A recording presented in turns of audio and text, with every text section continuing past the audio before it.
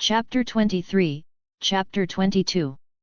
The soft rustling of leaves outside filtered into the cozy living room, where Harry sat cross-legged on the floor, a few scattered toys and books surrounding him.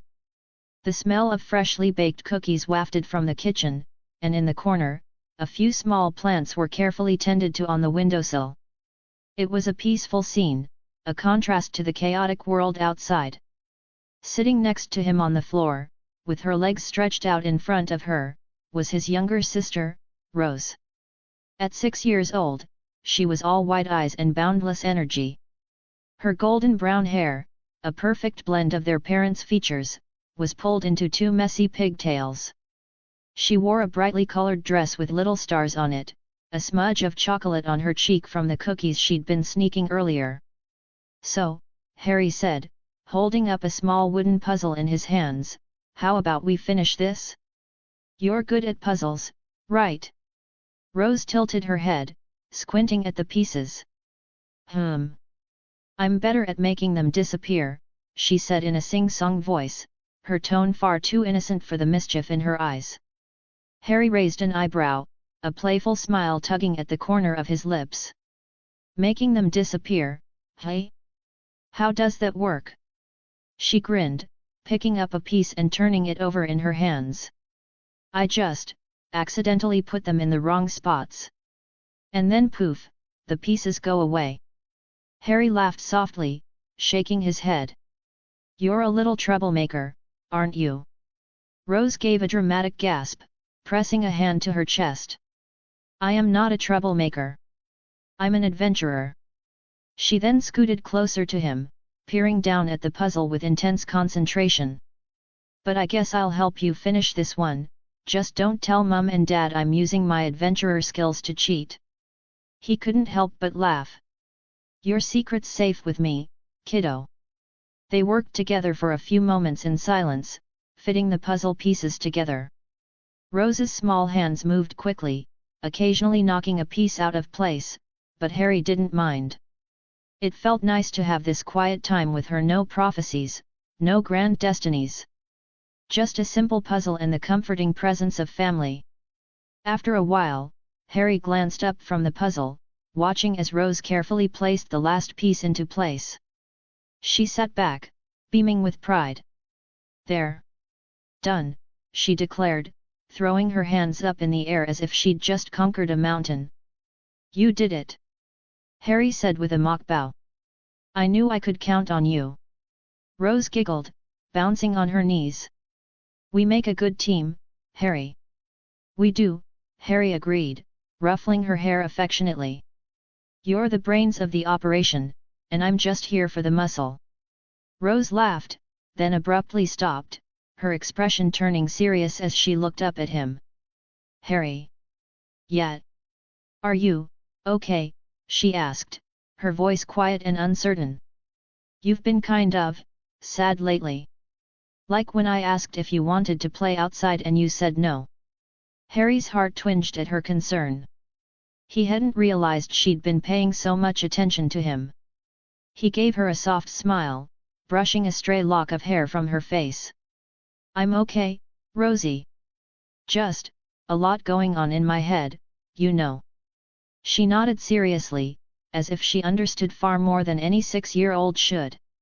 "Sometimes when I have too many thoughts in my head, I draw pictures or make stories about dragons. It helps.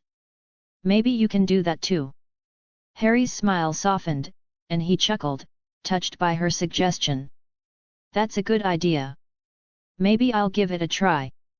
"Good," she exclaimed, as if her plan was the greatest one in the world. "You should. And if you want, I can tell you a story about a dragon named Puff who loves chocolate." Harry raised an eyebrow in mock disbelief. "A dragon who loves chocolate?" "Uh-huh. Puff likes to hide the chocolate in his cave and only eats it on the weekends," she explained, as though it were the most normal thing in the world. "And he shares with all the other dragons who don't eat chocolate." "Sounds like a good dragon," Harry said, trying not to laugh at the absurdity.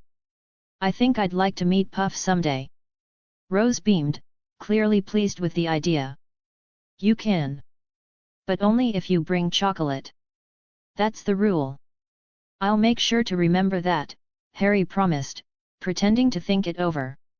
Chocolate, puff, and dragons. Got it.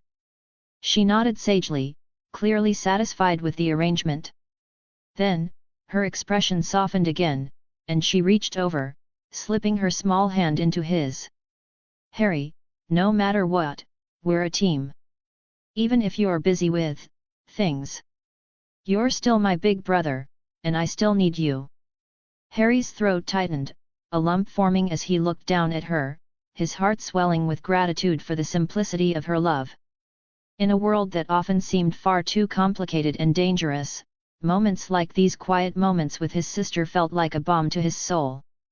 I need you too, Rose, he said softly, his voice thick with emotion. More than you know. For a moment, the two of them just sat there, hand in hand, the weight of the world outside slipping away, if only for a little while. The next morning felt like the universe was playing an elaborate prank on Tony Stark.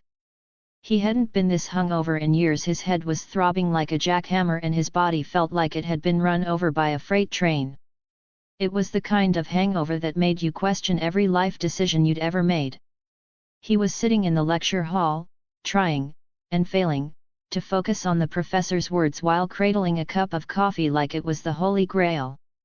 His sunglasses, a perfect cover for both the pain and his signature look, sat firmly on his face, though they were probably doing little to hide his current state. Rhodey, seated beside him, was in a similar state of misery, though he was managing to hold it together a little better. It probably helped that Rhodey was one of those people who had the discipline to drink water between beers. But even Rhodey couldn't hide the exhaustion in his posture or the slight grimace on his face. So, next time, Rhodey grumbled, rubbing his temples, we're not going to a frat party. I'm too old for this, man. Tony made a sound that could have been interpreted as a laugh if you weren't too busy focusing on the fact that his head was attempting to perform a small-scale earthquake inside his skull. Yeah, next time we'll just rent a yacht, drink expensive whiskey, and invite 100 people to pretend they're having fun, he muttered sarcastically, trying to sip his coffee without spilling it all over himself. Rhodey just shot him a flat look. You know I'm serious, right? I'm not even sure my liver signed up for last night's festivities. I'm serious too, Tony shot back with a sly grin that didn't reach his eyes. I'll think about getting a yacht. Maybe hire a private chef. Someone with taste, not these frat party idiots with their signature cocktail of, whatever that punch was. He shuddered. That was borderline illegal. I'm not even sure it was punch, Tony. More like mystery fluid, Rhodey said, cracking a faint smile despite his hangover. Tony chuckled before taking another sip of his coffee, eyes scanning the room. He half expected the world to stop spinning, but instead, the professor launched into some lecture about quantum mechanics. Tony's brain felt like it was trying to run at 1,000 miles per hour while stuck in first gear. Nothing was making sense, and everything was kind of a blur. That's when she walked in. Cynthia. She entered the room like someone had turned down the world's volume. The door opened, and in walked the kind of woman who could steal the spotlight in any room just by existing. Tony's head jerked up, and for a split second, everything went into slow motion. She was wearing a jacket that looked like it was custom-tailored just for her, effortless, but stylish. Her steps were confident, like she knew she was the main event, and Tony couldn't help but notice how effortlessly cool she looked, even on a Monday morning. Rhodey, noticing the change in Tony's demeanor, raised an eyebrow. You good, Stark? Yeah, Tony muttered, his voice slightly distracted. I need to concentrate for a second. Cynthia's gaze caught Tony's across the room, and she didn't even hesitate. That smirk of hers appeared, the kind that suggested she knew something Tony didn't, something dangerous.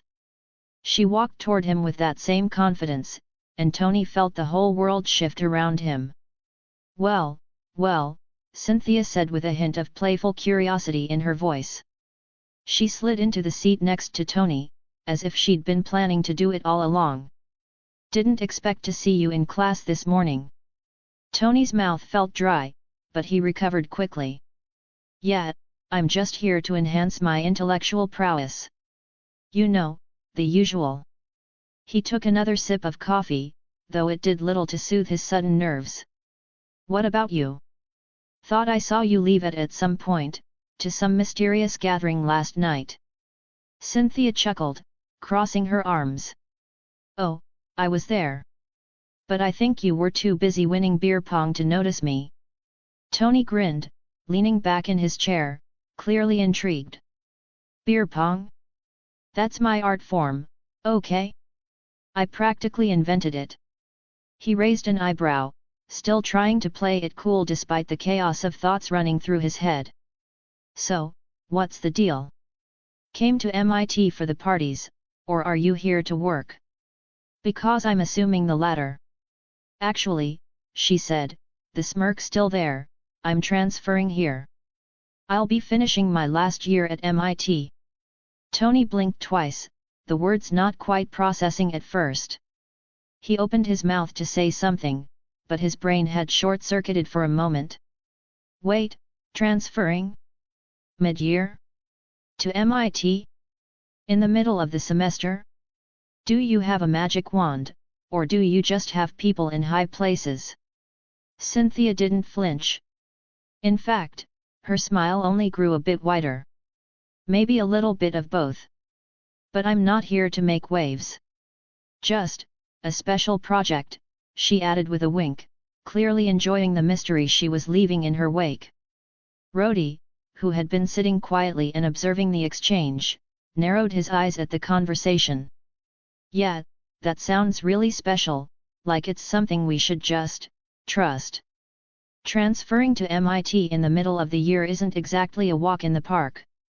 You don't just decide to do that unless you're, I don't know, a genius, or some kind of secret agent. Tony shot Rhodey a look like he was missing the point. Don't be so suspicious, Rhodey. She's just got a project going on. Who am I to argue with that? Cynthia leaned in slightly, making eye contact with Tony. You'd be surprised what's possible when you know the right people, Tony. Things work out. Rhodey, however, wasn't convinced. He folded his arms and leaned back, muttering something under his breath about not buying it. Uh-huh. Sure, special project. Tony, still smirking, turned his full attention to Cynthia. You've got my interest. So, you're telling me, the MIT transfer student with the mysterious project, is stuck in this lecture with us? That sounds like perfect timing. Oh, it's not just timing, Cynthia replied smoothly, her voice laced with a subtle challenge. It's fate, Tony. We're all part of the same project now. Tony blinked, processing her words with that usual sharpness that came from being the smartest guy in the room. He was definitely intrigued by her mysterious project, and whatever this was turning into. Well, I guess we'll see how this project unfolds, won't we? Rhodey just sighed, clearly not sold. You're getting way too excited for someone who just got out of a beer pong tournament. Let's just see how this goes. Tony ignored him, his attention still fully on Cynthia. You're in for a wild ride, Cynthia. MIT's about to get a whole lot more interesting. And as the lecture began and the professor droned on, Tony Stark couldn't shake the feeling that his world had just gotten a little bit more complicated and a whole lot more entertaining. The training room in the safe house was a fortress in itself, reinforced walls designed to withstand vibranium-clad destruction and the unyielding strength of super soldiers. In the center, Harry stood with his claws extended, gleaming like liquid silver under the overhead lights. Across from him, Steve Rogers and Bucky Barnes prepared for a sparring session that was about to make the term high stakes feel like an understatement. You sure about this, Harry? Steve asked, lifting his shield with the practiced ease of a warrior who'd seen it all. We don't hold back. Harry smirked, his British accent cutting through the air like a blade. Good. If you did, this wouldn't be any fun. Besides, I need you to work out your opinions on this whole ancient one thing preferably before I punch them out of you. Bucky chuckled darkly, rolling his vibranium shoulder with a metallic whir. Cocky, aren't we? Let's see how long that lasts. Steve, ever the tactical leader, gave Bucky a nod. They moved in unison, honed by years of fighting side by side. Harry's emerald eyes narrowed, and the grin on his face only widened. Let's dance, boys. Dash. Steve launched his shield first, the vibranium disc spinning like a buzzsaw as it screamed through the air toward Harry. But instead of dodging, Harry shifted slightly, timing the trajectory with razor precision. His claws retracted with a snick as he reached out, snatching the shield mid-flight with a casual thunk. For a moment, the room went silent. Steve's eyes widened, and Bucky stopped mid-charge. Okay, Bucky muttered, a hint of disbelief in his voice. That's new. Harry twirled the shield in his hand like it was a toy, grinning like the cat that ate the canary. What's the matter, Steve?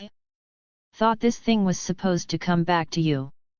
He mimicked Steve's signature stance, crouching slightly and cocking his arm back. Let's see how you like it. With a flick of his wrist, Harry hurled the shield. It whizzed toward Steve with alarming speed, ricocheting off his raised gauntlets before rebounding toward Bucky. Bucky barely managed to duck, the shield slamming into the wall behind him with enough force to leave a dent. Steve raised an eyebrow, impressed despite himself. Not bad. But it takes more than flashy tricks to win. Flashy tricks? Oh, Cap, Harry said, claws extending once more. You haven't seen anything yet. Dash. Bucky recovered first, charging with his vibranium arm cocked back. Harry met him head-on, their collision sending shockwaves through the room. Bucky's fist connected with Harry's ribs, the force reverberating through Harry's vibranium-coated skeleton. Instead of staggering, Harry grinned as the kinetic energy coursed into his magical core. Thanks for the boost, Harry quipped before slamming his clawed fist into Bucky's arm. Sparks flew as vibranium met vibranium, and Harry used the momentum to vault over Bucky, landing just as Steve lunged with the shield. This time, Steve feinted low and swung high, aiming to catch Harry off guard. But Harry was faster, using his claws to hook the edge of the shield and redirect its momentum, forcing Steve to stumble. You've got the experience, I'll give you that, Harry said, spinning on his heel to deflect another punch from Bucky. But I've got the style. And oh, right, the magic.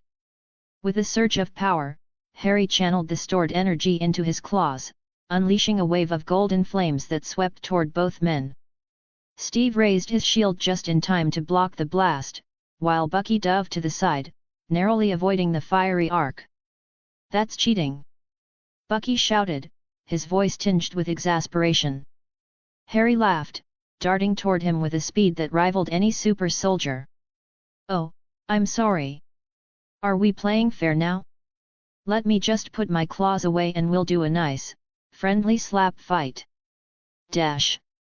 The sparring intensified. Steve and Bucky adjusted their tactics, attacking in tandem to keep Harry on the defensive. Every clash of vibranium sent ripples through the room, and Harry moved like a whirlwind, absorbing hits, redirecting attacks, and countering with devastating precision. At one point, Bucky managed to pin Harry's arm with his vibranium hand. Gotcha, he growled, tightening his grip. Harry's grin turned feral. Do you? With a flex of his muscles, Harry absorbed the kinetic energy from Bucky's grip and released it in a shockwave that sent the former Winter Soldier flying.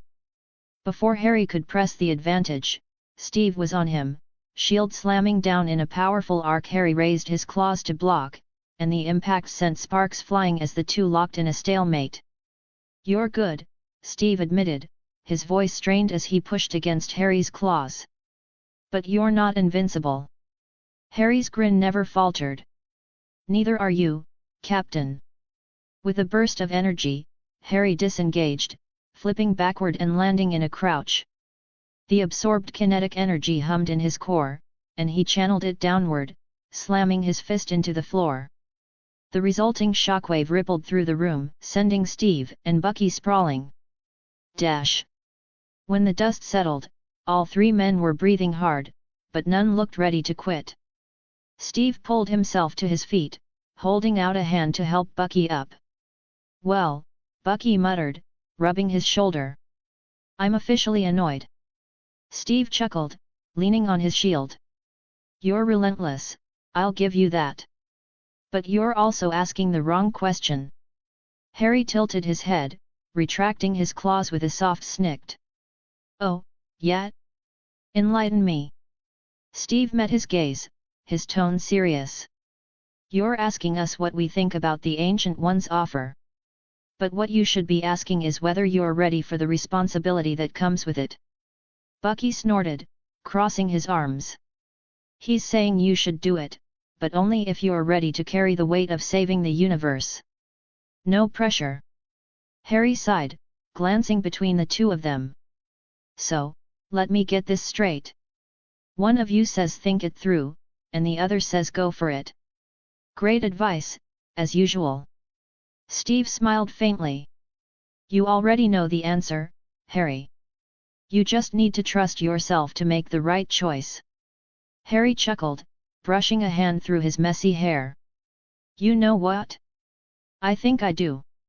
He flexed his hands, claws momentarily glinting under the lights. "But first, how about one more round? I'm not done knocking the Boy Scouts around just yet." Bucky grinned, cracking his knuckles. "Now you're speaking my language." The workshop in the safe house was a chaotic blend of magic and technology, a space where wands and vibranium circuitry coexisted in perfect, if eccentric, harmony. The walls were lined with enchanted blueprints, tools that shimmered with a faint magical aura, and shelves crammed with half-finished projects that ranged from intriguing to outright dangerous. In the center of it all stood James Potter, Lily Evans Potter, and Sirius Black, deeply engrossed in their latest creation. James was fiddling with a sleek metallic gauntlet that pulsed with blue light, his glasses slightly askew as he muttered to himself. Lily hovered over an array of floating crystals, weaving intricate runes in midair with her wand, while Sirius lounged against the workbench, twirling a spanner like it was a wand. "This," Sirius declared, holding up a glowing orb the size of a quaffle, "is either going to revolutionize magical communication or blow a hole in the side of this place." James shot him a look. "Can you not jinx it before we even test it?" "I'm just saying, Prongs," Sirius said with a roguish grin, "if it does blow up, we can call it a feature." Lily rolled her eyes. "Honestly, Sirius, you'd turn a malfunctioning toaster into a prank if you could." "Who says I haven't?" Sirius quipped, winking. At that moment, Harry entered the workshop, still clad in his sparring gear, though his claws were retracted. The residual energy from his session with Steve and Bucky seemed to radiate off him, making his presence impossible to ignore. "Am I interrupting another episode of Magical Tinkerers Gone Wild?" Harry asked, leaning casually against the doorway. Lily turned first, her eyes lighting up at the sight of her son. "Harry! Perfect timing! Your father's trying to turn a pair of enchanted boots into hover shoes, and Sirius is, well..." She trailed off, gesturing vaguely toward Sirius. "Being brilliant," Sirius finished, tossing the spanner aside and spreading his arms dramatically. "What brings you here, kiddo? You're usually busy saving the world or breaking a sweat with America's favorite Boy Scout." Harry smirked, walking over to the cluttered workbench and picking up a small, glowing crystal. "I've made up my mind about the Ancient One's offer." That got their attention. James set down the gauntlet, his expression serious. "You mean the whole learning the mystical arts and potentially altering the balance of the universe thing?" "Yeah, that," Harry said, spinning the crystal between his fingers. "I'm going to do it." Silence hung in the air for a moment before Sirius broke it with a low whistle. "Well, that's a bloody big decision. What changed your mind?" Harry shrugged, setting the crystal back on the table. Sparring with Steve and Bucky helped. It's not just about the power though, let's be honest, the idea of me mastering magic on a whole new level is kind of terrifying. It's about the responsibility. If I have the chance to learn something that could help protect all of us, I'd be an idiot not to take it. Lily stepped forward, her green eyes filled with concern and pride. Are you sure, Harry? The Ancient One's teachings aren't just about learning spells. It's a whole different mindset, one that requires sacrifice and discipline, James added, crossing his arms. Something we Potter men are not exactly famous for. Oi, Harry shot back, though his grin softened the jab. I'm disciplined when it matters. And besides, if anyone can juggle being a wizard, a super soldier, and a mystical whatever, it's me. Sirius chuckled, clapping Harry on the back. That's the spirit. Just promise me you won't turn into one of those stuffy mystics who speaks in riddles. I've got enough of that with Dumbledore's letters. Harry smirked. No promises. I might even grow a beard, just to mess with you. Lily sighed, though a smile tugged at her lips.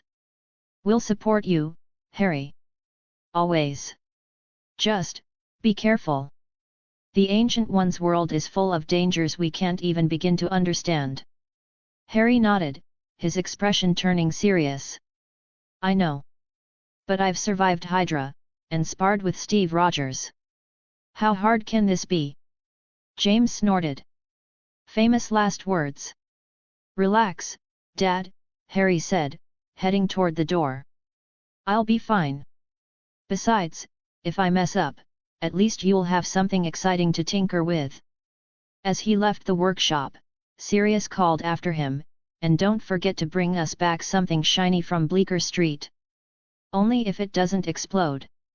Harry shot back, his voice echoing down the hall. The three adults exchanged glances, a mix of pride and worry reflected in their expressions. He's going to be brilliant, Lily said softly. Or blow up the multiverse, James muttered.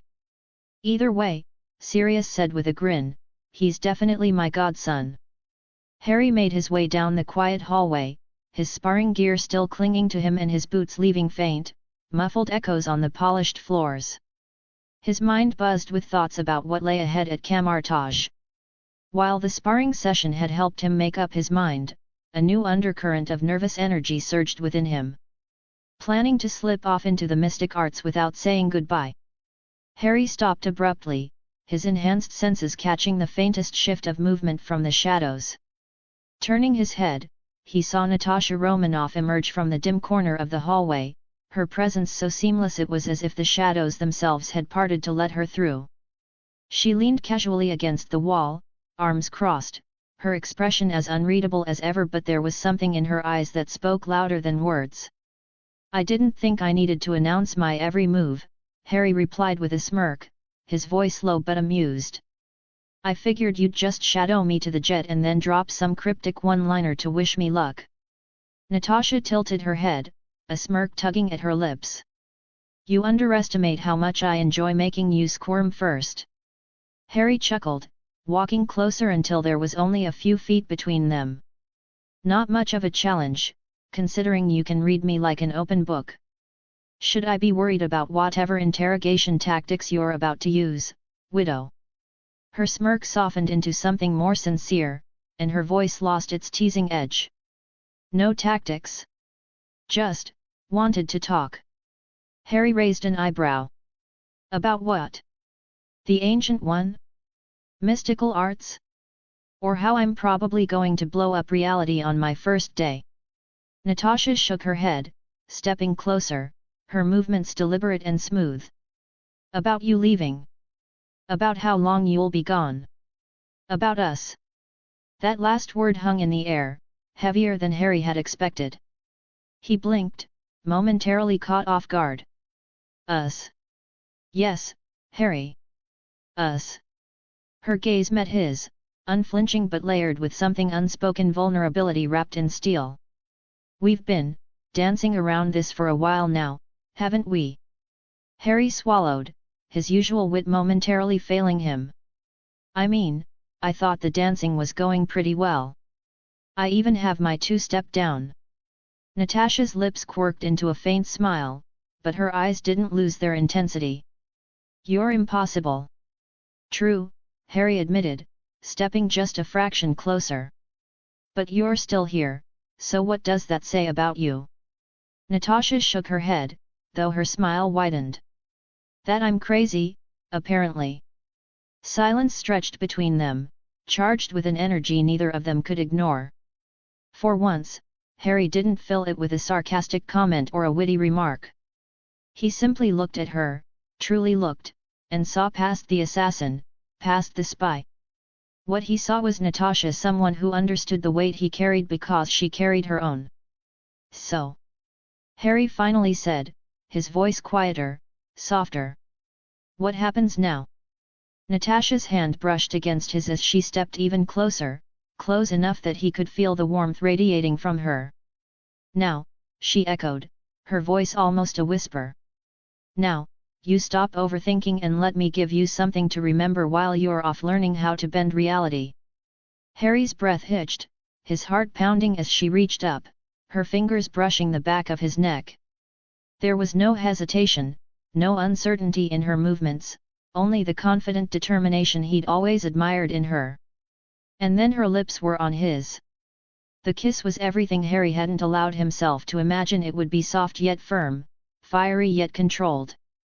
Natasha kissed him like she had nothing to lose and everything to gain, and Harry responded in kind, his arms wrapping around her, pulling her closer as if he could imprint the moment into his memory. When they finally broke apart, both slightly breathless, Natasha smirked up at him, her hand still resting lightly on his shoulder. There. Now you have something to look forward to when you come back. Harry let out a shaky laugh, his forehead resting against hers. You know, for someone who doesn't believe in goodbyes, you're really good at making them memorable. It's not goodbye, she said firmly, her voice leaving no room for argument. Just, see you later.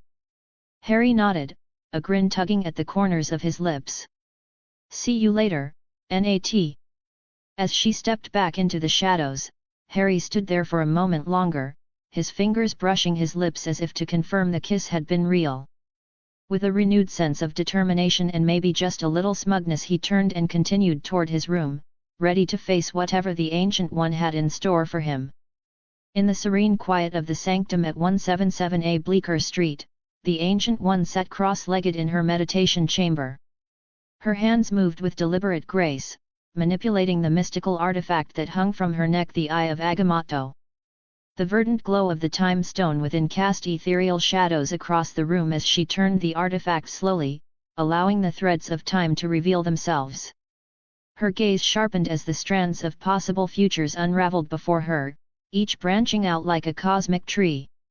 She saw the young man Harry Potter, his entire skeleton coated in vibranium, his claws gleaming with latent magical energy, his body honed into a perfect weapon by Hydra's cruelty. She saw the path of his choice, his acceptance of her offer to learn the mystical arts. The visions accelerated. She saw Harry standing among the masters of Camartage, shaping intricate spells with his claws, wielding a combination of sorcery and physical prowess that defied precedent. She saw him pushing boundaries, challenging conventions, and perhaps most intriguingly, shaping the future of magic itself. The visions grew darker. She saw him clashing with forces that sought to unravel reality, foes that even she hesitated to name. She saw his vibranium-infused magic striking out like a thunderclap, his strength and ingenuity holding back chaos itself. But most importantly, she saw him succeeding. The Ancient One's eyes opened, the green glow of the time stone fading as the chamber returned to stillness. A faint smile graced her lips, tempered by the weight of the challenges ahead. Dash! She rose to her feet, her movements fluid and precise, and exited the chamber. Outside, she found Wang overseeing a small pile of ancient tomes in the library, his face creased in concentration. Wang, she said softly, yet her voice carried the weight of authority. Wang looked up, immediately sensing the importance of the moment. "You've seen something." "Indeed," she replied. "Our new student will arrive soon. You remember our discussions about Harry Potter?" Wang nodded slowly, his expression guarded. "The boy who carries more burdens than most lifetimes should endure. You said he was important." "He is," the Ancient One confirmed. "More than even I anticipated. His arrival will shift the balance of our world and many others. Prepare the training chambers and ensure the libraries are ready. He will need access to everything we can provide." Dash. She found Caecilius in the sanctum's main hall, performing a slow, deliberate kata, his hands weaving patterns of golden light in the air. He paused mid-motion when he saw her approach. "Master," he said, inclining his head.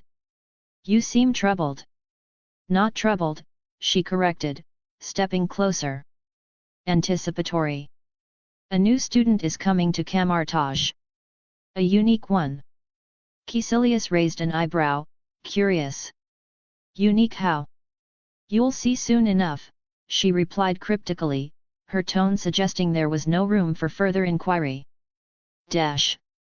Finally, she found Mordo in the outer courtyard, his expression serene as he practiced with his staff. He spun it once, expertly, before lowering it as the Ancient One approached. "You need something of me?" he asked, his eyes scanning her face. "Yes.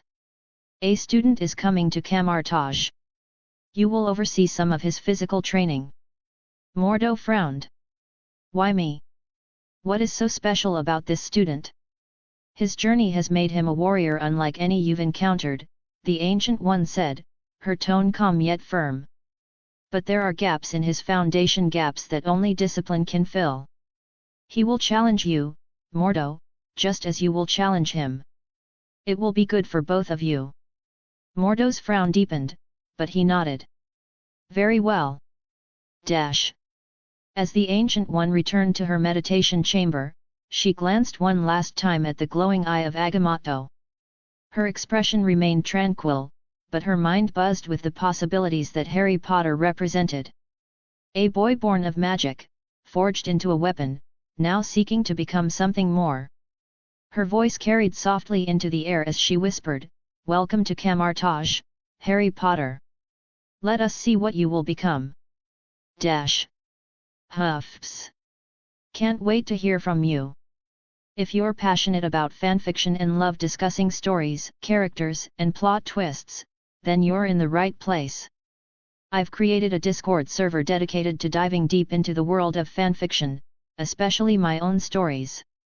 Whether you're a reader, a writer, or just someone who enjoys a good tale, I welcome you to join us for lively discussions, feedback sessions, and maybe even some sneak peeks into upcoming chapters, along with artwork related to the stories.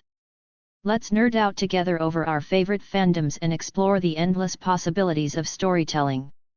https://discord.com/invite/hhhwrsb6wd. Can't wait to see you there. If you appreciate my work and want to support me, consider buying me a cup of coffee. Your support helps me keep writing and bringing more stories to you. You can do so via PayPal here. https://www.paypal.me/vikrantutker007 or through my Buy Me a Coffee page. https://www.bmeacoffee.com/vikard001s. Thank you for your support. Chapter 24, Chapter 23. Harry stood at the imposing door of 177A Bleecker Street, staring at the weathered wood that seemed to hum with an almost otherworldly energy. His heart thrummed with anticipation. He had accepted the Ancient One's offer, and now here he was, on the cusp of a new chapter in his life. The weight of it was palpable, but he didn't let it show. He wasn't some scared kid anymore, he was a warrior, a weapon, and now, hopefully, a student of the mystical arts. He raised his hand, knocked 3 times with the softest tap of his claws, the sound echoing in the quiet street. He straightened up, wiping the faint bead of sweat from his brow. Was he ready for this? The door creaked open with a quiet groan, and standing on the threshold was a man in a dark robe, his expression as calm and composed as the stillness of the sanctum itself. Wang. Harry studied him for a moment, instantly sizing up the man. He could feel the power radiating off of him. This wasn't just some humble servant, but a practitioner in his own right, someone who had a connection to something far greater than either of them could fully understand. But Harry wasn't intimidated. Not anymore. Are you Harry Potter? Wang asked, his voice smooth and measured, yet carrying an undertone of quiet curiosity. Yet, Harry replied, offering a half-smile. That's me. The one and only. He gestured with his hand, trying to keep things light, despite the swirling intensity of the moment. Guess I'm the new student around here. Wang studied him for a brief moment, and for the first time, a faint glimmer of amusement appeared in his otherwise stoic expression. So you're the one who accepted the Ancient One's offer. Quite bold. I'm Wang. You can come in. As Harry stepped past him into the sanctum, he couldn't help but notice the subtle yet overwhelming presence of magic here. It was like stepping into a different world entirely, a world where the air practically crackled with possibilities. Wang closed the door behind him, his eyes scanning Harry with a sense of quiet assessment. I trust you've been briefed on the basics. But let me warn you, this is not a typical school. The Ancient One is unconventional, and her teachings will challenge you in ways you might not expect. Harry gave a nonchalant shrug, though there was a glint of resolve in his eyes. I've faced worse. Besides, what's the worst that could happen? I'm pretty sure I can handle it. Wang's eyebrow arched slightly, as though he were assessing the younger man. That's what they all say. His tone was dry, but there was a hint of approval beneath the surface. Come. The Ancient One will want to see you. Harry followed Wang through the sanctum, trying to take it all in, the shifting, floating books, the strange artifacts scattered about, and the faint echo of distant voices, as though the very walls were alive with ancient secrets. The place was exactly as he had imagined it, mysterious, powerful, and brimming with untold knowledge. So, Wang, Harry said, breaking the silence between them, how long have you been working with the Ancient One? Longer than you might think, Wang replied simply, his pace never faltering. Time moves differently for those who wield magic. We are all part of the same fabric, but not all of us weave in the same pattern. Harry frowned slightly. That's cryptic. You don't talk like other people I know. Wang glanced at him with a slight smile. I'm not other people. There was no further explanation. It was clear that Wang was someone who knew how to stay cryptic when the situation called for it. Harry couldn't help but chuckle at the simplicity of it. Fair enough, Harry muttered, his gaze shifting toward the large wooden doors at the far end of the hallway. I suppose we're almost there. Indeed. Wang stopped in front of the doors and turned toward Harry. The Ancient One will be waiting for you. Whatever happens in that room, be ready to face your own truths. She will not give you answers easily, but she will provide the tools to find them. Harry nodded, steeling himself. This was it. No turning back now. Wang opened the door with a single motion, and Harry stepped through, his eyes immediately finding the Ancient One, standing at the center of the room, her expression as serene as ever. Harry Potter, the Ancient One said, her voice a soft melody that seemed to echo through his very bones. I see you've made the choice. Welcome to Camartage. Harry stood a little taller, his chest swelling with pride, yet there was no mistaking the flicker of uncertainty in his gaze. I'm ready, he said, more to himself than to anyone else. The Ancient One smiled faintly, a knowing glimmer in her eyes. We shall see, won't we?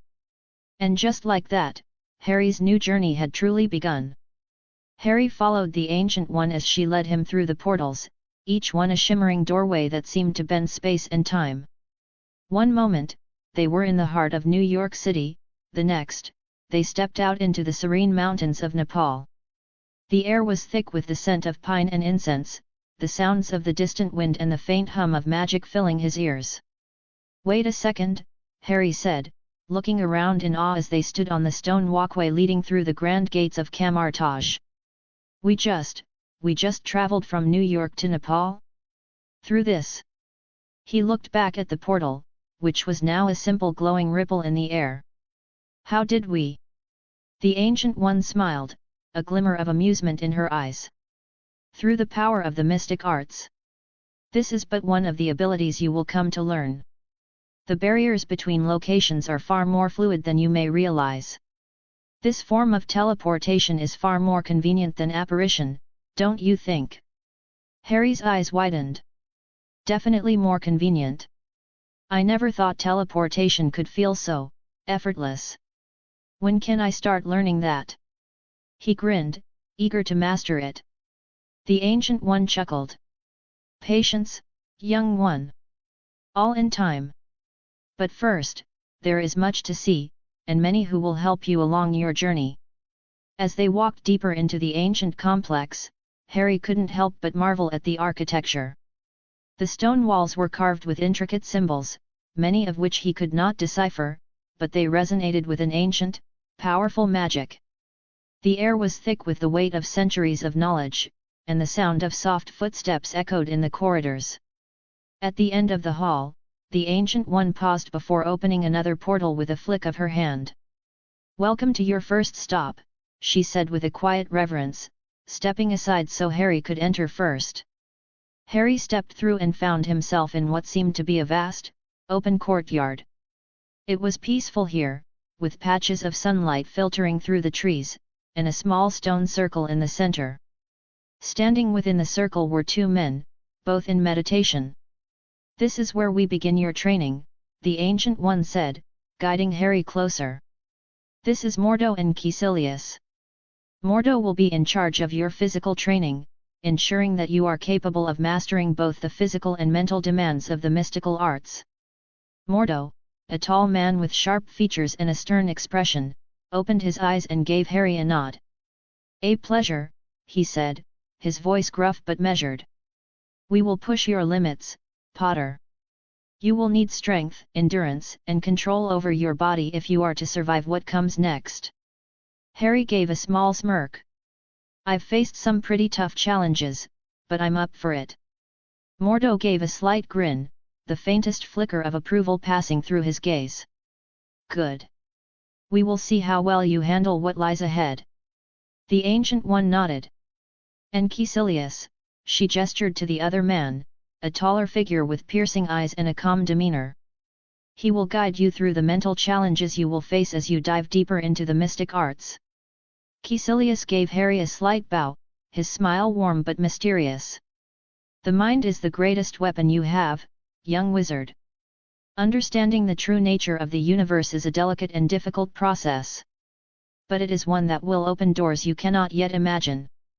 Harry raised an eyebrow. "Sounds like it's going to be a lot of work." "It will be," Caecilius confirmed, his smile turning slightly more serious. "But it will be worth it. And the mental discipline you gain will be vital as you learn to wield magic." The Ancient One then led Harry further into the complex, her footsteps silent on the stone floors. As they walked, she spoke of the library, which Harry had heard murmurs of since his arrival. "There is one other person who will be crucial to your learning," she said as they neared a large stone door. "Wang, the librarian. He will be of great help to you in your studies, for there is a vast amount of knowledge here, and not all of it is easily accessible. Wang will grant you access to the tomes and scrolls you need." As the door opened, Harry saw Wang standing inside, his arms folded, watching them approach with a quiet intensity. "Ah, Potter," Wang greeted him with a nod, his expression unreadable. "You've arrived. I trust the tour has been enlightening." Harry, a little taken aback, nodded. "Yeah, it's more than I expected. And it's just one stop? There's a lot of magic here." Wang gave a small smile. "This place is more than just a structure, Potter. It is an ever-changing place, tied to the very fabric of reality. But, as the librarian, my role is simple, I guard the knowledge within these walls. Should you seek any book or scroll, I will ensure you have access, provided it is for your studies. But, Wang added with a stern glance, I ask that you treat the library with respect. Return the books when you are done. Harry raised an eyebrow, giving Wang an amused look. Return policy, hey. Indeed, Wang said, his tone dry. The books here are not meant to be kept for personal use. Remember that. Got it, Harry said with a grin, already thinking about the many books he would likely end up browsing. I'll be sure to return them, eventually. The Ancient One gave a soft chuckle, her eyes gleaming with amusement. There is much for you to learn, Harry Potter. But remember, patience and discipline will be your greatest allies. Harry nodded, feeling a mix of excitement and curiosity. All right. Let's get started. Indeed, Wang said with a nod. The library awaits, and we have much to do. Follow me. As they left the room, Harry couldn't shake the feeling that his life was about to change in ways he couldn't even begin to understand. But if there was one thing Harry was certain of, it was that he was ready for whatever came next. Later that evening, after Harry had been shown to his quarters, which were sparsely furnished but comfortable enough for his needs, the Ancient One called for Mordo and Caecilius. They met her in a quiet room at the far end of Camartage, a place where the weight of the conversation seemed to hang in the air, heavy with anticipation.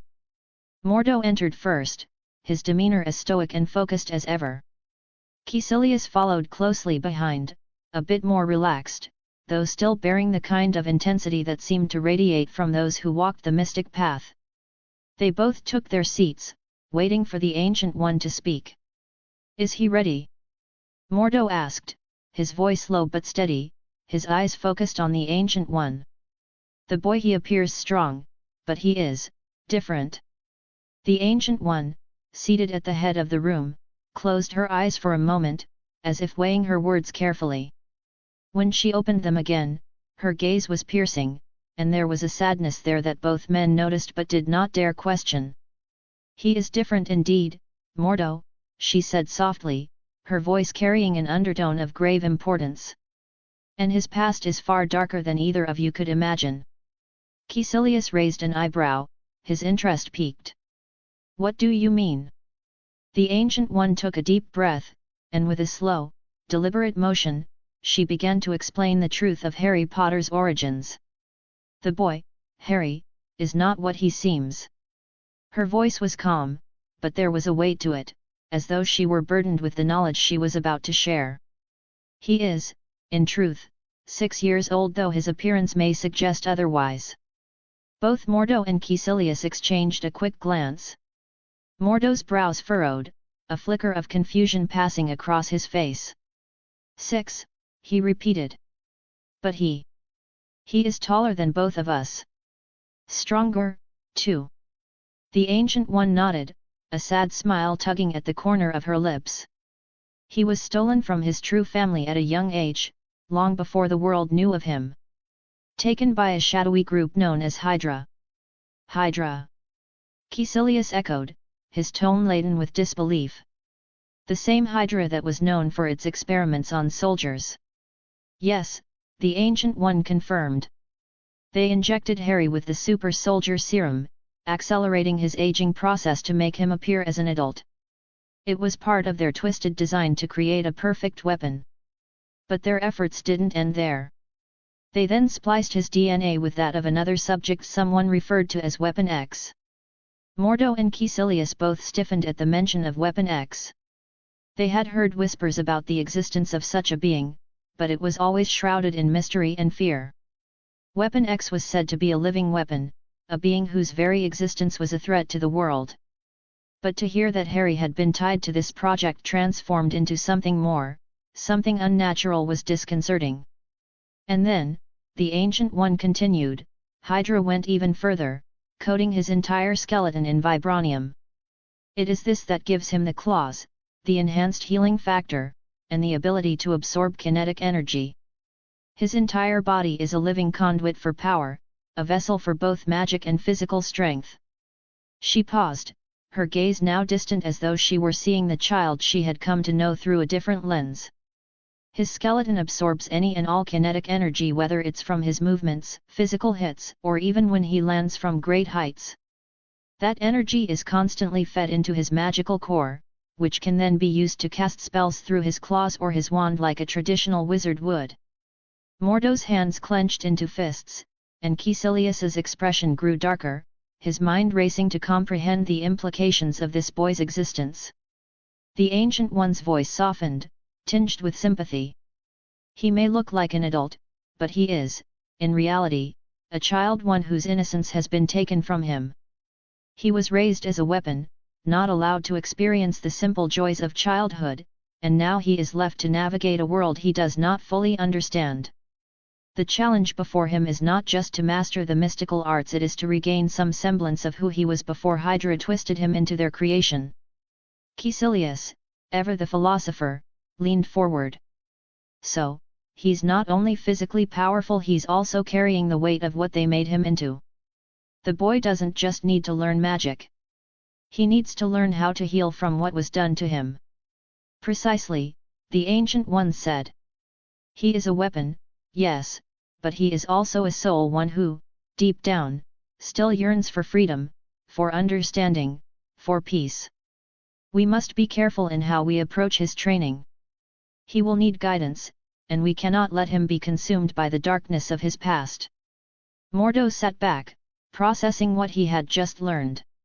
He had always believed in discipline, in the idea of shaping a person through structure and rigorous training. But this was a different matter altogether. Then, we must proceed cautiously, he said, his voice low but resolute. I will teach him to control his physical strength, but we must ensure that his body does not overpower his mind. If he is to harness the full potential of the mystical arts, he must learn to wield his strength with wisdom, not just power. Caecilius nodded in agreement. And I will guide him in understanding the deeper aspects of magic, the ones that go beyond brute force. His mind will be the key to unlocking everything.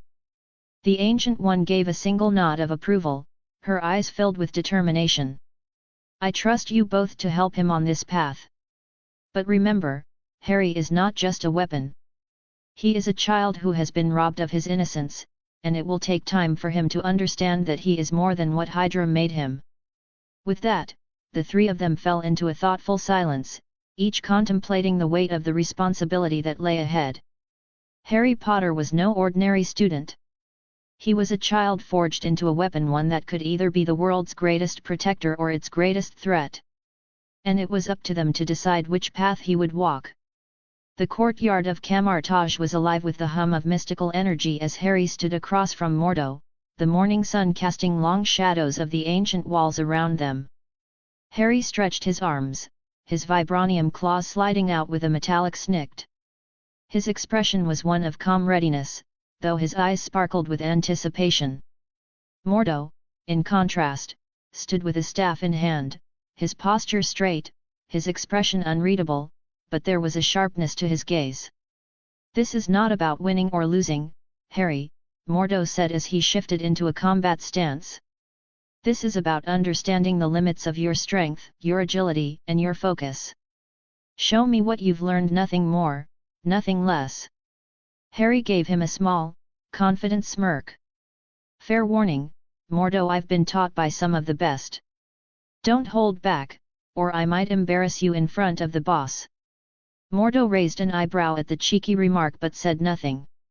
He simply motioned with his staff for Harry to come at him. Watching from a shaded balcony above, the Ancient One and Caecilius observed in silence. Caecilius crossed his arms, his gaze fixed on Harry. He seems confident. Confidence can be a mask, the Ancient One replied serenely, her hands folded in front of her. But it can also be a foundation. Let us see what lies beneath his bravado. Dash. Harry moved first, closing the gap between them in a heartbeat. His speed caught Mordo off guard, not because Mordo hadn't expected it, but because it was rare to see someone move with such fluid precision. Harry's claws slashed horizontally, forcing Mordo to sidestep and spin his staff to deflect the strike. The clang of vibranium meeting enchanted wood echoed across the courtyard. "Not bad," Mordo said as he twisted his staff, locking Harry's claws momentarily before shoving him back. "But predictable." Harry grinned, landing lightly on his feet. That was just the warm-up. Without missing a beat, Harry launched himself into a series of rapid attacks, blending the martial techniques he'd learned from Natasha and Bucky with his own raw power. His movements were relentless but calculated, forcing Mordo to stay on the defensive. Mordo blocked a high slash and ducked under a sweeping strike aimed at his legs. Harry's claws carved faint trails in the stone floor as he pivoted into another attack. Mordo leapt back, creating distance between them. "Impressive," Mordo admitted, his voice steady despite the exertion. "You fight with the precision of a soldier, but your magic lacks discipline." Harry didn't respond immediately. Instead, he feinted left, forcing Mordo to shift his staff, before suddenly springing into the air. As he came down, he slammed his claws into the ground, releasing a kinetic shockwave that rippled outward. The explosion of energy caught Mordo off guard, forcing him to leap back as the ground beneath him cracked and splintered. Mordo's expression shifted to one of approval mixed with caution. "You channel your power instinctively, but you waste too much energy." From the balcony, Caecilius leaned forward, intrigued. "He's not just relying on brute force. Look at his footwork, it's deliberate, almost rehearsed." The Ancient One nodded, her gaze never leaving Harry. "He has been trained well, but not fully. There is untapped potential in him, Uranus, that needs refinement." Back in the courtyard, Harry wiped a bead of sweat from his brow but kept his claws extended. "You're not bad with that stick," he quipped, circling Mordo. "But let's see how you handle this." Harry raised his hand, and the air around his claws shimmered with magical energy. With a flick of his wrist, he sent a bolt of magic arcing toward Mordo. Mordo spun his staff, creating a barrier that absorbed the attack, but the force behind it pushed him back several steps. "You mix magic and combat fluidly," Mordo said, his tone edged with grudging respect. "But do not think for a moment that you've mastered either." Mordo counterattacked, his staff spinning in a blur as he advanced on Harry. The strikes came fast and precise, forcing Harry to rely on his agility to dodge and parry. Each clash of staff against claws sent sparks flying, the sound reverberating through the courtyard. Mordo aimed a low sweep at Harry's legs, but Harry leapt over it, flipping mid-air.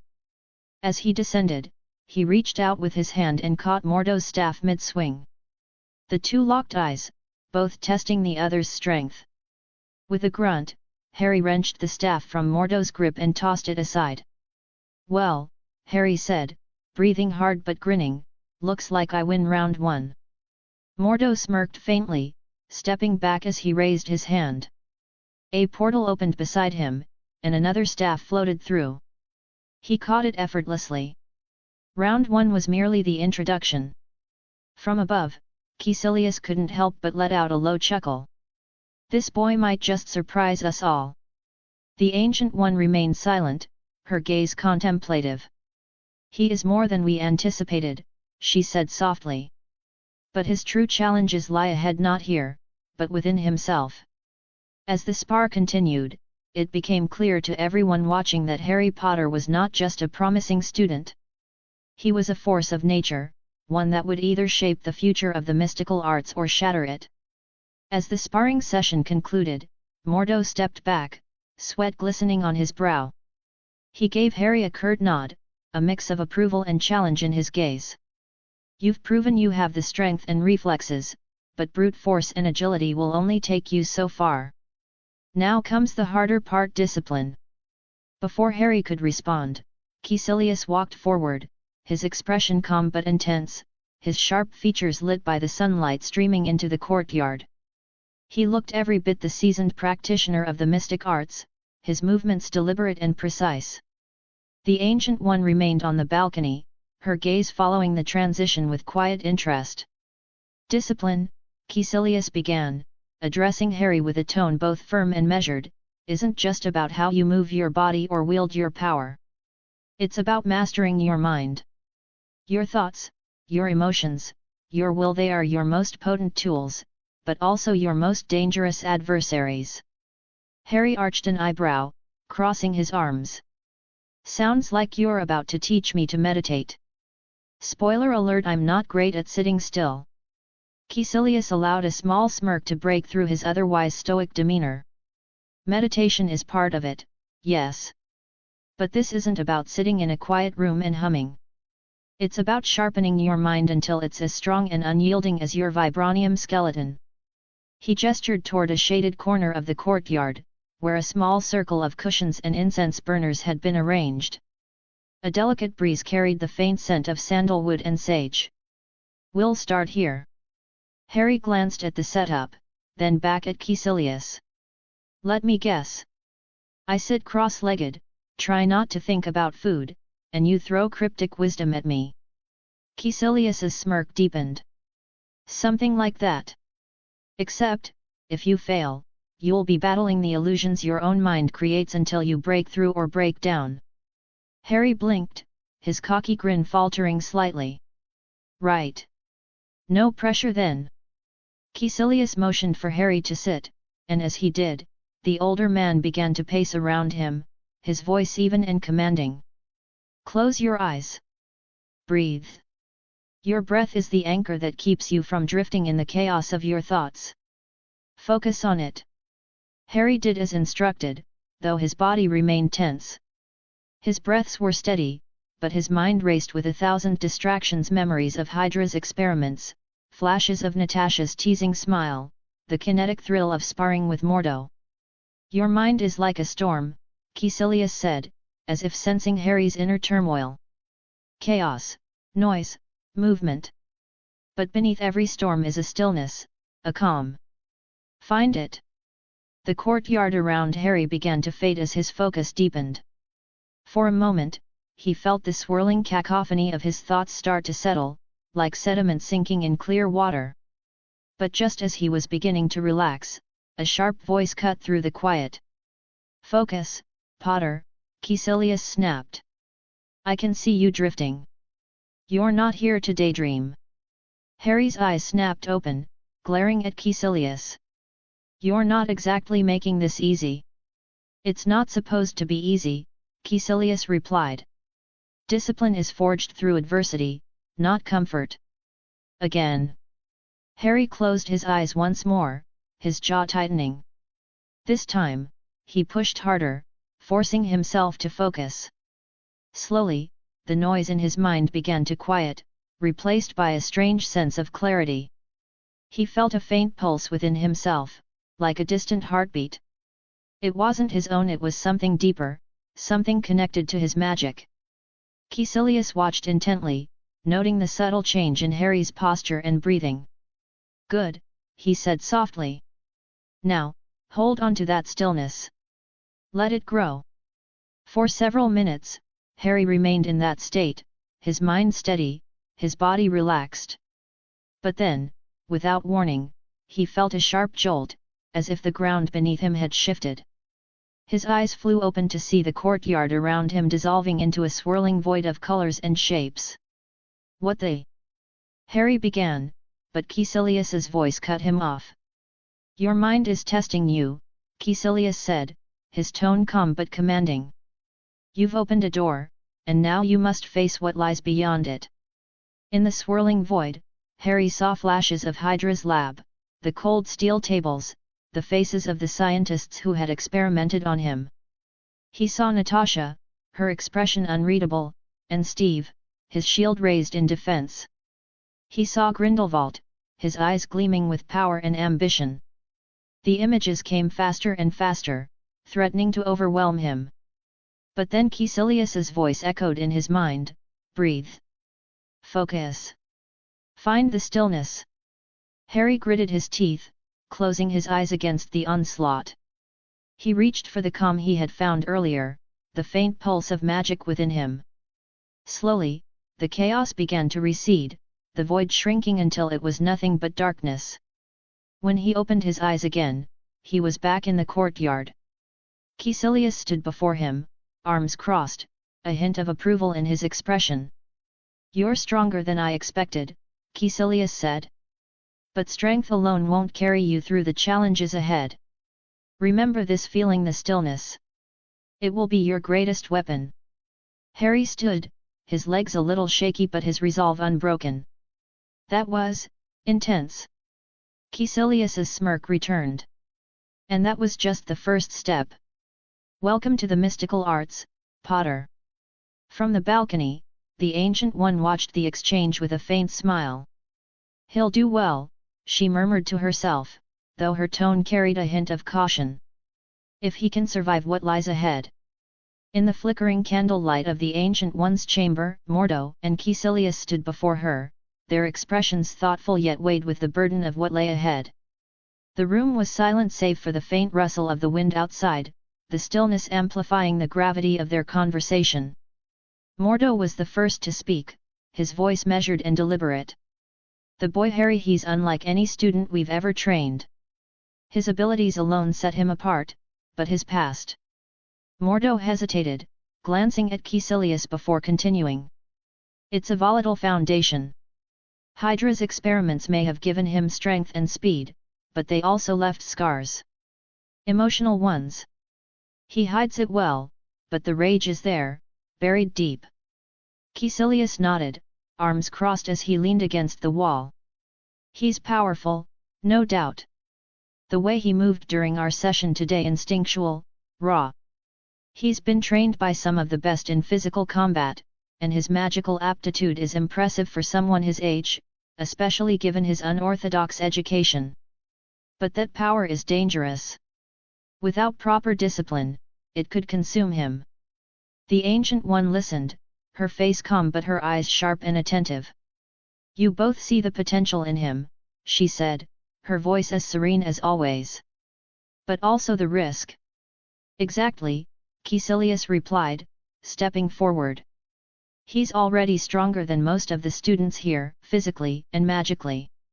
But strength like that without control is a recipe for disaster.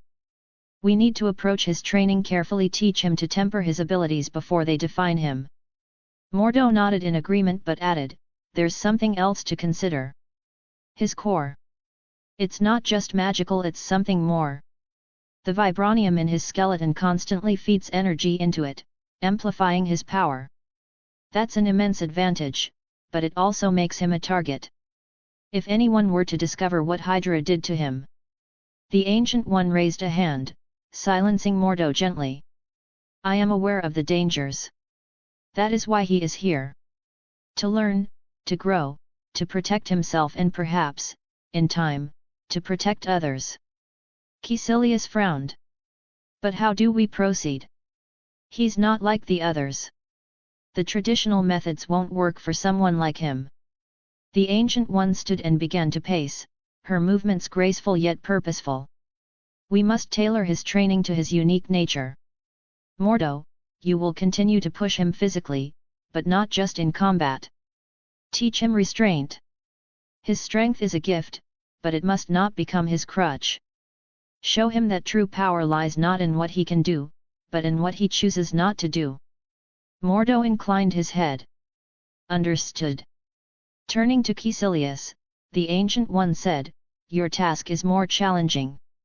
His mind is a maze, a labyrinth of pain, anger, and determination. You must help him navigate it, guide him to the stillness within himself. If he cannot master his mind, he will never master the mystic arts." Caecilius exhaled, his expression serious. "I'll do my best. But he's not going to make it easy." The Ancient One smiled faintly, a glimmer of amusement in her eyes. "The greatest students never do." Caecilius smirked despite himself. "True enough." Finally, the Ancient One's tone grew more somber. "There is one more thing. Harry's destiny is not set in stone, but the threads of fate around him are complicated. He has the potential to become a force for great good or unimaginable destruction. How we guide him now will shape the path he takes." Mordo and Caecilius exchanged a glance, the weight of the Ancient One's words settling heavily on them. "We'll do what we must," Mordo said firmly. "No matter how long it takes." Caecilius added, "and no matter how difficult he makes it." The Ancient One nodded, her expression softening. "Good. Then let us begin. Harry Potter may be unlike any student we've trained, but he is also unlike any warrior the world has ever known. Together, we will help him find his way." Huffs. "Can't wait to hear from you. If you're passionate about fanfiction and love discussing stories, characters, and plot twists, then you're in the right place. I've created a Discord server dedicated to diving deep into the world of fanfiction, especially my own stories. Whether you're a reader, a writer, or just someone who enjoys a good tale, I welcome you to join us for lively discussions, feedback sessions, and maybe even some sneak peeks into upcoming chapters, along with artwork related to the stories. Let's nerd out together over our favorite fandoms and explore the endless possibilities of storytelling. https://discord.com/invite/hhhwrsb6wd. Can't wait to see you there. If you appreciate my work and want to support me, consider buying me a cup of coffee. Your support helps me keep writing and bringing more stories to you. You can do so via PayPal here.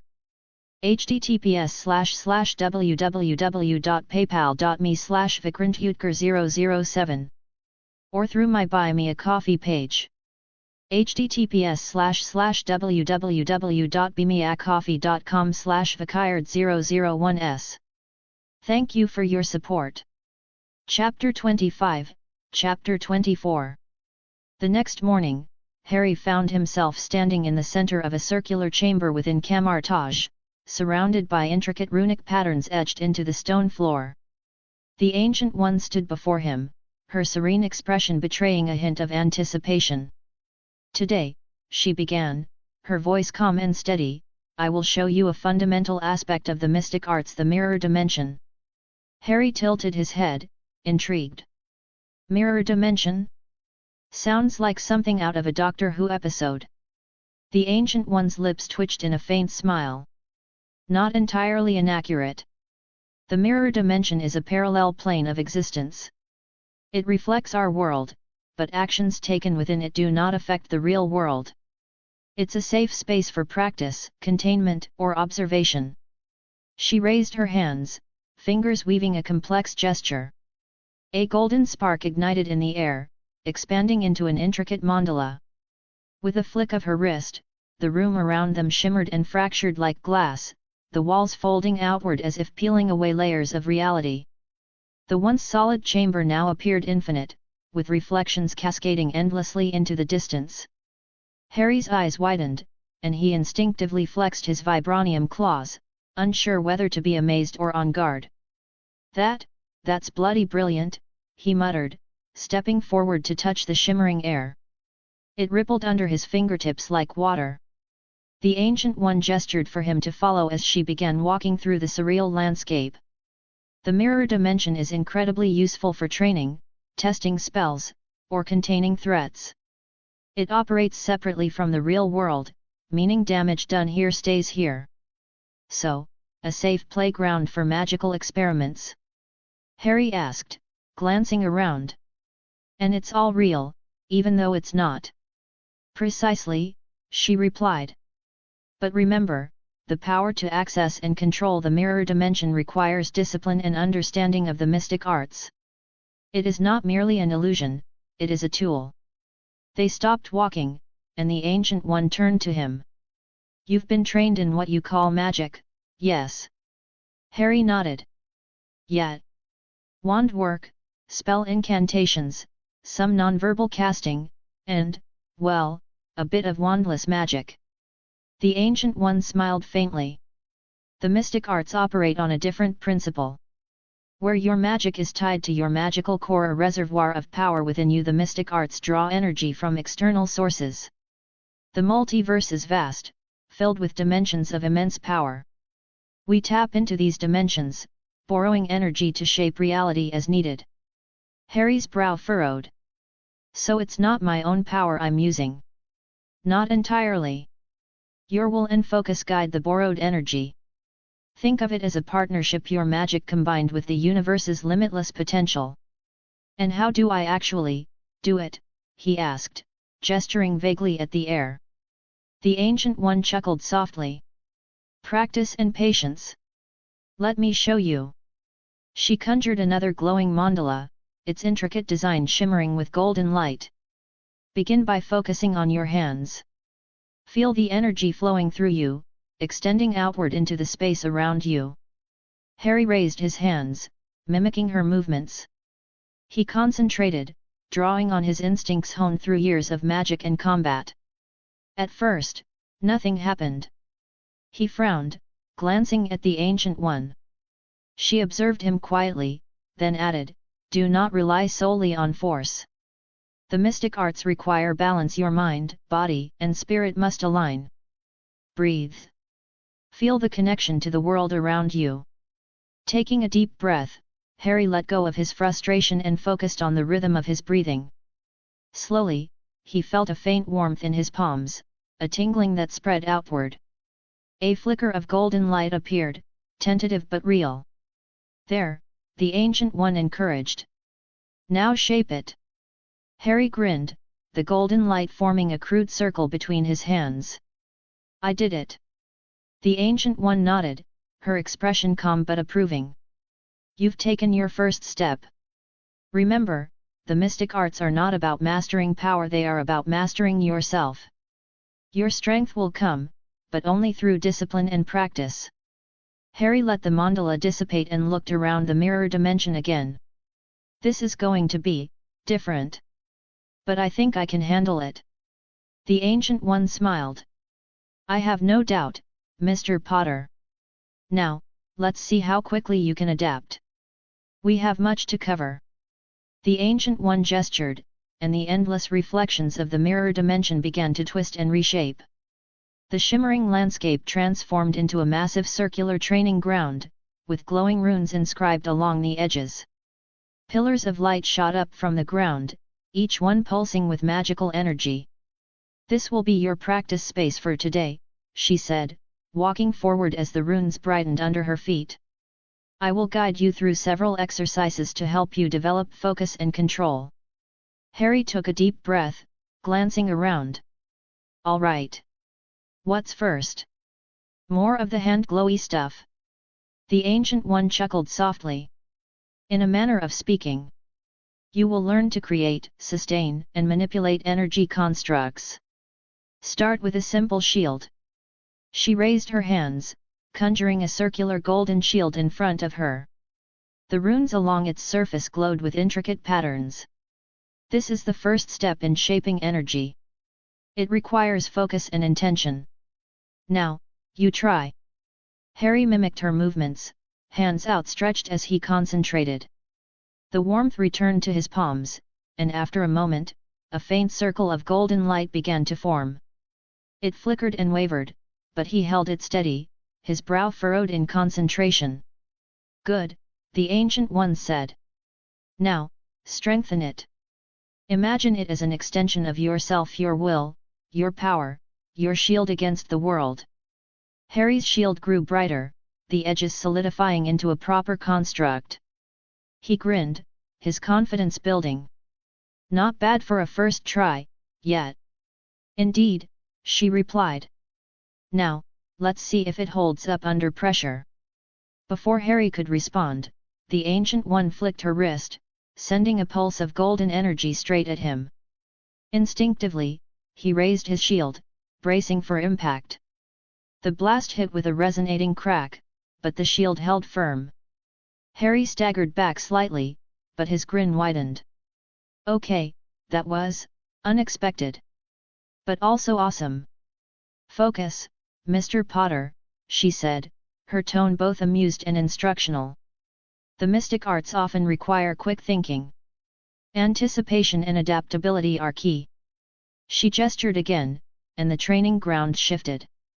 Glowing orbs of light began to materialize around them, moving erratically. "Your next task is to deflect these. Maintain your shield, but use your agility and reflexes to avoid unnecessary strikes. Harry crouched slightly, his vibranium-enhanced senses kicking in.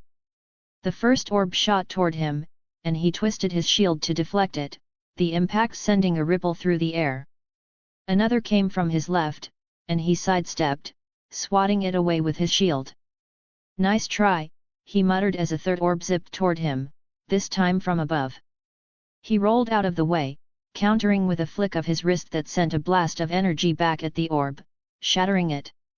From the sidelines, Mordo and Caecilius had entered the mirror dimension, observing the session with interest. "He's picking it up quickly," Caecilius noted, crossing his arms. Mordo frowned slightly. "Perhaps too quickly.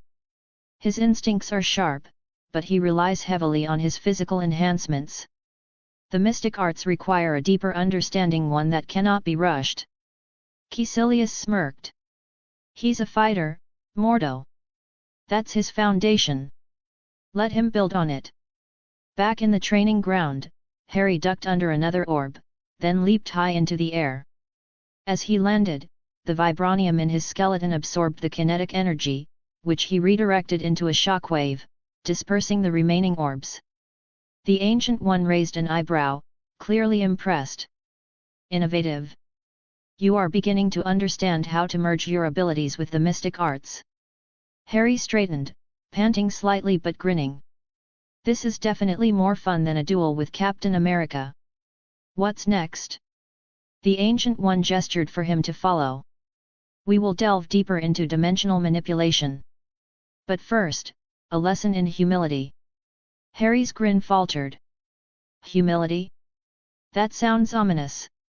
She smiled enigmatically. "Let's just say you'll be meeting some of the more unpredictable aspects of the multiverse." Mordo and Caecilius exchanged knowing glances, following as the Ancient One led Harry deeper into the surreal, ever-shifting expanse of the mirror dimension. As they moved through the shifting landscape of the mirror dimension, the Ancient One led Harry toward a massive portal etched with swirling patterns of light and shadow. The energy radiating from it made the hairs on the back of his neck stand up. "This," she said, gesturing to the portal, "is a gateway to the astral plane. Within its confines, you will face challenges not of the physical realm but of the mind and spirit." Harry's steps slowed. "Challenges? Like what? Weird shadow monsters? Talking mirrors? A giant riddle-spewing sphinx?" The Ancient One smiled faintly. "The astral plane reveals what you carry within yourself. Your fears, doubts, hopes, and strengths. Think of it as a mirror to your soul." Harry raised an eyebrow. "So, therapy. Got it. More like survival therapy," Caecilius added dryly from behind. "And without a comfortable couch." Harry rolled his eyes but couldn't help the growing sense of unease. "All right, so what's the plan? Do I just walk in and wing it?" "Precisely," the Ancient One said, her tone calm. "The astral plane is not a place I can guide you through. You must navigate it on your own." Harry hesitated, glancing back at Mordo and Caecilius, who stood silently with their arms crossed. He sighed, muttering to himself, "Yeah, sure, throw the new guy into the cosmic deep end. Why not?" Taking a deep breath, Harry stepped through the portal. Dash! The moment he entered, the world around him dissolved into an ethereal swirl of colors and light. He felt weightless, as though he were floating in a void. Gradually, shapes began to take form, familiar ones. He stood in a dimly lit room, and his breath caught when he realized where he was, the cupboard under the stairs. "Brilliant," he muttered, looking around. The tiny space was exactly as he remembered it, cramped, dusty, and filled with the faint scent of damp wood. "Of all the places my mind could conjure." A voice broke through the silence, soft yet cold. "You think you've left this behind, don't you?" Harry spun around, his claws extending instinctively. Standing in the doorway was a shadowy figure with glowing red eyes. It wore a distorted version of his old Hogwarts robes, but its face was shrouded in darkness. Great, Harry said, his voice dripping with sarcasm. An evil version of me. Should have known. The shadow tilted its head. I am not you. I am what you fear. What you doubt. What you hide from. Harry crossed his arms, claws retracting. Listen, mate, I've faced actual psychotic Hydra scientists who thought turning me into a human experiment was a good idea. You're gonna have to try harder than creepy speeches. The shadow's form shifted, growing larger and more menacing. You fear failing those who rely on you. You fear being nothing more than a weapon, a tool for others to use. Harry clenched his fists, but before he could retort, the scene shifted again. He was no longer in the cupboard but on a battlefield. Flames roared around him, and the ground was littered with bodies. At the center of it all stood Natasha, her lifeless eyes staring at him accusingly. You let this happen, the shadow said, now looming over him. You weren't strong enough. You couldn't save them. Harry's heart pounded, but he forced himself to take a steadying breath. This isn't real. It's just my mind messing with me. Is it? The shadow hissed, stepping closer. Or is it a glimpse of what's to come?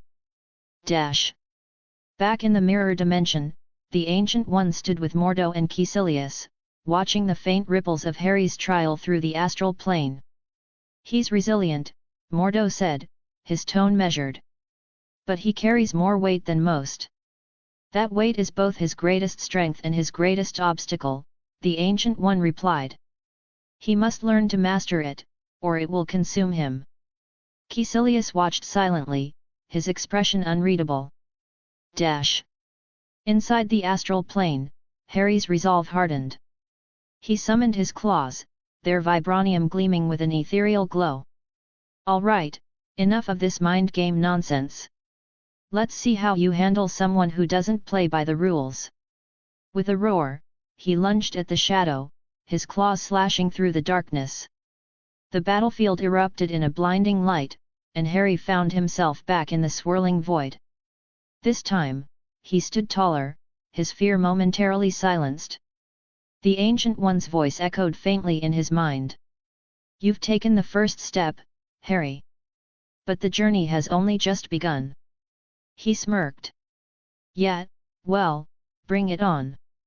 The library at Camartage was a marvel, an eclectic blend of mysticism and intellect. Towering shelves, filled with tomes of every size and language, stretched endlessly into the shadows, illuminated only by warm, floating lanterns that hovered like obedient fireflies. Harry couldn't help but gape as he stepped inside. First time in the library, I see, Wang said from behind a desk near the entrance, not even looking up from the ancient scroll he was examining. Harry turned, smirking. What gave it away? The stunned awe or the drool? Both, Wang deadpanned, closing the scroll with a deliberate flourish. He gestured toward the shelves with the air of a man presenting a sacred temple. Welcome to the repository of Camartage's collective knowledge. The rules are simple. Treat the books with respect. Return them when you're done. And absolutely no snacks while reading. Harry raised an eyebrow. No snacks? Not even a cup of tea. Tea is permissible if consumed at a safe distance, Wang allowed, his expression serious. But spill anything on these books, and you'll find yourself teleported to the Arctic without a coat. Noted, Harry said, holding his hands up in mock surrender. So, how does this work? Do I just browse, or is there some magical Dewey Decimal System I need to learn? Wang actually chuckled at that, a rare sound. Your eagerness is admirable. I assume the Ancient One suggested you start with the fundamentals. She said I'd need to understand the fabric of reality and how to weave it, Harry said, making air quotes. Whatever that means. Wang hummed thoughtfully, already walking down one of the aisles. Start with these, then. He plucked a few books from the shelves with practiced efficiency and handed them to Harry. The titles were intimidating: The Weave of Dimensions, Understanding the Multiverse, and Basic Energetic Constructs. Harry stared at the thick tomes. Basic? Really? These look like they require a degree in quantum physics just to read the titles. Quantum physics would help, Wang said, utterly unbothered. But think of it as learning to ride a bike. Painful at first, but eventually, you'll get the hang of it. I've never ridden a bike, Harry muttered, balancing the books in his arms. Wang raised an eyebrow. Never. Spent most of my childhood locked in a cupboard, Harry said matter-of-factly. Not a lot of bike paths in there. The admission gave Wang pause, his usual composure flickering for a brief moment. A cupboard, he repeated. And now you're here, learning to manipulate the very fabric of existence. Life is strange. That's one way to put it, Harry said with a grin. So, what's your story? You've got this whole serene librarian monk vibe going on. How'd you end up in Camartage? Wang folded his arms, his expression unreadable. Let's just say I was drawn here by the pursuit of knowledge. And a need to safeguard it. Harry nodded, sensing there was more to the story but deciding not to push. Well, Wang, I'm looking forward to learning from you. As long as you don't teleport me to the Arctic for asking dumb questions. Wang smirked. I'll consider it, but only if your questions are exceptionally dumb. Harry laughed, already feeling a surprising camaraderie with the stoic librarian. He settled into a nearby table, cracked open the Weave of Dimensions, and began to read. Wang returned to his desk, keeping a watchful eye on Harry as he flipped through the pages. The silence of the library was broken only by the rustle of parchment and the occasional muttered curse from Harry as he tried to decipher the dense text. From behind his desk, Wang smiled faintly. Teaching this particular student was going to be interesting. The Triskelion, S.H.I.E.L.D.'s headquarters, hummed with activity as agents moved purposefully through its sleek corridors. In a private conference room on one of the upper floors, Nick Fury sat at the head of a table, his trademark stoicism masking the anticipation brewing beneath. Across from him, Howard Stark casually leaned back in his chair, a thick stack of papers and a small, sleek Stark Tech day top hat in front of him. Howard adjusted his tie, smirking. You know, Fury, when I said I'd help you crack Hydra's secrets, I didn't think it involved me spending days elbow-deep in Cold War-era encryption algorithms. Do you know how much coffee it takes to fuel this genius? Fury quirked an eyebrow. If the coffee didn't kill you, Stark, my curiosity might. What VE you got? Howard slid the day top hat across the table with a flourish.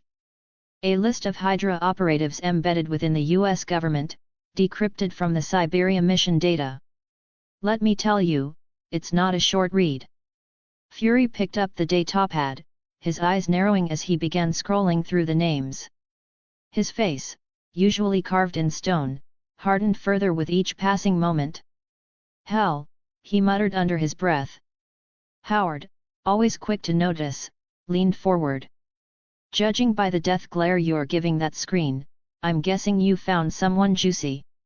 Or rather, slimy. Fury stopped scrolling and looked up, his jaw tight. Alexander Pierce.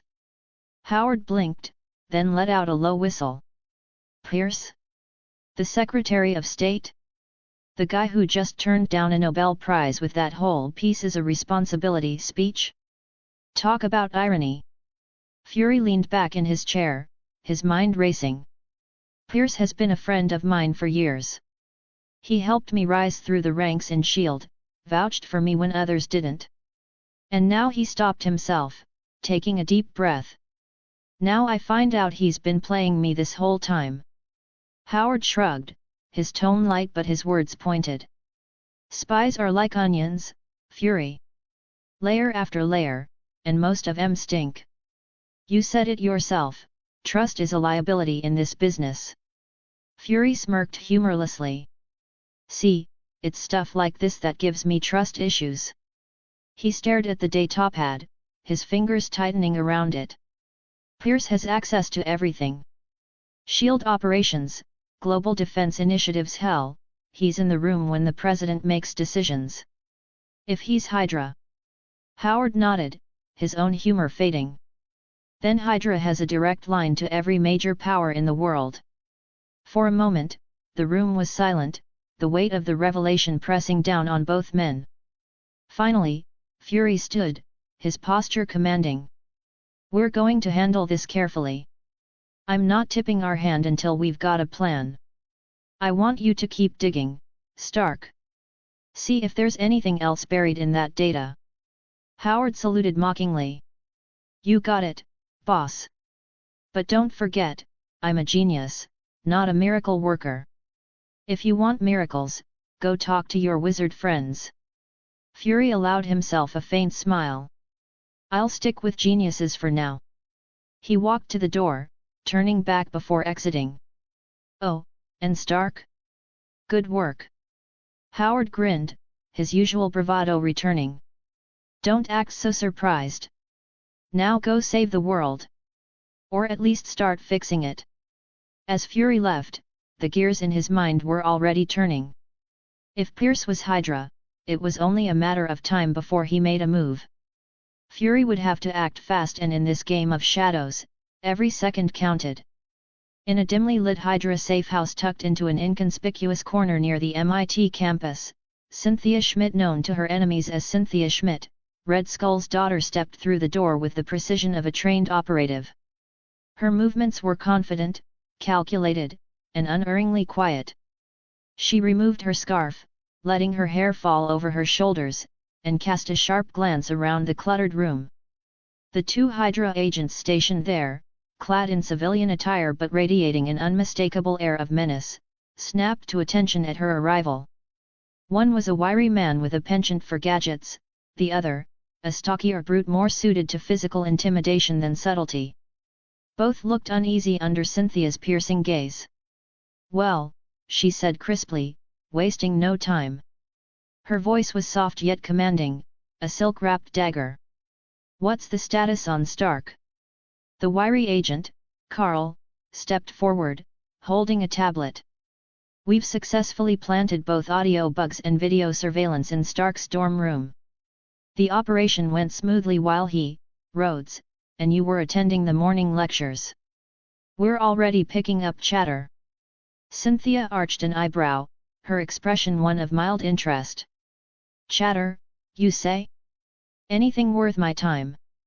Carl hesitated, glancing nervously at his stockier partner, Lucas, before speaking. Not yet. Most of it is idle conversation between Stark and Rhodes. College banter. But, it's clear Stark's intellect is as sharp as Hydra anticipated. His offhand comments about energy manipulation and structural integrity alone could.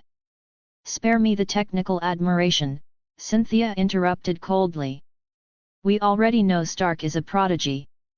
That's why Hydra is so interested in him. I need something actionable. Something we can use. Lucas, emboldened by Cynthia's attention shifting, spoke up.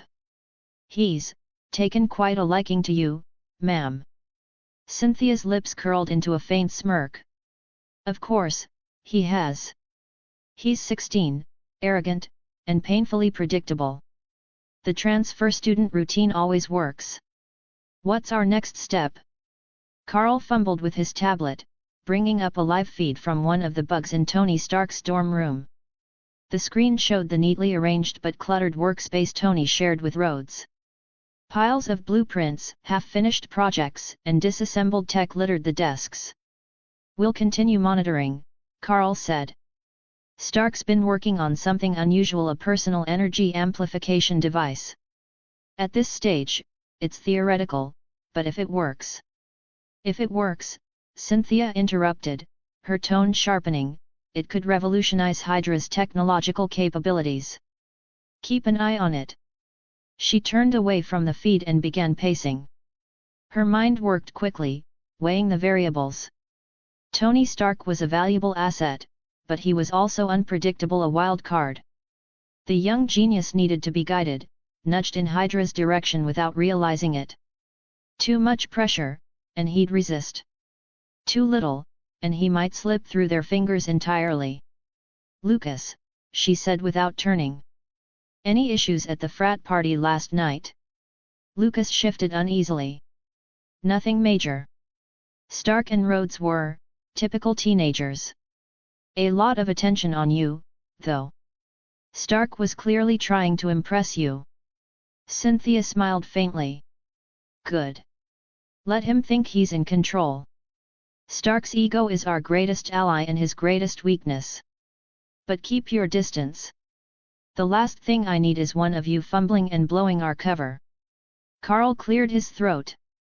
"And if Stark gets suspicious?" "He's sharp, ma'am." "Too sharp." Cynthia turned to him, her expression unreadable. "If Stark gets suspicious, deal with it. Quietly. But only if necessary. Hydra needs him alive and compliant." Both agents nodded, though neither looked particularly thrilled with the prospect of crossing the teenage genius if it came to that. Satisfied, Cynthia picked up her scarf and began wrapping it around her neck. "Continue monitoring. Keep me informed of anything significant. And remember, Stark is not just another target. He's the key to Hydra's future. Don't screw this up."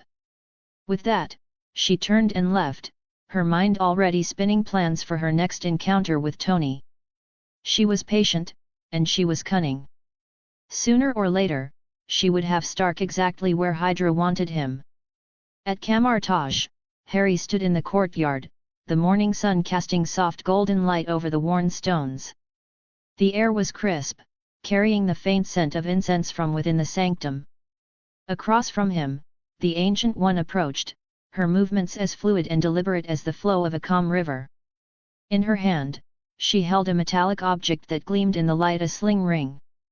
"Harry," she began, her voice resonating with both warmth and authority, "today's lesson will challenge both your patience and your determination." "Portals?" Harry's eyebrows shot up in interest. "Portals? Like the ones you use to hop around the world? Okay, now you've got my attention." The Ancient One extended the ring toward him. "This is a sling ring. It's a tool we use to focus our energy, allowing us to connect with and manipulate the space between dimensions. With it, one can travel anywhere if they have the discipline to master it." Harry took the ring, examining it closely. The smooth metal felt cool and deceptively simple. "So, this little thing can replace apparition? No nausea, no loud cracks, no accidental splinching." A faint smile touched the Ancient One's lips. "Indeed. Though, I must warn you, mastering portals is no small feat. Few grasp it quickly, and many take weeks, even months, to open their first portal. It requires unwavering focus, a clear mind, and absolute precision." Harry slipped the sling ring onto his fingers, rolling his shoulders. "Focus, precision, clear mind. Got it. So, where are we going first?" The Ancient One gestured toward a circular pedestal in the courtyard.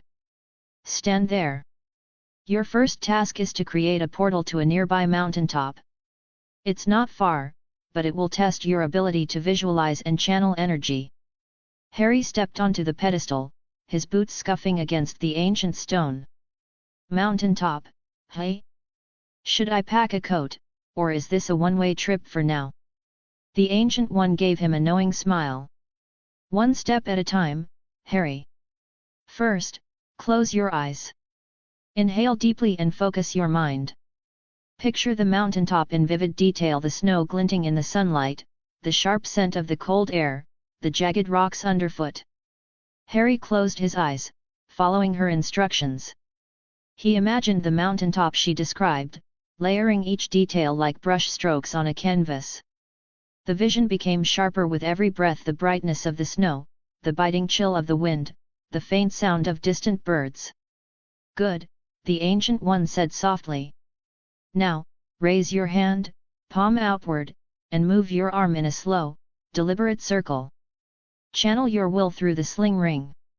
Harry opened his eyes and extended his hand, the ring glinting in the sunlight. He moved his arm in a steady arc, concentrating on the image of the mountaintop. At first, nothing happened. The air remained still, unyielding. Focus, the Ancient One urged. Feel the energy around you. The sling ring is merely a conduit. The true power lies within you. Harry gritted his teeth, trying again. This time, faint golden sparks appeared in the air, flickering like embers caught in a breeze. He frowned, frustration threatening to creep in. Do not force it, the Ancient One said, her tone calm but firm. Let the energy flow naturally. Think of it as guiding a stream, not pushing a boulder. Harry exhaled, relaxing his shoulders. He closed his eyes briefly, centering himself. When he opened them again, he moved his arm once more. The sparks grew brighter, connecting into a glowing line. Slowly, the circle completed itself, and the air inside shimmered and shifted, revealing the mountaintop beyond. Bloody hell, Harry whispered, his green eyes wide with amazement. Through the portal, he could see the pristine snow, the jagged rocks, and the brilliant blue sky of the distant peak. A gust of cold air seeped through, brushing against his face. You've done well, the Ancient One said, her smile approving. But the true test is stepping through. Are you ready to trust your work? Harry glanced at her, a grin tugging at his lips. Trust? I've faced worse odds. With that, he stepped forward, his boots crunching against the snow as he emerged on the other side. He turned, looking back through the portal to see the courtyard, the Ancient One still standing there. This is incredible, he said, the excitement evident in his voice. No nausea, no disorientation, just, step through and you're there. I'm never operating again. The Ancient One joined him on the mountaintop, stepping through the portal with the same effortless grace. Portals are a powerful tool, but they demand respect. Recklessness can lead to catastrophic consequences. Harry nodded, his expression thoughtful. Got it. No showing off unless I know what I'm doing. She smiled faintly. Wise words. You've taken your first step, Harry, but this is only the beginning. Mastery requires discipline, practice, and an understanding of the forces you are manipulating. Harry looked out over the snowy expanse, the wind tugging at his cloak. If this is just the start, I can't wait to see what's next. The Ancient One placed a hand on his shoulder. Then prepare yourself, because the journey ahead will test you in ways you cannot yet imagine. Meanwhile, in one of Camartage's many dimly lit rooms, a long wooden table was stacked with an assortment of mystical artifacts, each pulsing with energy. Ancient tomes lay open, their yellowed pages covered in cryptic runes, shards of enchanted crystal glimmered faintly in the shadows. At the far end of the room, a single, seemingly unassuming object hung from a peg, a cloak of levitation. It had remained untouched for centuries, a relic of another time, another destiny. But as Harry Potter, the young, mysterious wizard, stood on the mountaintop in the mirror dimension, mastering the art of portals, the cloak stirred. A soft rustle echoed through the air, a gentle pull, magical energy reacting to an invisible force. The cloak, once destined for a different hero in another timeline, felt something shift. The magical threads that had woven it with purpose and intention vibrated, their connection to fate stretching and changing, their alignment in flux. Harry Potter, whose presence seemed to defy the very fabric of destiny itself, was now the one to whom it felt drawn. Deep within Camartage, the Ancient One stood in her sanctum, watching Harry through the mirror-like portal. Her eyes narrowed ever so slightly, a glimmer of realization stirring within her. She had felt it, the change in the cosmic weave, the shift in destiny's course. The cloak was no longer meant for Stephen Strange, the brilliant but arrogant surgeon who would one day don the mantle of Sorcerer Supreme. No, Harry Potter had rewritten that path altogether.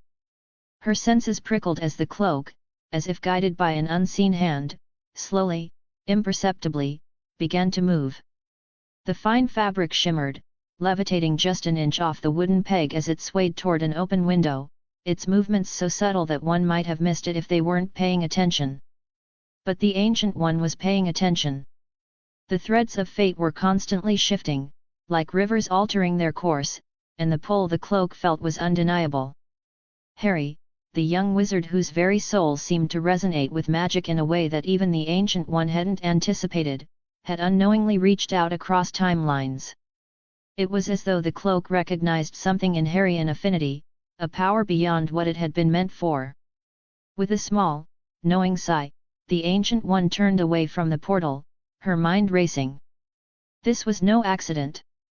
Harry's arrival in Camartage, his mastery of magic, the unraveling of his past, and the unique strength of his soul, these things were all shifting the very course of fate. Interesting, the Ancient One murmured to herself, almost wistfully.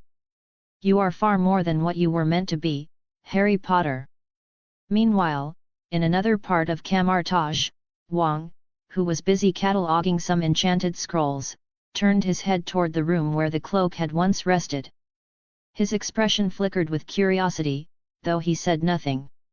He had no need to speak, as he, too, felt it, the ripple in the magical currents, the subtle disturbance in the air. Far from the bustling activity of the temple's hallways, in the quiet solitude of the artifact room, the cloak hovered a little higher, as though yearning to be claimed. It was no longer just an object, it had a purpose now. It was waiting, as though sensing that the student who would truly embrace it was soon to come. Back on the mountaintop, Harry stood, awestruck by his first portal. The wind whipped around him, and his mind raced with the possibilities that magic now held in his grasp.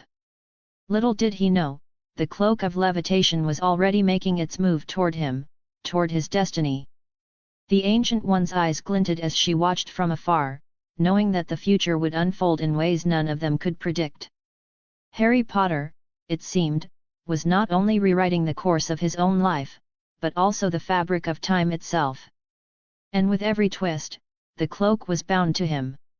Let's see where this path leads, she murmured, her voice almost a whisper, carried on the wind as it mingled with the whispers of magic that permeated Camartage.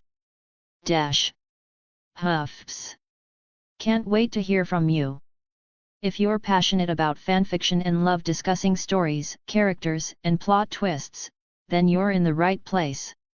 I've created a Discord server dedicated to diving deep into the world of fanfiction, especially my own stories.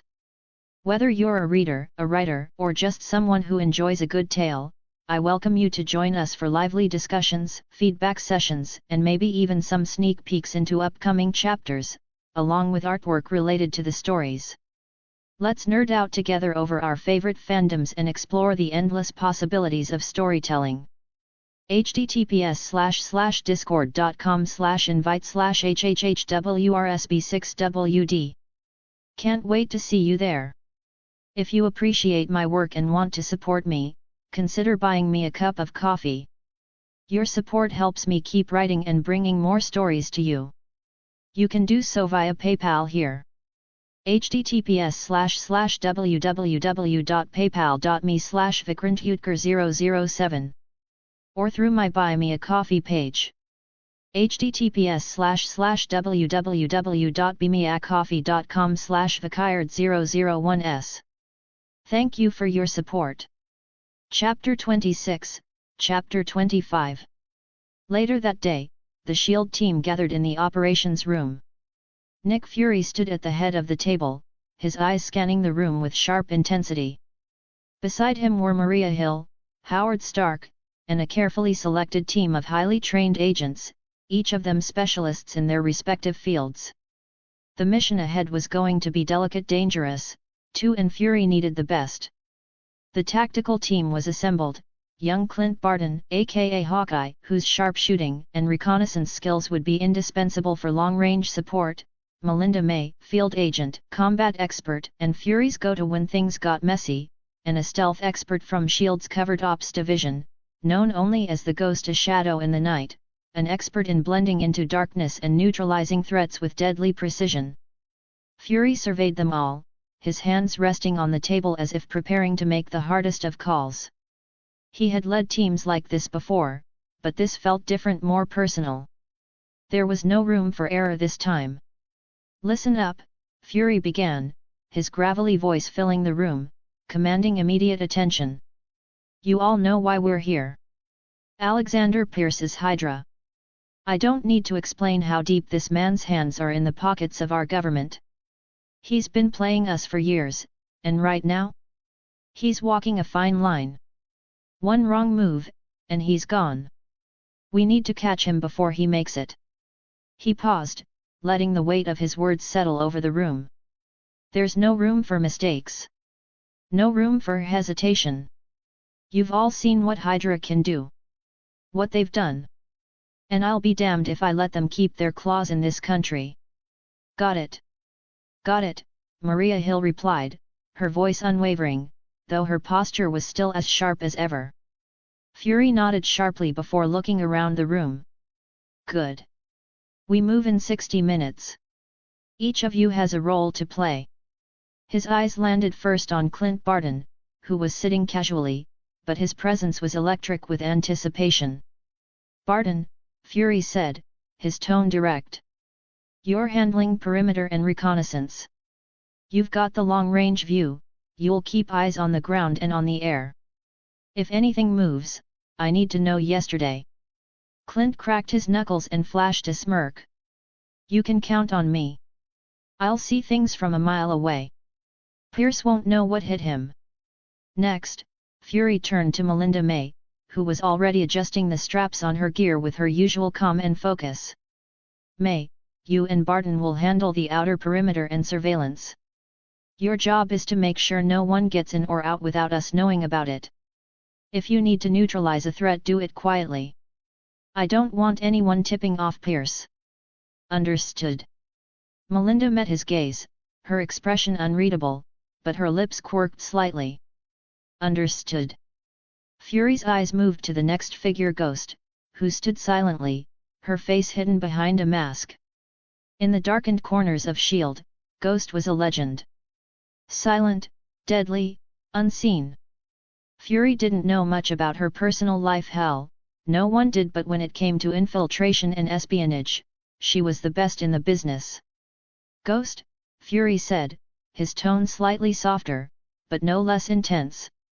"I need you inside with Pierce. He trusts you. He doesn't know that you're working for us. That's a goddamn advantage. Use it."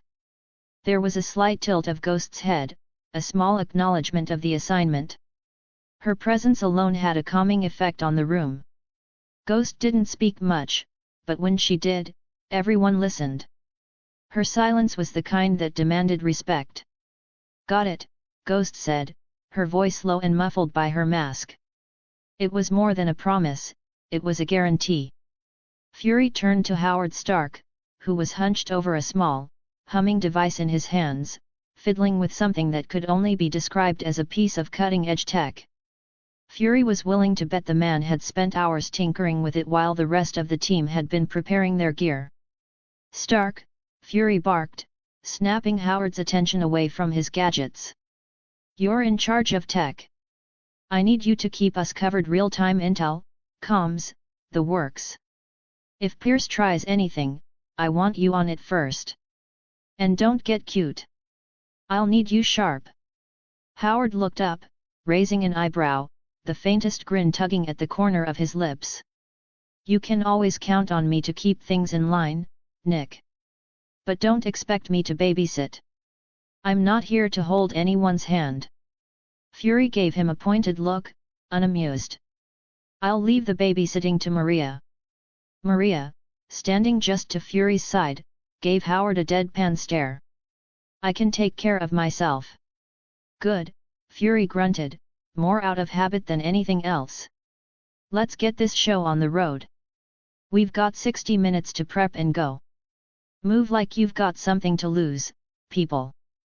The room filled with the sounds of agents securing their gear, checking their weapons, and heading for the exit. Fury's mind raced as he processed every angle.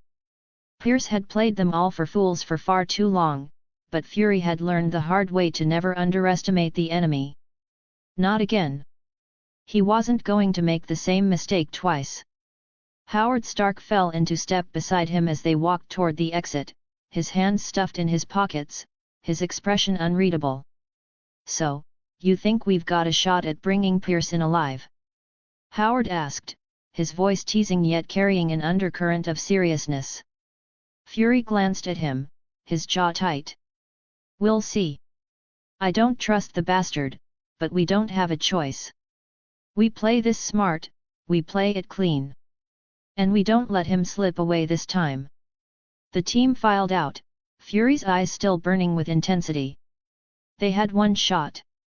One shot to bring down Pierce and end Hydra's stranglehold on the government. Fury wasn't going to fail, he couldn't afford to. The clock was ticking down. The mission was set into motion. The air felt thick as the team moved into position, each agent silently executing their part of the plan. Fury's mind never stopped calculating, even as he moved swiftly to the command center. His sharp gaze lingered on every agent, making sure they were ready to do what needed to be done. His hand tightened around the strap of his jacket as he mentally ticked through every possible outcome. Maria Hill was already on comms, checking in with Barton and May, who were in position outside, coordinating their efforts. She gave a quick nod, confirming everything was going as planned. Fury trusted Maria. She wasn't just calm under pressure, she thrived on it. Howard, for his part, was set up in the tech hub, tapping furiously at the holographic interface in front of him. Fury caught a glimpse of his hands flying across the controls, his fingers dancing with the precision of someone who had been born with a silver spoon and a penchant for genius-level tinkering. Stark's tech prowess was legendary, but Fury knew Howard could also be a wild card, always unpredictable, always a little too confident. But Fury wasn't worried. Stark had his back on this one, and that was all that mattered. Clint's voice crackled through the earpiece, cutting through the silence with a sharp, "Target in sight. I've got eyes on the perimeter. Nothing's moving on my end." Fury's pulse didn't quicken, but his senses sharpened. "Good. Stay sharp, Barton. We need him alive. And for God's sake, don't blow anything up." Clint chuckled, the sound like gravel rolling over stone. "Who, me? I was thinking more along the lines of the stealthy approach, boss." "Better be," Fury muttered, but his eyes were focused on the task ahead. Meanwhile, May was already in position, nestled against a shadowy alcove nearby, waiting for any movement from within. She was a master of patience. She didn't need orders. She knew the drill by heart. It was Ghost who stood out as the wild card. She hadn't spoken since the briefing, but Fury could feel her presence, even from across the room. She was preparing for what could only be described as a surgical strike. She didn't need to say a word for Fury to know that she'd do what needed to be done. Her role in this was critical: getting in close, staying unnoticed, and extracting Pierce before he could set his escape plan into motion. Fury exhaled through his nose, feeling the tension in the pit of his stomach. The thought of Hydra's continued influence over the government, of Pierce's calculated manipulation, was something Fury couldn't stomach. Pierce was a ghost, a man with ties to everyone, yet loyal to no one but Hydra. That kind of person didn't just disappear. They needed to be taken down. Now. Suddenly, Howard's voice crackled through the earpiece, breaking through Fury's thoughts. "Fury, we've got a breach in the system. Someone's trying to access the intel." Fury's eyes narrowed. "Where?" "From the inside. We've got a mole. Someone is tipping off Pierce." "Damn it," Fury cursed under his breath. "Who?" Howard didn't answer right away, a pause of tension hanging in the air. "I don't know yet, but I'm tracing it. Find it, Stark. And if it's one of our people, I swear." "Relax, Nick. I'm on it," Howard interrupted. "Give me 2 minutes." Fury clenched his fist, his temper rising, but he forced himself to stay composed. If there was one thing Fury couldn't stand, it was betrayal. He had his own suspicions, but it didn't matter now. They'd deal with it after they had Pierce. Ghost, status. Fury's voice came out clipped, professional, even as his mind raced. The response was immediate. I'm in. He doesn't suspect a thing. Good. Get to him and don't waste any time, Fury ordered. His eyes flicked over to the screen displaying Pierce's position. He was still in his penthouse, surrounded by a few personal bodyguards, but Fury knew that Pierce had his fingers in too many pies. If they didn't act now, it would be too late.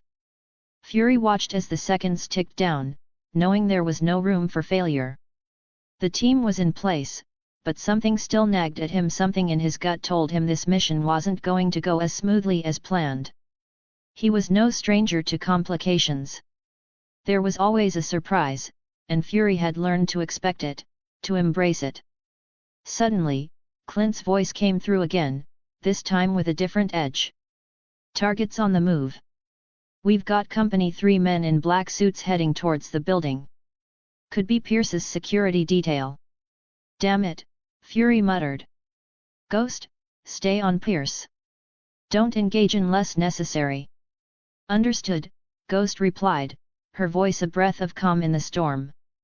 Howard's voice came back over the earpiece, urgent now. Fury, I've traced the breach. It's coming from one of our agents in the command center.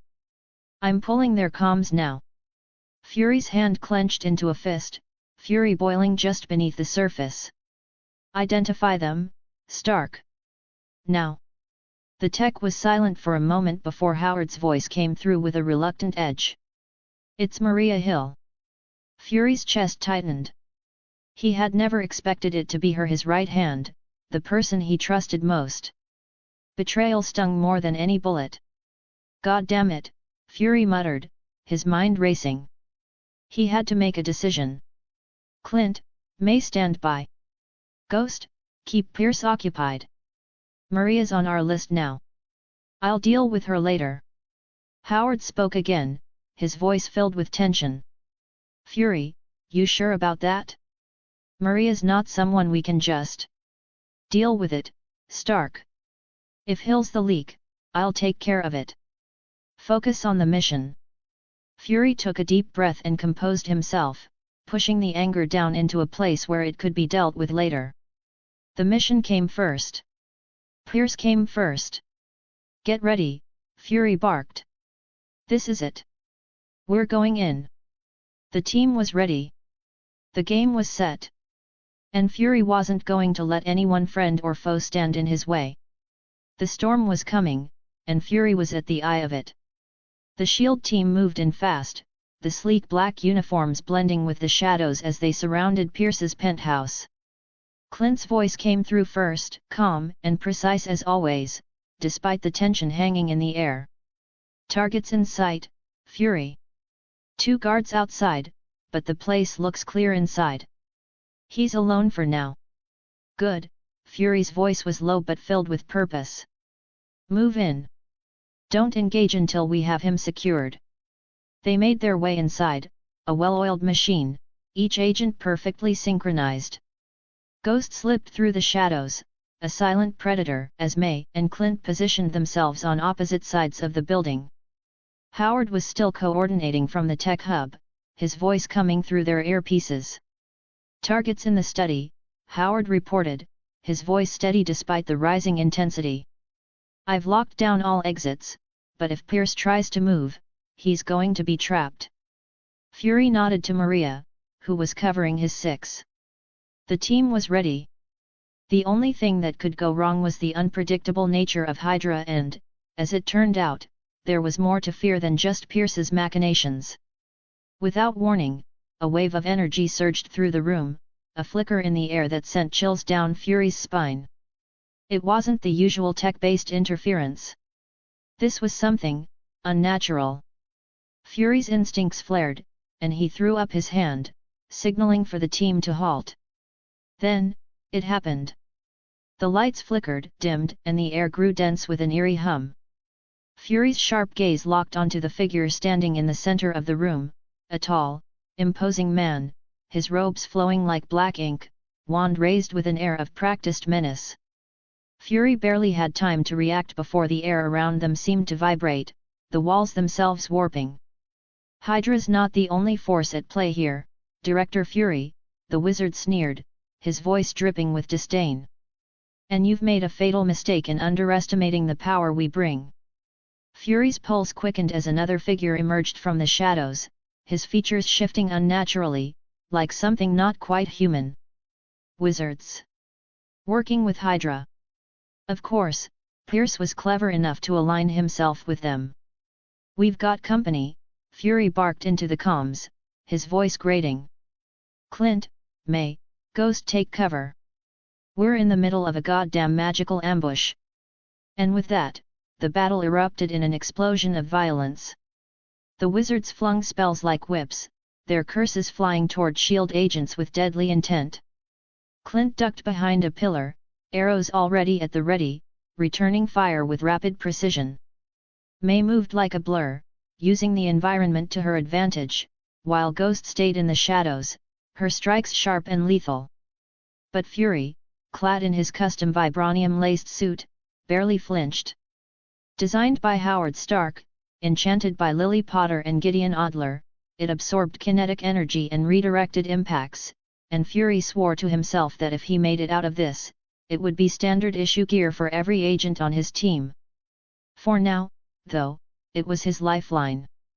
A dark streak of a spell hit him square in the chest, and it was like being hit with a battering ram, the energy absorbed by the suit, leaving him only a second to adjust before returning fire. The vibranium woven into the fibers of his suit shimmered under the magical barrage, keeping him relatively unharmed. Is this how Hydra plays now? Sending wizards to do their dirty work? Fury muttered under his breath, turning to face the enemy. One of the wizards, a lanky man with a cruel grin, raised his wand, muttering an incantation under his breath. Fury's enhanced reflexes allowed him to dodge the first wave of blasts, but the wizard was relentless, his magic swirling around him like a storm. Fury ducked behind a column as a spell detonated nearby, the force rattling the bones in his body. He gritted his teeth. It was then that he noticed something. One of the wizards was staring at him, his brow furrowed, his eyes narrowing with confusion. Fury felt it before he saw it, a shift in the air, a spell focused directly on him. The wizard had realized something. His spells weren't landing as they should. Did you think your little toys would save you, Fury?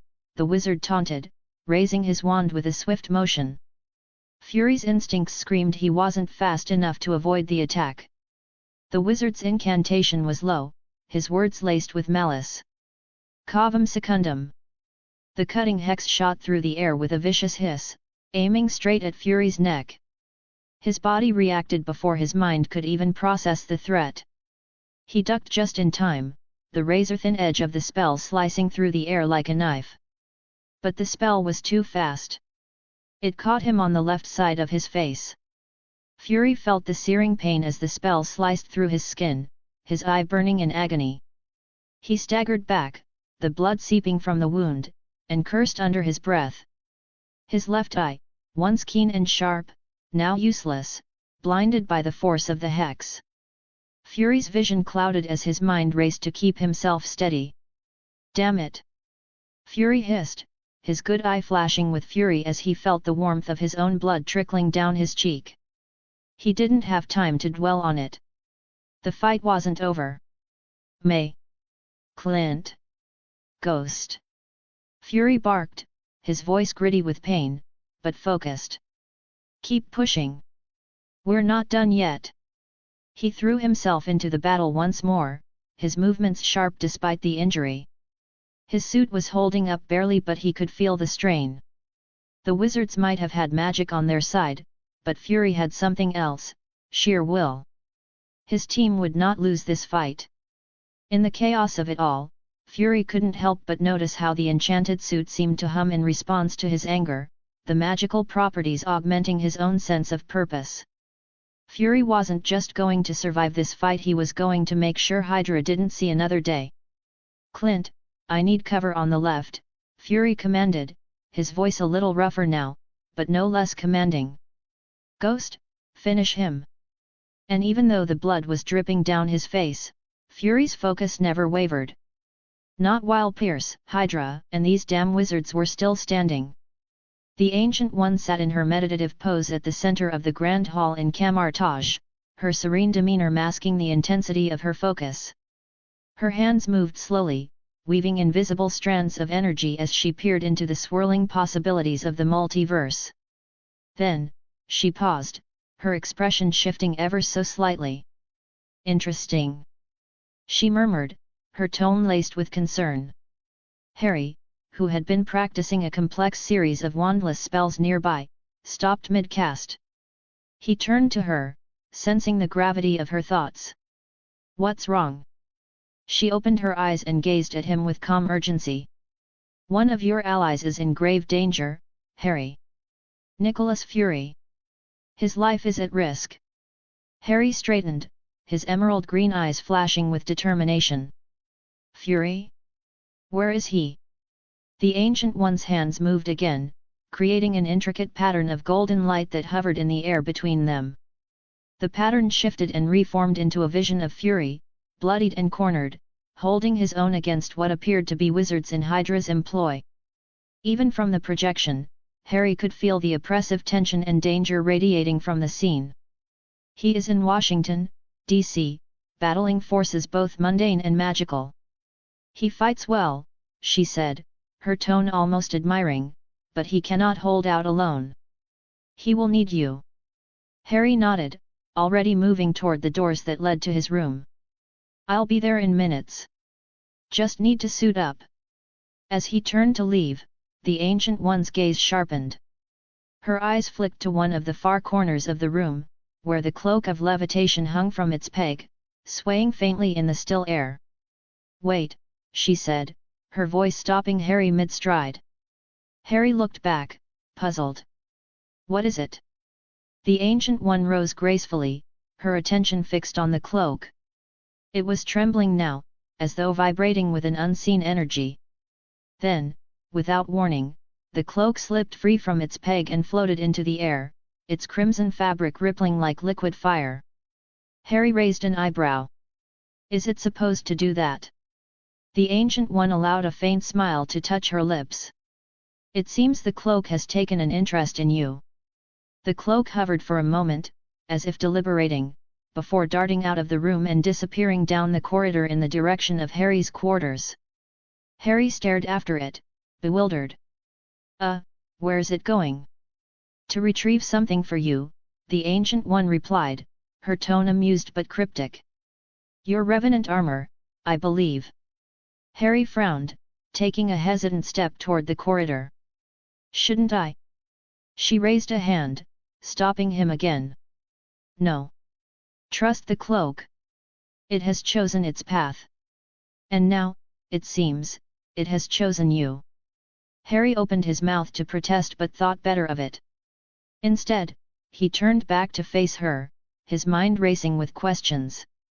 This is normal here, isn't it? Magic deciding to just do its own thing. The Ancient One inclined her head. Normal, perhaps. But rare. It seems you are destined for more than you realize. Before Harry could respond, the cloak returned, carrying the Revenant armor in its folds, the pieces floating in perfect synchronization beside it. It stopped before Harry, presenting the armor like a loyal squire to its knight. The Ancient One's expression softened. Go now, Harry. Your ally awaits. And remember, magic chooses its wielder as much as the wielder chooses magic. Harry reached out, his fingers brushing against the edge of the cloak of levitation. The moment they made contact, a ripple of energy surged through the room. The cloak responded instantly, wrapping itself around Harry's outstretched hand like a living entity. A low hum filled the air, and the Revenant armor, still hovering beside the cloak, began to glow faintly. Before Harry could react, the cloak surged forward, enveloping him in a cascade of crimson fabric. The pieces of the Revenant armor followed suit, moving as if guided by an unseen force. They swirled around him, clicking into place with a precision that defied explanation. The red and black tactical plates shimmered with a metallic sheen, fusing seamlessly with the cloak's ethereal fabric. The transformation was breathtaking. The once separate entities, the cloak and the Revenant armor, merged as though they were always meant to be one. The fabric of the cloak flowed into the armor, becoming a dynamic cape that billowed behind him, the rich crimson contrasting sharply with the sleek black and gold of the armor. The intricate details of the armor's design seemed to come alive, the golden accents glowing faintly as though infused with magical energy. Harry felt the armor settle onto his body, not with the rigid weight of metal but with the fluidity of something alive.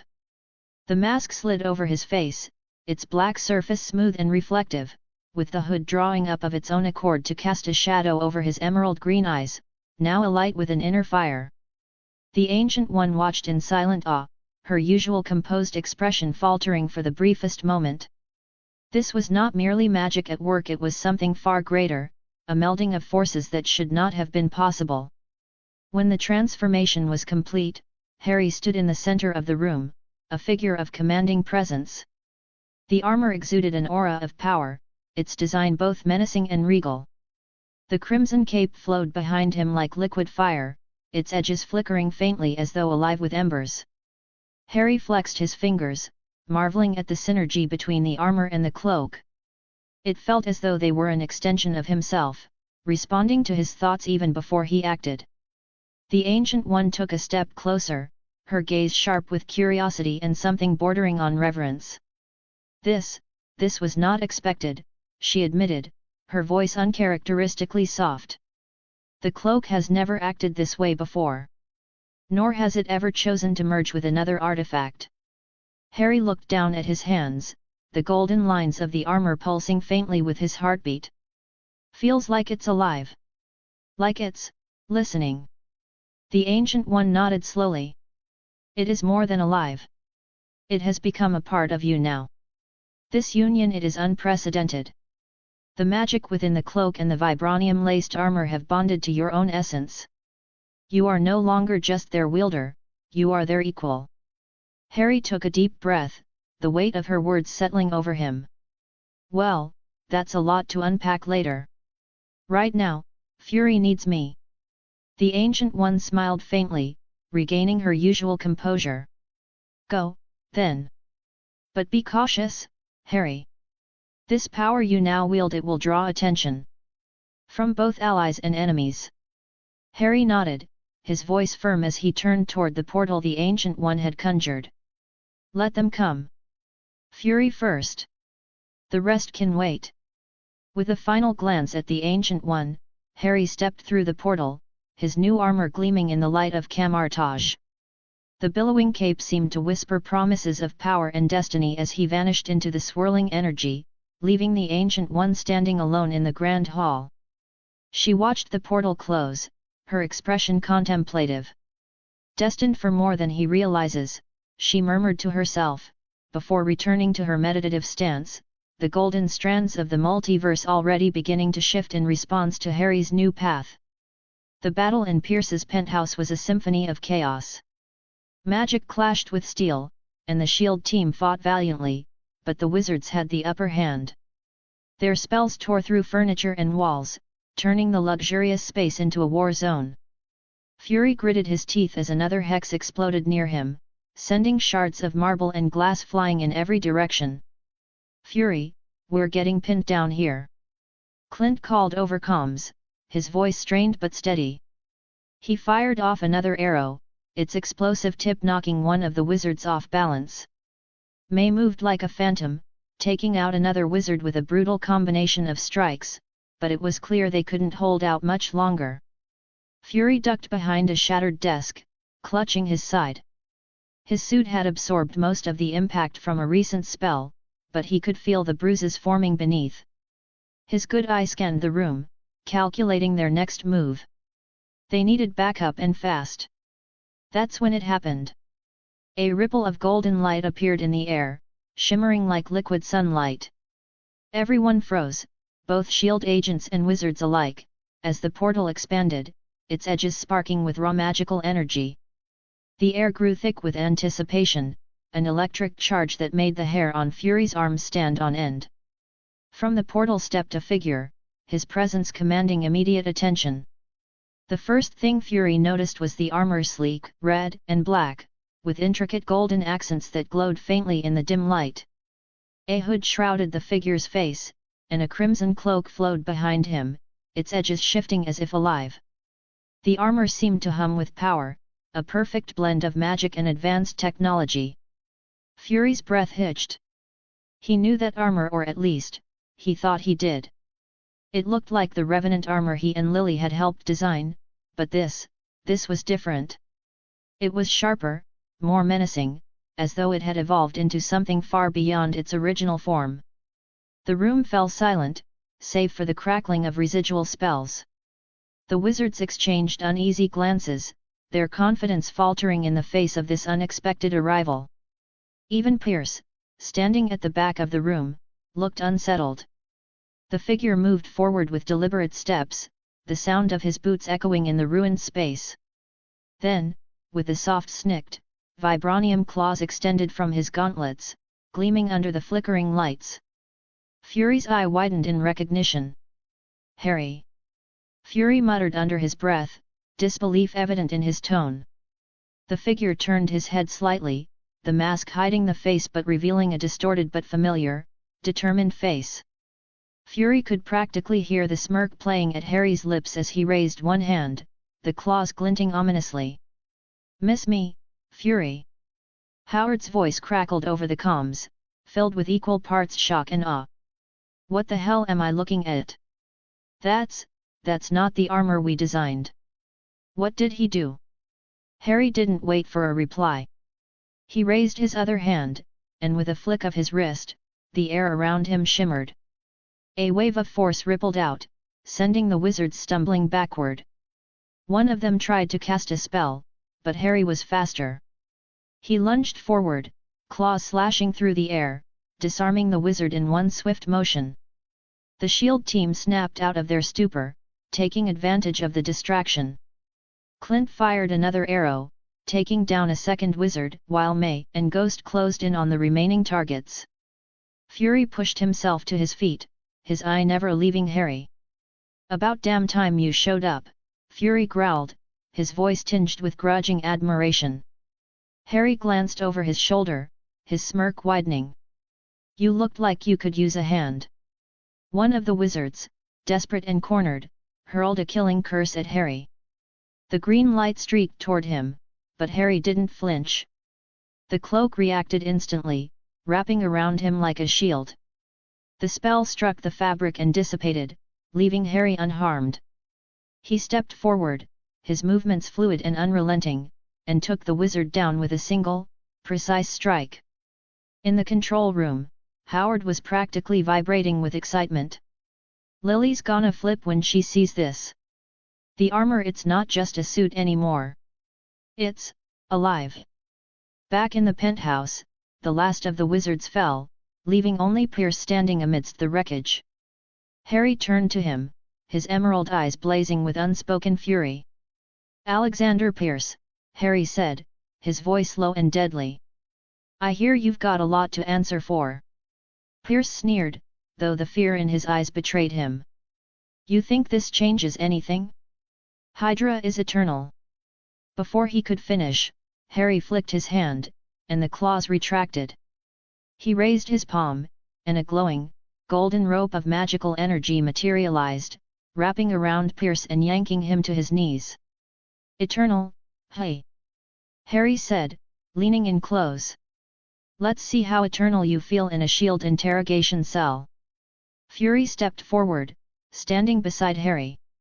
His face was bloodied, his left eye covered with a makeshift bandage, but his presence was as commanding as ever. "Nice work, kid," he said gruffly. "But next time, try to show up before I lose an eye." Harry glanced at him, his smirk softening into a genuine smile. "I'll do my best, Fury." As the shield team secured Pierce and tended to the injured, Harry stood amidst the chaos, the cloak billowing around him like a living entity. The battle was over, but the war was far from won. And Harry, the Revenant, was ready for whatever came next. Huffs. Can't wait to hear from you. If you're passionate about fanfiction and love discussing stories, characters, and plot twists, then you're in the right place. I've created a Discord server dedicated to diving deep into the world of fanfiction, especially my own stories. Whether you're a reader, a writer, or just someone who enjoys a good tale, I welcome you to join us for lively discussions, feedback sessions, and maybe even some sneak peeks into upcoming chapters, along with artwork related to the stories. Let's nerd out together over our favorite fandoms and explore the endless possibilities of storytelling. https://discord.com/invite/hhhwrsb6wd. Can't wait to see you there. If you appreciate my work and want to support me, consider buying me a cup of coffee. Your support helps me keep writing and bringing more stories to you. You can do so via PayPal here. https://www.paypal.me/vikrantutker007 or through my Buy Me a Coffee page. https://www.bemeacoffee.com/vikard001s. Thank you for your support. Chapter 27, Chapter 26. Howard Stark leaned back in his chair, the soft hum of the holographic interface from the communication mirrors filling the room. His fingers drummed rhythmically against the desk as he replayed the footage for the umpteenth time. Harry had shown up at the fight in a suit of armor that looked like it had been designed by a collaboration between Merlin and an overcaffeinated Stark Industries engineer. Taking a deep breath, Howard tapped the controls, initiating a call to Lily Potter. The mirror shimmered with a faint golden light before her face came into view. She was hunched over her workspace, her fiery hair tied back messily, and the sharp clinks of potion vials could be heard in the background. "Howard," Lily said without looking up. "If this is about you needing help to find another one of your misplaced inventions." Howard interrupted, his tone serious. "Lily, this is important. You're going to want to see this." She paused, her hands stilling mid-motion. Turning to face the mirror fully, her brow furrowed in concern. "What is it?" Without a word, Howard tapped a key, and the footage began playing in the holographic display. It showed Harry stepping through a glowing golden portal, his new armor catching the light. The red and gold suit gleamed like fire, with intricate etchings along the pauldrons and chest plate. Vibranium claws extended from his gauntlets, glowing faintly with some kind of energy as he launched himself into battle with a ferocity that even Howard hadn't anticipated. Lily's eyes widened. "Howard, what the hell am I looking at?" "Your son," Howard replied, leaning forward. "Apparently, our carefully designed suit wasn't good enough for him. He's gone and upgraded it. Without telling us, might I add." Lily gawked at the footage as Harry took down 3 Hydra operatives with a single fluid motion. "Upgraded it? Howard, that's not an upgrade, that's a complete overhaul. Where did he even get this?" "That," Howard said, pointing to the hologram, "is the million-dollar question. Or maybe billion-dollar, considering the tech and magic involved." Before Lily could respond, the door to her workspace swung open with its usual lack of ceremony. James Potter strolled in, a Quidditch playbook in one hand and a smirk on his face. Sirius Black followed, twirling a wand between his fingers like it was a drumstick. "Oi, Lily," James started. "Do you know where He stopped mid-sentence, noticing the tense atmosphere and the glowing hologram. His smirk morphed into curiosity. "What's all this, then?" Howard called, Lily said, her tone clipped. "Apparently, our son has decided to upgrade his armor." "Upgrade?" Sirius asked, stepping closer and peering at the hologram. His eyes widened as the footage played. "Bloody hell! Is that Harry?" James squinted at the hologram, his jaw dropping as he took in the sight of the crimson and gold armor, the glowing claws, and Harry moving like a seasoned warrior. "What in Merlin's name is he wearing?" That's Gryffindor colors, isn't it?" Sirius grinned. "Oh, it's definitely Gryffindor colors. Red, gold, and extra dramatic flair. He's clearly your son, James. James chuckled, crossing his arms. Well, he always did have good taste. Watch this part. Howard interjected. He fast-forwarded to the scene where Harry slashed through a Hydra wizard's shield like it was parchment. Sirius let out a low whistle. Impressive.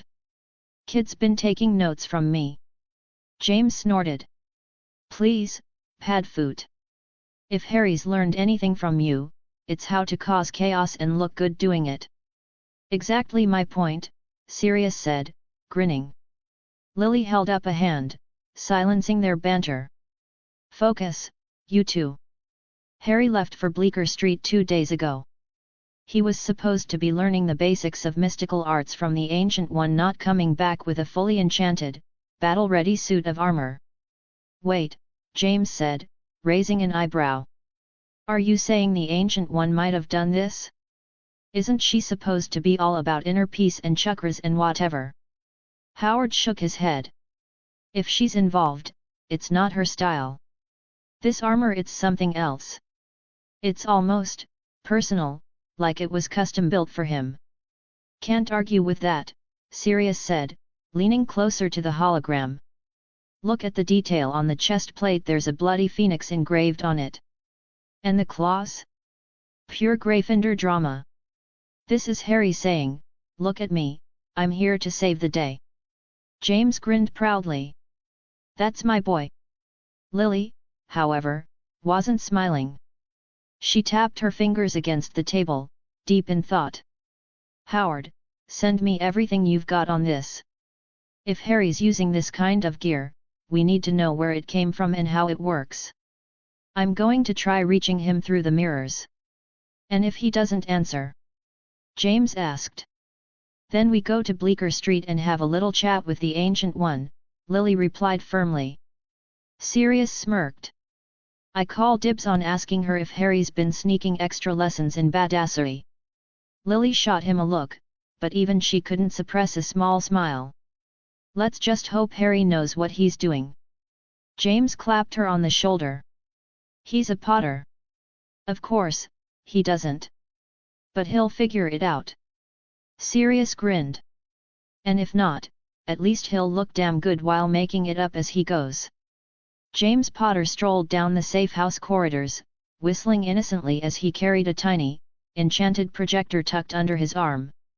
Sirius followed close behind, his expression a picture of mischief, holding what looked like a hastily scrawled sign that read, "Come see Harry's epic glow-up, Gryffindor edition." You sure Lily won't murder us for this? Sirius asked, clearly not worried in the slightest. James grinned. Oh, she definitely will. But it's worth it. Everyone deserves to see what our boy's been up to. The two marauders burst into the common area, where Steve Rogers and Bucky Barnes were seated at a table, engaged in a quiet game of chess. Peggy Carter stood nearby, flipping through mission reports while sipping a cup of tea. Natasha Romanoff lounged on the couch, cleaning her Glock with a methodical precision that somehow didn't diminish her air of quiet menace. Ladies, gentlemen, and super soldiers, James began, setting the projector on the coffee table. Prepare yourselves for a show. Peggy raised an eyebrow. What sort of show, Potter? Only the greatest spectacle of heroics, Gryffindor style, Sirius said with a flourish. Featuring our very own Harry Potter aka the Revenant. Natasha perked up at the mention of Harry's name, her fingers stilling on the gun. Harry? What did he do now? Nothing too crazy, James said, his tone dripping with faux casualness as he activated the projector. The hologram sprang to life, displaying the now familiar footage of Harry in his new red and gold armor, taking down Hydra operatives like he was born for it. Steve sat up straighter, his eyes narrowing as he studied the footage. That's Harry? Since when does he move like that? Since apparently 2 days ago, Sirius quipped, plopping onto the couch. Kid's been holding out on us. Look at that armor. Red and gold. Gryffindor through and through. Looks like he's borrowing a bit of flair from you too, Bucky noted, leaning forward to get a better view.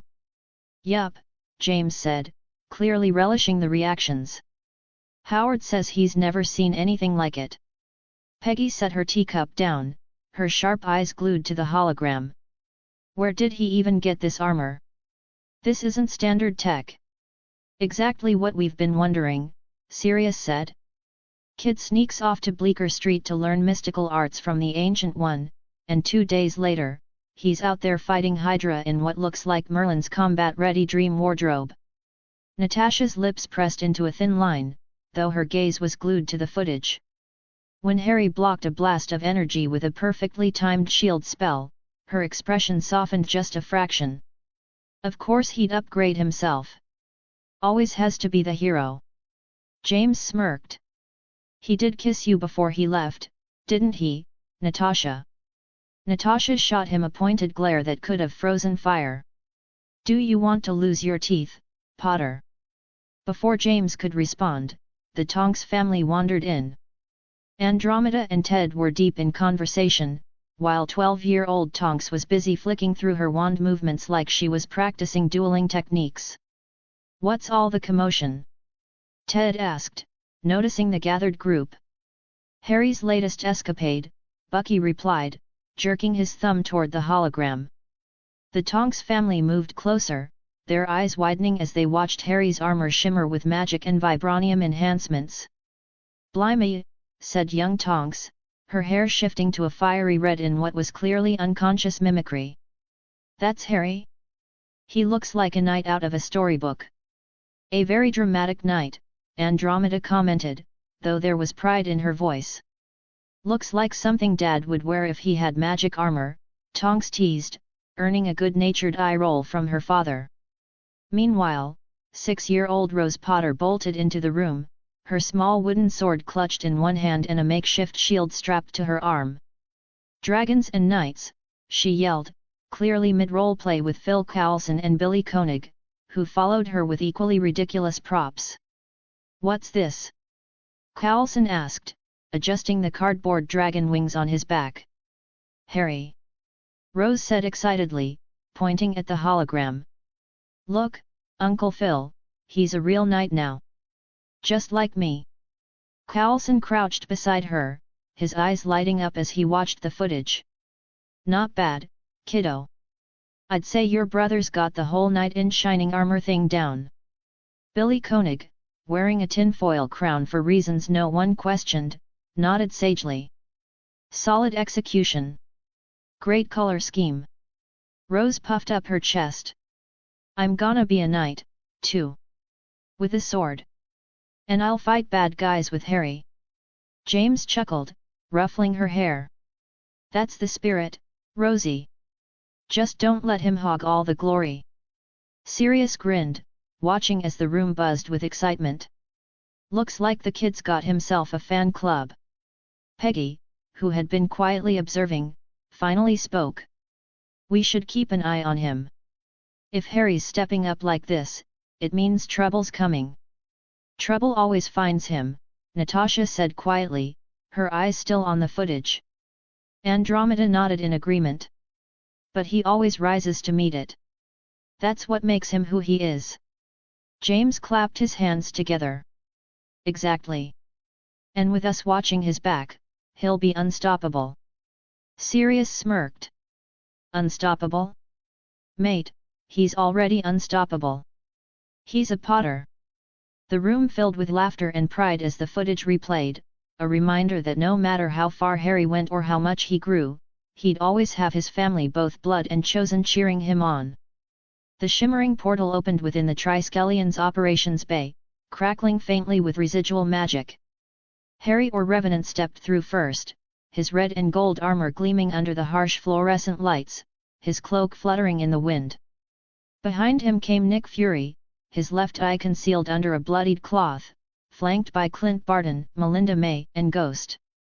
They guided a gaggle of bound and gagged prisoners, among whom Alexander Pierce glared daggers at Harry despite his inability to speak or move.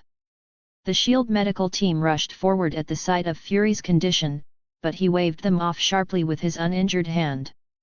"Not now," Fury growled, his voice iron-hard despite his evident pain. "I've got business to finish." The agents hesitated but backed off reluctantly, casting wary glances at the prisoners Harry had delivered. A pair of S.H.I.E.L.D. operatives moved forward to take custody of the prisoners as Fury barked out his next orders.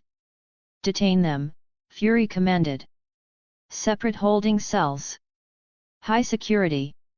And for God's sake, make sure none of them gets so much as a whisper of unauthorized communication." The agents saluted and dragged the captives away. Pierce struggled briefly, but Harry flicked his fingers, tightening the magical bindings. Pierce's muffled protests ceased instantly, and the Hydra-allied wizards whimpered as they were hauled off. Howard Stark's voice crackled over the intercom, and his image soon appeared on one of the large monitors in the control room overlooking the operations bay. "Harry, I've got to ask. Where the hell did you get that armor upgrade? That's not just Stark tech anymore, is it?" Harry tilted his head, the glowing eyes of his helmet narrowing slightly in amusement. "A little stopover at Bleecker Street," he said cryptically, his voice carrying through the speakers with an eerie calm. "You know, picked up a few new tricks." Howard muttered something under his breath, rubbing his temples. "Of course. Magic. Just when I thought I was starting to understand you." Ignoring Howard's exasperation, Harry turned to Fury. "We need to get to Maria Hill. Now." Fury nodded grimly, motioning for Clint, May, and Ghost to follow. The group moved swiftly down the corridors, passing rows of bustling S.H.I.E.L.D. agents, many of whom paused to stare at the armored figure leading the director. When they reached Hill's office, the tension in the air was palpable. The door slid open with a hiss, revealing Maria Hill seated at her desk, her expression unnaturally blank. Harry's eyes narrowed behind his helmet, and he stepped forward. "Director Hill," he said evenly, his tone masking his suspicions. "We need to talk." Hill's gaze flickered briefly, and for a moment, her hand twitched as if she might reach for the sidearm holstered at her hip. That was all Harry needed. "Stupefy," he said, his wand flicking out from his armor's gauntlet. The stunning spell hit Hill square in the chest, and she slumped forward onto her desk. "What the hell, Potter?" Fury growled, stepping forward, but Harry raised a hand to stop him. "She's been compromised," Harry said firmly, already running his hand over her prone form in a series of intricate diagnostics. The golden light flared red briefly, confirming his suspicions. "Imperious curse," Harry said grimly, straightening. "A strong one. She's been under for days, maybe weeks." Clint swore under his breath, and Melinda's expression darkened as she glanced at Hill. "Can you break it?" Ghost asked, her voice calm but edged with worry. "Not here," Harry replied, already pulling out a small medallion from his belt. "She needs specialized care, and I know just the person. Andromeda Tonks. She's one of the best healers to go to in order to deal with this." "Tonks?" Fury asked, narrowing his good eye. "She's in the New York safe house," Harry explained. "Trust me, Fury, she's the best chance Hill has. And while you're there, you should let her look at your eye. She'll do a better job than anyone else you've got here." Fury grumbled but didn't argue, nodding in agreement. "Fine. But Hill better be back in action soon. We need her." Harry handed the medallion to Melinda. "This will activate a porte-clés directly to the safe house. Tell Andromeda everything. She'll know what to do. The activation code is Marauders." Melinda nodded, taking the medallion with a firm grip. "Let's hope you're right about this, Potter," Fury said, his tone softer than before. Harry's helmet retracted just enough for him to smirk. "I usually am." The swirling vortex of the porte-clés deposited Fury, Melinda May, Clint Barton, Howard Stark, and the unconscious Maria Hill into the living room of the New York safe house. The place was buzzing with activity, the sound of laughter from a nearby room, faintly audible music, and the distinct aroma of something baking in the kitchen. Fury took a moment to orient himself before waving off May's attempt to steady him. "Where's Andromeda Tonks?" Fury barked, his gruff tone immediately silencing the room. Andromeda appeared from the adjoining hallway, her sharp gaze assessing the scene. She carried an air of authority, her healer's robes pristine despite the chaos around her. "Director Fury," she said crisply. "Harry's message reached me. Lay her down on the couch, I'll take it from here." Fury nodded, gesturing to Clint and May, who gently placed Maria Hill on the plush couch. As Andromeda knelt beside Hill, her wand already glowing faintly, Ted Tonks entered the room with his medical kit in hand. "And you," Andromeda said, sparing Fury a glance, "need to sit down and let Ted check that eye. If what Harry said is true, there's magical damage that needs immediate attention." "I'm fine," Fury grumbled, but Ted grabbed his arm with surprising strength and guided him to a chair. "You're not fine," Ted said firmly, pulling on a pair of enchanted gloves. "If the magical damage spreads, it'll be more than your eye you lose." As Ted worked on Fury, Howard made his way to the other side of the room where Lily, James, and Sirius were waiting. He flopped into an armchair and ran a hand through his hair. "Well, I've seen some things in my time," Howard began, shaking his head. "But your kid's armor? That's something else entirely. You wouldn't believe the specs on it. Magic and tech interwoven like I've never seen before. Bleecker Street really knows their stuff." James leaned forward, grinning. "Didn't I tell you, Lily? Gryffindor colors. Red and gold, bold as hell. That's our boy. Charging into battle like a knight." "More like a flying tank," Howard corrected, gesturing wildly. "Do you even know what he's got in that thing? Repulsors, arcane shielding, and something that looked like a damned miniature sun embedded in the chest plate. I mean, I get Stark tech. It's my tech. But the way he's fused it with, what, enchanted materials? It's unreal." Sirius leaned back, smirking. "That's my godson for you. Subtle as a bludger to the face." Meanwhile, Clint stood rooted to the spot, his eyes darting around the room. His gaze landed on Steve Rogers' Captain America leaning casually against the wall, arms crossed. "No way," Clint muttered, shaking his head. This can't be real. Captain America? Alive? In this room?" Steve raised an eyebrow, smiling slightly. "Alive and well, kid. And who might you be?" I'm Clint Barton, sir. Hawkeye. Just started at S.H.I.E.L.D., Clint stammered, clearly overwhelmed. His eyes shifted again, this time landing on Peggy Carter, who was speaking softly with Natasha Romanoff in the corner. "Wait," Clint said, his voice rising slightly. "Peggy Carter? The Peggy Carter? Isn't she supposed to be, like, 70? Why does she look like that?" Peggy glanced over, smirking. "Good genes and better science," she said wryly, clearly amused by Clint's reaction. Natasha, standing beside her, chuckled softly. Clint's brain struggled to process everything when Melinda May came up beside him, clapping a hand on his shoulder. "Breathe, Barton," she said dryly. "This is just another day in S.H.I.E.L.D. "Yeah, sure," Clint muttered, still gawking. "Totally normal.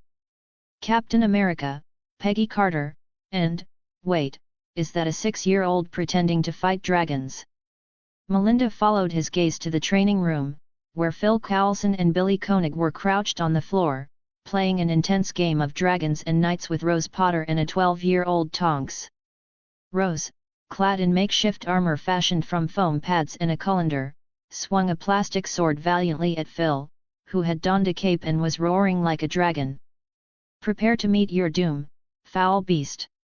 Rose shouted, charging at Phil, who obligingly collapsed in an exaggerated heap. Tonks, who was currently sporting bubblegum pink hair and dragon-like scales on her arms, cheered and transformed back into her usual self in a blink. "Victory is ours, Night Rose." Melinda blinked. "Phil Coulson. Playing dragons. With kids. And Billy Koenig. I have no words." "I do," Clint muttered. "I've joined a circus." Howard snorted. "Get used to it, kid. This is the calm before the storm." In the corner, Bucky Barnes leaned against the wall, his expression unreadable as he watched the lively scene. The portal shimmered and crackled as Harry stepped back into Camartage. The golden, glowing edges of the gateway dimmed as it closed behind him, leaving the stillness of the temple to envelop him. As soon as he crossed the threshold, the armor he had been wearing gleaming red and gold with intricate arcane runes seemed to ripple like liquid. In an almost organic motion, it flowed off his body, retracting and morphing seamlessly into the familiar fabric of the cloak of levitation draped around his shoulders. The transition was so smooth that it seemed alive, the material settling lightly as though it had always been part of him. Harry let out a long breath, feeling the weight of the battle and the adrenaline finally beginning to ebb. His hands flexed unconsciously, feeling the absence of the gauntlets that had just moments ago hummed with power. From across the training hall, the Ancient One emerged from the shadows. She walked with her usual serenity, her hands folded in front of her, but there was something different in her expression. For the first time in Harry's short stay at Camartage, she looked genuinely surprised. "Well," she said, stopping a few paces from him, her voice calm but tinged with curiosity. "That was unexpected." Harry gave a dry chuckle, shaking his head. "Yeah, no kidding. I didn't exactly plan for my armor to go all magic symbiote on me." The Ancient One's gaze was piercing as she studied him, her sharp eyes glinting with intrigue. "Tell me, Harry," she said, tilting her head slightly. "How did it feel?" Harry paused, considering the question. "It felt." He hesitated, searching for the right words. "Right. Like it wasn't just armor anymore. It wasn't something I was wearing. It was part of me. It moved with me, responded to me, like it knew what I needed before I even did." The Ancient One nodded slowly, her expression contemplative. "Fascinating," she murmured. "The cloak of levitation has always been unique, a relic of immense power and sentience. But for it to merge with your armor, and for the result to be what I just witnessed." She trailed off, her words heavy with meaning. Harry frowned. "You're saying you didn't expect this?" The Ancient One gave him a rare smile. "Not at all. I've lived many lifetimes, Harry, and while I've seen countless miracles, this is unprecedented. Your armor was already a marvel, forged from vibranium and enhanced with magic. But the cloak..." She stepped closer, reaching out a hand to lightly touch the fabric on his shoulder. "It didn't just merge with your armor. It transformed it. Enhanced it in ways even I cannot fully comprehend." Harry looked down at the cloak, his mind racing. "So what does that mean for me?" The Ancient One stepped back, her hands folding once more. "It means that you are now bound to the cloak in a way that no one has ever been. It is no longer just a relic, it is a part of you, just as much as your magic or your will. But," she added, her tone turning serious, "such power comes with its own challenges. You must learn to master this new connection, to understand it. Otherwise, it could overwhelm you." Harry sighed, running a hand through his hair. "Great. As if I didn't have enough on my plate already." The Ancient One chuckled softly. "Such is the burden of greatness, Mr. Potter." Before Harry could respond, Wang appeared at the edge of the hall, his arms crossed and an unimpressed look on his face. "You're back sooner than I expected," he said dryly. "And from the looks of it, you've already caused a stir." Harry smirked. "What can I say? It's a gift." Wang rolled his eyes but said nothing, though Harry thought he detected a hint of amusement in his expression. The Ancient One turned to Wang. Prepare the training room, she instructed. Harry has much to learn if he's to control this new evolution. As Wang walked off, muttering under his breath about overachieving apprentices, the Ancient One turned back to Harry. You've taken your first step into a larger world, Harry. But be mindful. Power, even one as unique as this, is a tool. It is how you wield it that will determine your path. Harry nodded, his expression determined. Then I guess it's time to start training. In a rare quiet corner of the safe house, Lily Potter and Natasha Romanoff found themselves leaning against the kitchen counter, cups of tea in hand. The noise and chaos of the house, Steve and Peggy strategizing, Clint gushing about Captain America while Bucky tried to hide his amusement, Ted still treating Fury's injuries, and Rose's overly enthusiastic nightly proclamations felt worlds away here. Lily stared down into her tea, swirling the liquid absent-mindedly. A frown tugged at her lips, her green eyes clouded with a mixture of frustration and concern. Natasha, perched on the counter beside her, took a sip of her own tea and raised an eyebrow. "You're brooding," she observed, her tone light but knowing. Lily sighed heavily. "Of course, I'm brooding. Harry's been gone 2 days, Nat.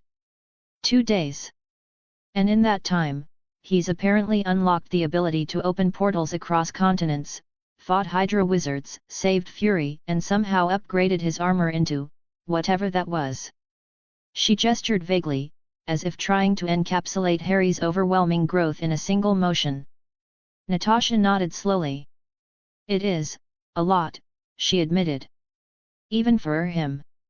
"And yet," Lily continued, her tone growing sharper, "he didn't think to stop here. Not even for a moment." Natasha set her cup down and crossed her arms. "I won't lie. That stung a bit. Especially since she paused, hesitating before pushing forward. "Since he and I kissed before he left." That caught Lily's attention, her head snapping up to look at Natasha. "You what?" Natasha gave a small, self-deprecating laugh. "It was a moment. Before he left for Camartage.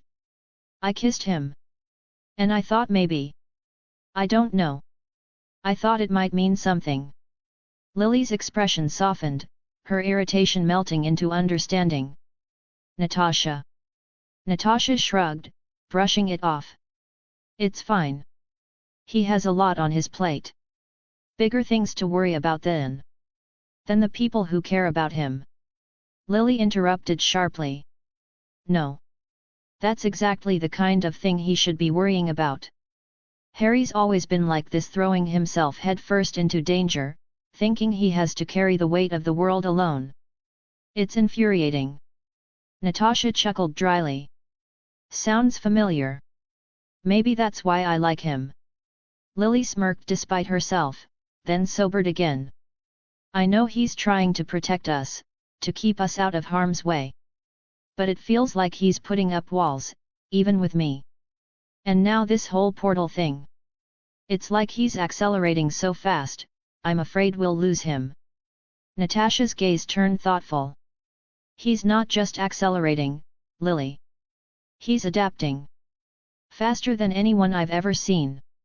2 days with the Ancient One, and he's already mastered techniques most sorcerers spend years trying to understand. That's not normal." "Nothing about Harry's life has ever been normal," Lily muttered. "But you're right. This is different. And it scares me." They sat in silence for a moment, the weight of their shared concern hanging in the air. Finally, Natasha broke the quiet. "So what do we do?" she asked. Lily's grip on her cup tightened. "We remind him that he's not alone. That no matter how strong or capable he gets, he has people here who care about him, who want to be a part of his life, not just spectators to his heroics." Natasha nodded, her resolve hardening. "Agreed. Next time he shows up, portal or not, he's not getting off so easy." Lily chuckled, the sound tinged with both amusement and determination. "You're damn right he's not." Unbeknownst to them, Rose Potter peeked around the corner, her wide eyes filled with curiosity. She had caught bits and pieces of the conversation and immediately resolved to ask her big brother why he didn't visit. She might only be 6, but she was determined to make Harry understand that he had a family waiting for him, one that wasn't going anywhere. The courtyard of Camartage was eerily quiet, the only sounds being the faint hum of the wards and the soft rustle of the cloak of levitation as it floated around Harry's shoulders, adjusting itself almost impatiently. Across from him stood the Ancient One, serene and composed, her expression betraying no emotion save for the faintest hint of expectation. Harry's heart raced as he sized her up. He was no stranger to sparring, but this was different. This wasn't a training session against his friends or a duel in a Hogwarts classroom. This was her. The Sorcerer Supreme. And she wasn't holding back. "Ready yourself, Mr. Potter," she said, her tone calm but commanding. The air around Harry shimmered as he activated his vibranium-enhanced skeleton, the faint hum of absorbed kinetic energy radiating through his frame. He flexed his fingers, the claws extending with a metallic snict. These weren't just weapons, they were tools, conduits for his magic. Without warning, the Ancient One struck. Her movements were a blur, a seamless blend of martial arts and mystical arts. Spells lashed out like whips, glyphs materialized in the air, and her strikes were precise, each one aimed to disrupt his balance or break through his defenses. Harry barely had time to react. He sidestepped a blast of golden energy, his claws slashing through a glyph that tried to trap him. He absorbed the impact of a spinning kick with his vibranium skeleton, redirecting the energy into his magical core. With a flick of his wrist, he conjured a shield of pure energy, deflecting another spell. "You're quick," the Ancient One remarked, her tone almost conversational. "But you're reacting, not anticipating." Harry gritted his teeth, lunging forward. He slashed with his claws, sending a wave of kinetic energy forward as he released what he had absorbed. The Ancient One simply waved a hand, the energy dispersing into harmless sparks. She countered with a portal, stepping through it to appear behind him. Before Harry could turn, a spell struck his back, sending him sprawling. "Focus, Harry," she chided. "Adapt. Think beyond what you've been taught." Harry pushed himself up, his mind racing. She was faster, more skilled, and always one step ahead. He needed to do something different. Drawing on his magical core, he conjured a burst of wizarding magic, transfiguring the stones beneath her feet into vines that lashed out to entangle her. At the same time, he used the mystical arts to summon a mirror dimension fragment, creating a jagged terrain to limit her movement. The Ancient One smiled faintly. "Better." She shattered the vines with a single motion and leapt gracefully over the jagged terrain. Harry was ready this time. He funneled the kinetic energy absorbed by his skeleton into a wandless stupefy, combining it with a mystical arts glyph to amplify its power. The spell shot forward, faster and stronger than before. For the first time, the Ancient One blocked instead of dodging, a golden shield absorbing the impact. "Interesting," she mused, her tone approving. Harry pressed his advantage, combining elements of both disciplines. He conjured illusions with the mystical arts to distract her while using wizarding magic to launch precise attacks. His claws slashed through the air, releasing bursts of kinetic energy, and he manipulated the terrain with transfiguration to keep her on the defensive. The Ancient One moved like a dancer, fluid and unyielding, but even she began to acknowledge his creativity. When he used his claws as wands, casting a dual spell of Expelliarmus and a binding charm, she was briefly caught off guard, though she countered it a moment later. "Excellent," she said, her voice carrying over the din of their sparring. "You're learning." Harry was panting, sweat dripping down his face, but he didn't let up. He pushed harder, combining everything he had learned, his vibranium-enhanced abilities, wizarding magic, and the mystical arts into a seamless offensive. He absorbed a blast of energy, redirected it into a spell-enhanced punch, and then conjured a shield to deflect her counterattack. With a flick of his claws, he opened a portal behind her, forcing her to pivot and face him from an awkward angle. The sparring session continued for what felt like hours, Harry giving everything he had to match her. Finally, the Ancient One raised a hand, signaling a halt. "Enough," she said, her tone firm but approving. "You've proven your potential, Harry. You're not just adapting, you're innovating. That is the mark of a true sorcerer." Harry lowered his hands, breathing heavily. The cloak of levitation fluttered around him as if congratulating him on surviving. "Thanks," he said, his voice hoarse. "But I think I need a nap." The Ancient One chuckled softly. "Rest is wise. You've taken your first step into a larger world, Harry Potter. But remember, this is only the beginning." As she turned and walked away, Harry couldn't help but smile, despite his exhaustion. For the first time, he felt like he wasn't just a student, he was becoming something greater. Huffs. Can't wait to hear from you. If you're passionate about fanfiction and love discussing stories, characters, and plot twists, then you're in the right place. I've created a Discord server dedicated to diving deep into the world of fanfiction, especially my own stories. Whether you're a reader, a writer, or just someone who enjoys a good tale, I welcome you to join us for lively discussions, feedback sessions, and maybe even some sneak peeks into upcoming chapters, along with artwork related to the stories. Let's nerd out together over our favorite fandoms and explore the endless possibilities of storytelling. https://discord.com/invite/hhhwrsb6wd. Can't wait to see you there. If you appreciate my work and want to support me, consider buying me a cup of coffee. Your support helps me keep writing and bringing more stories to you. You can do so via PayPal here. https://www.paypal.me/vikrantutker007 or through my Buy Me a Coffee page. https://www.bemeacoffee.com/vakird001s. Thank you for your support. Chapter 28, Chapter 27. Clint Barton and Melinda May stood in the safe house's main operations room, surrounded by a mixture of S.H.I.E.L.D. agents, unfamiliar faces, and the hum of constant activity. Clint was adjusting to the oddity of being in a hidden, high-tech base that seemed to be a world unto itself, while Melinda May was as stoic as always, her eyes sharp, absorbing every detail of their environment. Peggy Carter, still radiating an ageless authority, paced in front of them, her voice calm and measured as she began explaining the true purpose of the safe house. "This safe house exists for one reason," Peggy began, casting a serious look at Clint and May. "To combat Hydra-allied wizards and raid their bases."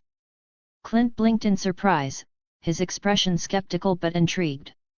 "Wizards?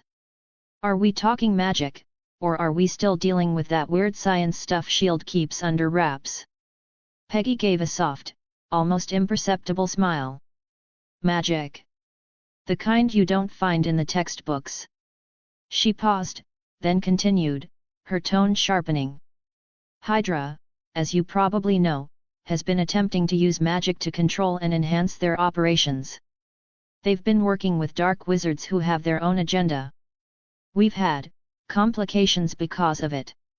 Melinda May raised an eyebrow. "So you're telling us that Hydra's magic is just as dangerous, if not more, than their usual operations?" Peggy nodded, her face hardening. "Exactly. And that's where Revenant comes in." Clint looked confused for a moment. "Revenant? The guy who saved us earlier? He's the one behind all this?" Peggy's expression softened just a touch. "Yes. But he's far more than you realize." She paused before continuing, choosing her words carefully. "Revenant, or as most people know him, Harry Potter, was once just a 6-year-old boy, kidnapped by Hydra." Her voice took on a grim note, as if the memory still haunted her. "Hydra injected him with the super soldier serum, but the process didn't go as they planned. It aged him rapidly into an adult body, giving him the physical peak of a soldier, but with the mind of a child. Clint's eyes widened. They did what? Peggy's jaw tightened. That's just the beginning. They also spliced his DNA with someone called Weapon X, a dangerous operative who possessed unthinkable strength and healing capabilities. And on top of that, they grafted his skeleton with vibranium. He became something else entirely. Melinda May's eyes narrowed. That's why he's got claws. Vibranium claws. Peggy nodded somberly. Yes. Those claws along with his enhanced abilities make him a force to be reckoned with. But it's not just his physical prowess. Harry's a wizard. He was born with magical abilities, and over time, he's been training to control them. Now, he can combine wizarding magic with his new powers, making him one of the most dangerous people alive. Clint blinked slowly. So, this kid who was kidnapped and turned into a walking weapon is out there, saving us? That's a lot to take in. Peggy's face grew more serious. He doesn't just save people. He fights Hydra head-on. And he's not alone. He's built a team of highly skilled agents and operatives, all dedicated to hunting down Hydra and their magical allies. The room fell silent for a moment, and Clint and May exchanged looks. This wasn't what they had expected. But it was a lot to digest in such a short time. The thought of magic and Hydra's twisted experiments were overwhelming, but they couldn't deny the seriousness of what Peggy had said. Just as Clint was about to ask more, the door to the room opened, and none other than Nick Fury walked in, wearing an eye patch over his left eye. His gait was steady, but there was no mistaking the pain in his expression. "Fury," Peggy said, her tone neutral but concerned. "You should get some rest." Fury waved her off. "I've had worse." He looked at Clint and May, then spoke directly to them. "You've just learned about Hydra and their magical allies, but there's a lot more going on. I'm offering you two a chance to be part of this team. You're good, but we need people who can handle more than just the usual shield ops. We need everyone working together to stop Hydra before they gain even more power." Clint, still a bit overwhelmed but never one to back down from a challenge, nodded. "What's the catch?" "The catch?" Fury smirked. "The catch is we take down Hydra, no questions asked. They're not just a threat to the world, they're a threat to every single person who's ever lived. This isn't just about stopping terrorists. This is bigger than that. You want in?" Clint exchanged a look with May, and for the first time, he saw something rare in her eyes, something like hope. May had always been practical, always a little more distant. But now, in the face of something this enormous, something greater than anything they'd ever dealt with before, she nodded. "We're in," she said firmly. Fury's gaze softened, just slightly. "Good. Because this is just the beginning." Peggy, standing off to the side, spoke up once more. "I'll make sure you get briefed properly. But remember, this isn't just about magic and wizards. It's about stopping Hydra from getting their hands on everything. And Harry Revenant will be there every step of the way." Clint let out a low whistle. "Well, guess we'd better get ready for the ride of our lives." Fury turned to leave. "Welcome to the team," he said, his voice full of grim resolve. "Let's get to work." As the doors closed behind him, Clint turned to May, a half-smile on his face. "Guess we're really diving into the deep end now." May's expression remained unreadable, but there was a spark of determination in her eyes. "Yeah. But at least we're not alone." And with that, they joined the team ready to face the rising threat of Hydra and their magical allies head-on. On the busy MIT campus, Tony Stark sat at a corner table in the campus coffee shop, his eyes locked onto the new transfer student across the room. He leaned back in his chair, hands casually folded behind his head, looking like he owned the place, even if he was just a teenager.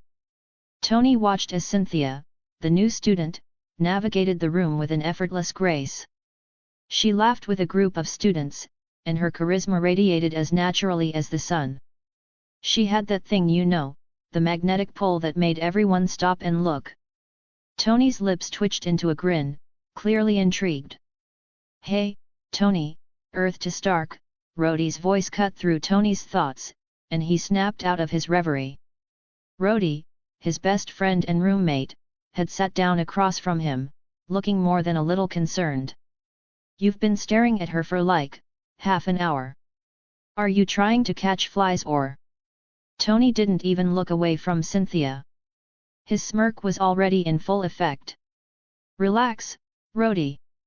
I'm just admiring perfection. Can you blame me?" Rhodey raised an eyebrow, leaning in, clearly not buying it. "You know, I think you've got a problem. You're not just admiring her, man. You've been giving her the 'I'm Tony Stark and I know you think I'm awesome' look for the last 20 minutes. That's gotta be making her feel real comfortable." "Real comfortable," he said, shaking his head in disbelief. Tony waved his hand, dismissing Rhodey's warning like it was a fly buzzing around his head. "Please. She's probably used to it. I mean, look at me." He gestured vaguely at his impeccable style custom-made suit, perfectly tousled hair, that sharp, confident aura that was just him. "It's not bragging if it's true. Plus, I know she's looking over here. Can't help but notice how good I look. Happens to the best of us." Rhodey rolled his eyes, not impressed in the slightest. "Okay, but I gotta ask. Why her? The transfer student who shows up out of nowhere and starts acting like she's been here for years? Something's off about this whole thing. She's too smooth, Tony. Too perfect." Tony's smirk faltered for a brief moment as he considered Rhodey's words, but only for a second. Then he snapped back with that trademark Tony Stark swagger. "What are you talking about? She's got confidence, something you could use a little more of, by the way. She's not pretending to be something she's not. You could learn something from her." Rhodey leaned back, folding his arms across his chest, studying Tony like he was solving a particularly annoying puzzle. "No, man. You could learn something from me. I'm not saying she's got a hidden agenda, but there's something about her that doesn't sit right. People don't just come in and instantly steal the spotlight. Not that easily. I've seen this before. Don't trust it." Tony finally tore his eyes away from Cynthia, looking at Rhodey with that signature Stark expression, the one that said, "I'm smarter than you, and I know it."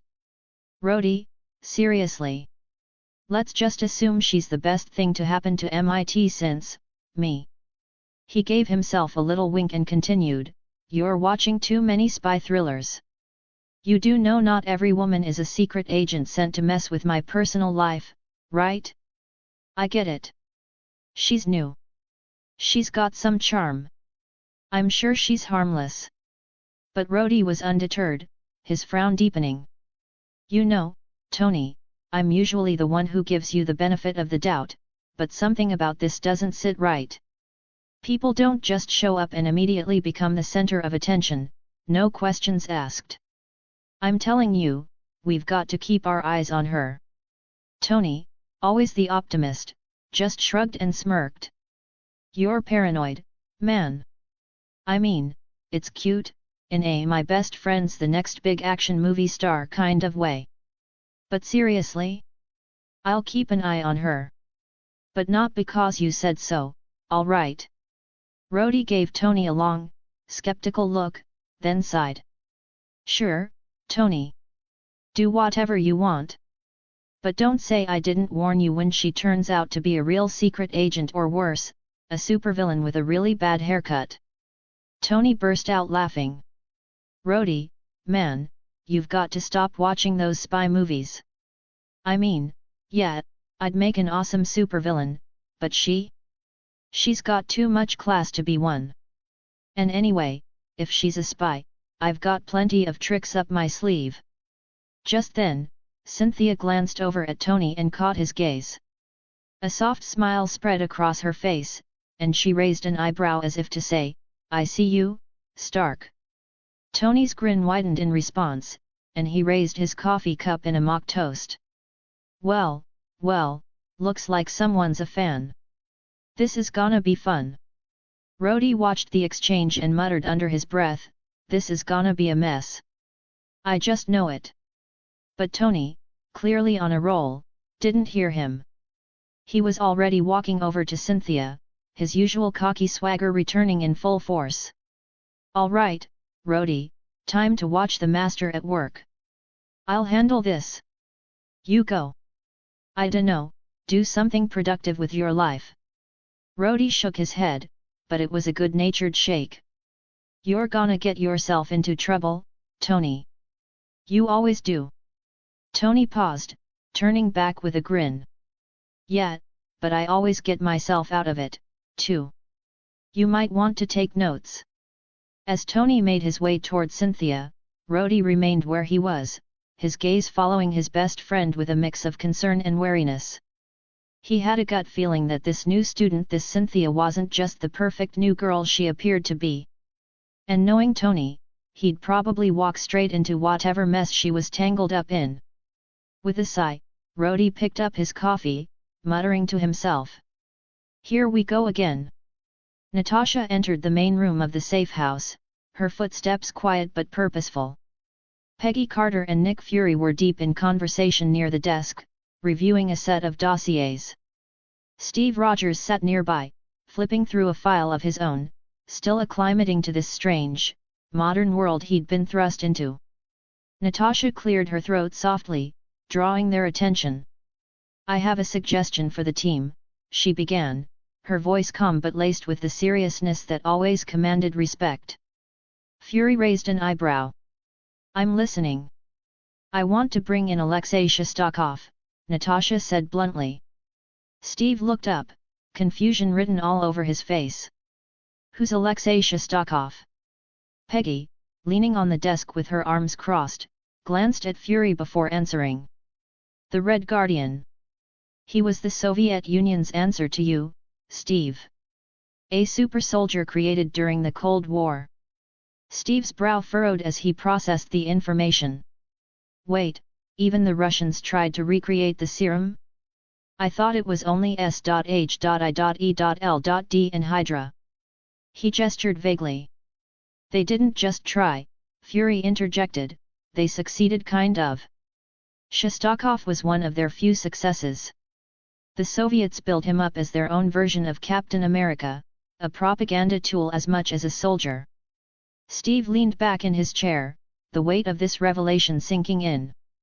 So, what happened to him? Natasha stepped forward, her expression hardening. After the Cold War ended, Alexei was recruited by the Red Room, the same organization that trained me. But he didn't agree with Dreykov's methods, especially how he treated the girls in the program. Alexei was vocal about it, criticizing the Russian government and the Red Room's leadership. For that, he was thrown into 7th Circle Prison. Steve tilted his head. 7th Circle Prison. A maximum security gulag, Peggy explained, her tone grim. If you wanted someone to disappear off the face of the earth, that's where you sent them. And he's still there? Fury asked, narrowing his good eye. Natasha nodded. Yes. He's been rotting away there for years, but Alexei isn't like most of the people in that prison. He's a good man, rough around the edges, sure, but he has a strong moral compass. He'd be an asset to the team. Steve rubbed his chin thoughtfully. If he's a super soldier, why didn't the Red Room keep using him? Natasha's lips curled into a bitter smile. Because Alexei doesn't fall in line. He questions authority, pushes back when he thinks something is wrong. Dreykov couldn't control him, so he locked him away. Fury leaned back in his chair, steepling his fingers. A Soviet super soldier who doesn't like authority? Sounds like he'd fit right in here. I trust him, Natasha said firmly. And if we're going to take on Hydra and their wizard allies, we'll need someone like Alexei on our side. Peggy exchanged a glance with Fury, her expression contemplative. It's a risk. Breaking someone out of a Russian prison isn't exactly a low-profile operation. Natasha met her gaze without flinching. I'll handle the extraction myself. He's worth the risk. Steve, still processing this new information, finally spoke up. If he's anything like me, we could use his help. But are you sure he'll want to join us after everything he's been through? Natasha hesitated for the briefest of moments before nodding. Yes. Alexei may be bitter about what happened to him, but he's not the kind of man to turn his back on a fight like this. He'll see the bigger picture. Fury stood, pacing as he considered the proposal. All right. If you're willing to vouch for him, Romanov, we'll move forward. But if this goes sideways, it's on you. It won't, Natasha said confidently. Peggy tapped her fingers on the desk, her gaze sharp. If we're doing this, we'll need to prepare. Extracting someone from 7th Circle prison won't be easy, even for you, Natasha. Natasha smirked faintly. I wouldn't expect it to be. But I'll get him out. Steve looked at Natasha, a hint of admiration in his eyes. You're really going to do this, aren't you? Natasha turned to him, her smirk softening into a genuine smile. I don't leave good people behind, Steve. Not if I can help it. Fury clapped his hands together, drawing everyone's attention. All right, people, let's get to work. We've got a Red Guardian to break out. The dimly lit tavern, nestled in the outskirts of London, was far from welcoming. Its patrons were a mix of shady characters and retirees from magical professions who preferred their peace with a side of anonymity. Alastair Mad-Eye Moody sat in a shadowed corner, nursing a tumbler of fire whiskey, his magical eye swiveling erratically while his regular one remained fixed on the entrance. His paranoia wasn't just a habit, it had kept him alive for decades. As the creaky wooden door opened, Moody's magical eye locked onto the man entering. Gideon Adler stepped in, his stride confident but not ostentatious. He was dressed in a tailored charcoal suit, his appearance clean and polished, but with an air of mystery that unsettled most wizards. Moody's lip curled slightly. Too refined for this place. Definitely trouble. Adler scanned the room, his piercing gaze landing on Moody. Without hesitation, he made his way over, ignoring the eyes of a few nosy patrons. He reached the table, inclined his head politely, and said, Alastair Moody. May I sit? Moody grunted, his real eye narrowing while his magical one zoomed in on Adler's face, studying every feature. You can sit, but don't think for a second I'm not ready for whatever you're planning. Adler chuckled softly, pulling out the chair across from Moody. I would expect nothing less from the great Mad-Eye Moody. Flattery won't get you anywhere, Adler, Moody snapped, his hand resting on the handle of his wand beneath the table. Who are you really, and what do you want? Adler leaned forward, folding his hands on the table. I'm exactly who I claim to be, Gideon Adler, a descendant of the House of Grindelwald. And what I want, is your expertise. Moody's magical eye spun again, his distrust palpable. Grindelwald's descendant, eh? You've got a lot of nerve throwing that name around, lad. That kind of heritage doesn't make friends, especially not with me. Adler smiled faintly, his composure unshaken. I'm well aware of the stigma attached to my lineage, but I assure you, I'm not here to cause trouble. Quite the opposite, actually. Cut to the chase, Moody growled. You're wasting my time, and I don't have much patience for pretty words. Adler's expression turned serious. I need your help, Alastair. There's a storm brewing, a faction of wizards aligned with Hydra, threatening not just our world, but the Muggle one as well. You've seen the signs, haven't you? The unusual disappearances, the dark artifacts resurfacing, the whispers of something bigger. Moody's grip on his wand tightened. Go on. Adler leaned in closer, lowering his voice. You know as well as I do that few wizards have the skill, the experience, or the grit to handle this kind of threat. The Ministry is too slow, too bogged down by politics to act decisively.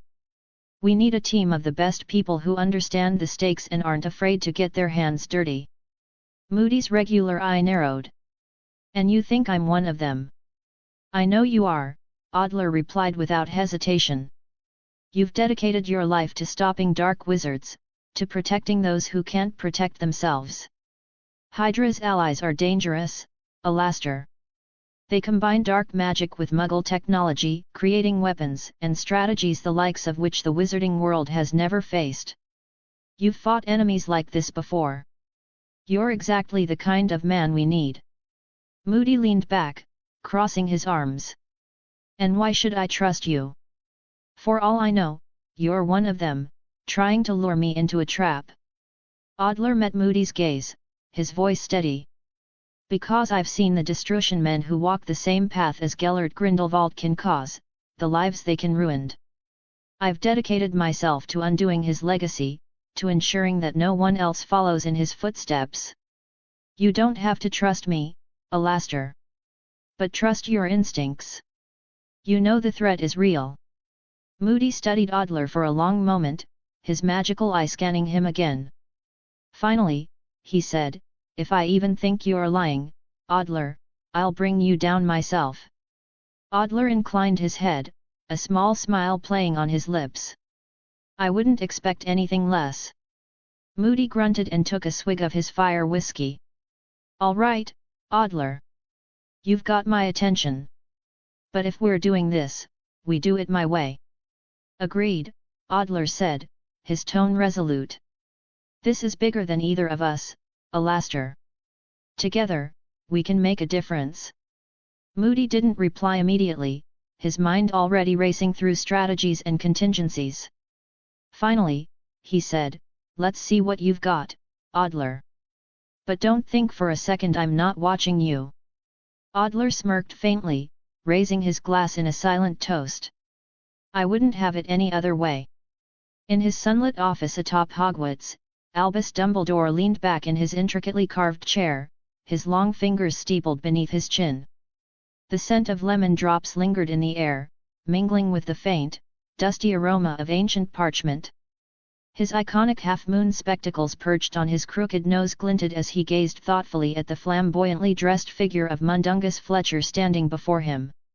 Fletcher looked like he'd been dragged through a hedge backward, his patched robes hanging loosely, and his perpetually shifty eyes darting around the room as though expecting Fawkes, Dumbledore's majestic phoenix, to peck him on the head at any moment. "Let me get this straight," Dumbledore began, his voice a blend of indulgence and thinly veiled condescension. "You're telling me that Alastair Moody, our dear paranoid friend, has recently been seen, consorting with a man claiming to be a descendant of Grindelwald?" Mundungus nodded vigorously. "I, Headmaster. Gideon Adler, he calls himself. Real smooth talker, by the sounds of it. I overheard it at the Dog and Bone ER, purely by coincidence, mind you. I wasn't there for unsavory business." Dumbledore raised an eyebrow, his lips twitching as though suppressing a knowing smile. "How fortunate, Mundungus, that your penchant for the less than reputable has provided us with this fascinating tidbit." "Don't mention it, Professor," Fletcher said quickly, though his unease suggested he would have much preferred not to be here at all. The headmaster's fingers drummed against the polished wood of his desk as he stared into the middle distance, his mind whirring. Gideon Adler. A descendant of Gellert Grindelwald? How deliciously ironic!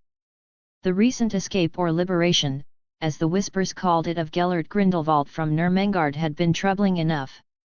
This new piece of the puzzle made the game all the more intriguing. "It seems," Dumbledore mused aloud, his tone taking on the air of a man who believed himself the sole player on a chessboard no one else could see, "that fate enjoys presenting me with challenges befitting my unique talents." Fletcher shifted uncomfortably. Right. So, what do you reckon, Professor? This Adler bloke, he's bad news, yet. Dumbledore smiled benignly, a practiced expression that radiated warmth but concealed calculation. "The Grindelwald name, Mundungus, is indeed one that evokes significant history. However, history does not always repeat itself. Sometimes, it rhymes.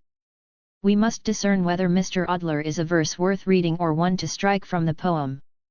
Fletcher blinked. Sure. Rising gracefully, Dumbledore began to pace, his flowing robes shimmering in the sunlight like liquid starlight. Alastor, dear Alastor, has always been an excellent judge of character, even if his methods are robust. That he has entertained this Adler suggests there is more to the man than mere ancestry. Or maybe Moody's just gone soft in his old age. Fletcher offered, earning a sharp look from Dumbledore. Highly unlikely, Dumbledore said firmly, his voice laced with the certainty of a man who rarely entertained dissent. If this Gideon Adler truly seeks to recruit Alastor, it can only mean he is assembling forces. And if Grindelwald's blood flows in his veins, we must consider the possibility that his ambitions align with those of his infamous ancestor. Fawkes let out a soft trill, breaking the tension in the room. Dumbledore turned to the Phoenix, his expression softening for a moment. "Ah, my dear Fawkes, even the brightest flames can cast shadows. Perhaps it is time to shed a little light on this matter." He turned back to Fletcher, his gaze piercing. "Mundungus, you are to keep your ears open. Report back to me if you hear anything further about Adler or Grindelwald, for that matter. Your unique talents for navigating the less savory corners of our world may prove invaluable." Fletcher nodded hastily. "Of course, Headmaster. Anything for the cause, yet." "Indeed," Dumbledore said, his smile faint but inscrutable. "The cause. You may go." As Fletcher scurried from the office, Dumbledore resumed his seat, his fingers once again steepled beneath his chin. He stared at the empty air as though it held answers visible only to him. Gideon Adler, he murmured to himself. A name that carries both promise and peril. And if Gellert has truly re-entered the stage, well, how fortunate that I remain the only one capable of directing this grand play. With a wave of his wand, he summoned a parchment and quill. It was time to pen a few letters, to call on old contacts and set plans into motion. The spotlight, after all, was best reserved for those who knew how to wield it. And in his mind, no one wielded it better than Albus Dumbledore. In the hallowed halls of Camartage's vast library, where the air was thick with the scent of aged parchment and the faint hum of mystical wards, Harry Potter was a blur of chaotic energy. Seated cross-legged on the floor, he had one book balanced on his knee, Intermediate Dimensional Weaving, another floating in midair before him, Temporal Manipulation, Theory and Practice, and a third open on the floor, Magical Flora of the Multiverse. The books rotated in a seemingly random pattern, their pages turning with flicks of Harry's vibranium-coated claws, which he was using as makeshift bookmarks. Every so often, he muttered to himself, lines like, "Oh, that's why the sigil didn't stabilize," or "this would make runic arrays so much easier." Into this whirlwind of activity walked Wang, carrying a tray of tea like a man preparing to mediate peace talks between two hostile nations. His footsteps were deliberate, each one announcing his approach, though he suspected that even if he'd levitated in silently, Harry wouldn't have noticed. Wang stopped just short of the cluttered workspace Harry had created, surveying the scene with a long-suffering sigh. "Tell me, do you intend to leave any books in this library for other people to read?" Harry looked up, his face lighting up with the same mischievous grin that made him seem far too much like James Potter for anyone's peace of mind.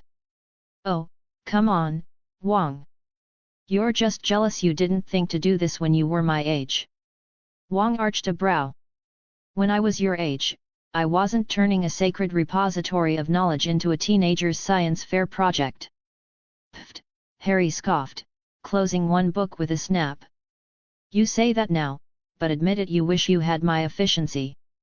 He gestured dramatically at the books scattered around him. "I've been here for what? 2 hours? And I've already connected dimensional folding techniques to runic arrays and figured out how to stabilize a portal using music." "Music, Wang? That's genius. Genius, Wang repeated flatly, setting the tray down with a deliberate clink. Or reckless. You do realize that applying sound as a stabilizing factor could, under the wrong circumstances, turn your portal into a rather colorful explosion. Harry waved a dismissive hand. Details. I'm still working out the kinks. Wang sighed deeply, pinching the bridge of his nose like a man reconsidering every choice that had led him to this moment. You've been here for all of 2 days, and already you've made me question my commitment to the mystical arts. Harry grinned, unfazed. 2 days, and I've already beaten your record for the ring portal exercise. Coincidence? I think not. That's because you cheated, Wang shot back, crossing his arms. Used my resources, Harry corrected, leaning back against the bench and propping his feet on a stack of books. It's not my fault you didn't think to use vibranium claws as a magical focal point. Wang stared at him, unblinking. You turned a sacred training exercise into a superhero crossover. Harry raised a finger. Correction, an effective superhero crossover. Wang sat down across from him, rubbing his temples. You're going to give me grey hairs. You've already got a few, Harry quipped, taking a sip of the tea Wang had brought. But hey, think of it this way, when I'm done here, you'll be a legend. The man who taught the great Harry Potter. It'll look great on your resume. Wang gave him a flat look. I was already a legend before you showed up. I just didn't have anyone around to remind me why I should consider early retirement. Come on, Wang, Harry said, leaning forward conspiratorially. You love me. Admit it. I tolerate you, Wang corrected, standing and brushing imaginary dust from his robes. And only because the Ancient One has insisted that I not throw you out of Camartage. See? That's love. Harry grinned, leaning back with the smug satisfaction of someone who knew he was insufferable and reveled in it. Wang looked at him for a long moment, his expression unreadable. Finally, he said, I blame your godfather. Harry laughed, setting his tea aside. Sirius would be so proud to hear that. Shaking his head, Wang began walking away, muttering under his breath, demonic children. Every generation brings me a new one. Harry watched him go, still grinning. Then, with a flourish, he summoned another book from the shelves, flipping it open with an eager glint in his eyes. Wang's exasperation only fueled his determination. If the mystical arts had secrets to uncover, Harry Potter was going to find every last one of them and probably drive Wang to the brink of madness in the process. Huffs. Can't wait to hear from you. If you're passionate about fanfiction and love discussing stories, characters, and plot twists, then you're in the right place. I've created a Discord server dedicated to diving deep into the world of fanfiction, especially my own stories. Whether you're a reader, a writer, or just someone who enjoys a good tale, I welcome you to join us for lively discussions, feedback sessions, and maybe even some sneak peeks into upcoming chapters, along with artwork related to the stories. Let's nerd out together over our favorite fandoms and explore the endless possibilities of storytelling. https://discord.com/invite/hhhwrsb6wd. Can't wait to see you there. If you appreciate my work and want to support me, consider buying me a cup of coffee. Your support helps me keep writing and bringing more stories to you. You can do so via PayPal here. https://www.paypal.me/vikrantutker007 or through my Buy Me a Coffee page.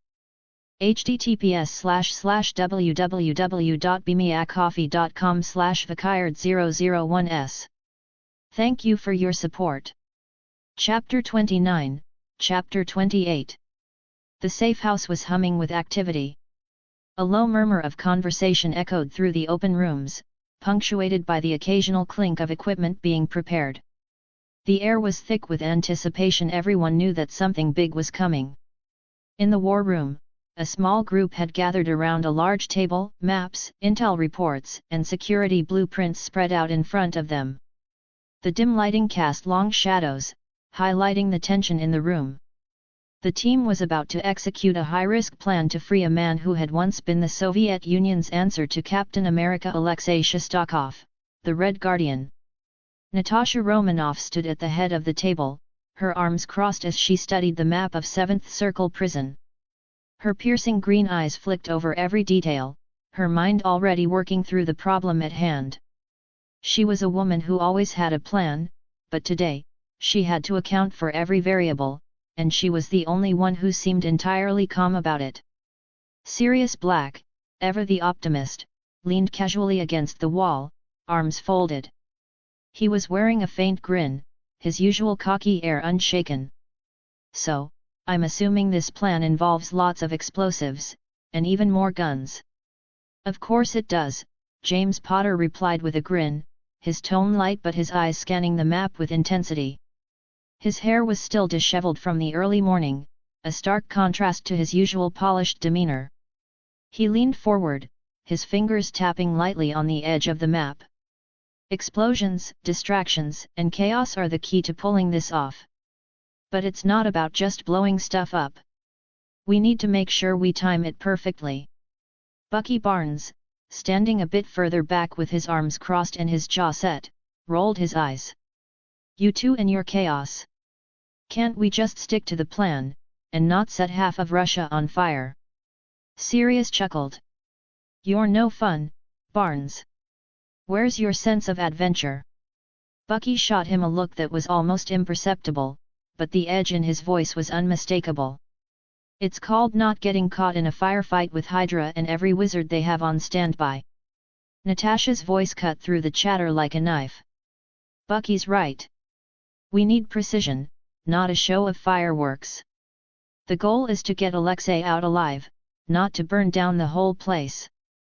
James, not missing a beat, raised an eyebrow. "Sure, we'll keep it subtle. Just a few explosions. We'll distract them just long enough to get in, and out, and get back to the safe house." "You make it sound so simple," Natasha said dryly, giving him a look. "But we've got to deal with a few things first. Like, oh, I don't know, the prison's magical wards, its security systems, and the fact that Alexei's held in the highest security wing.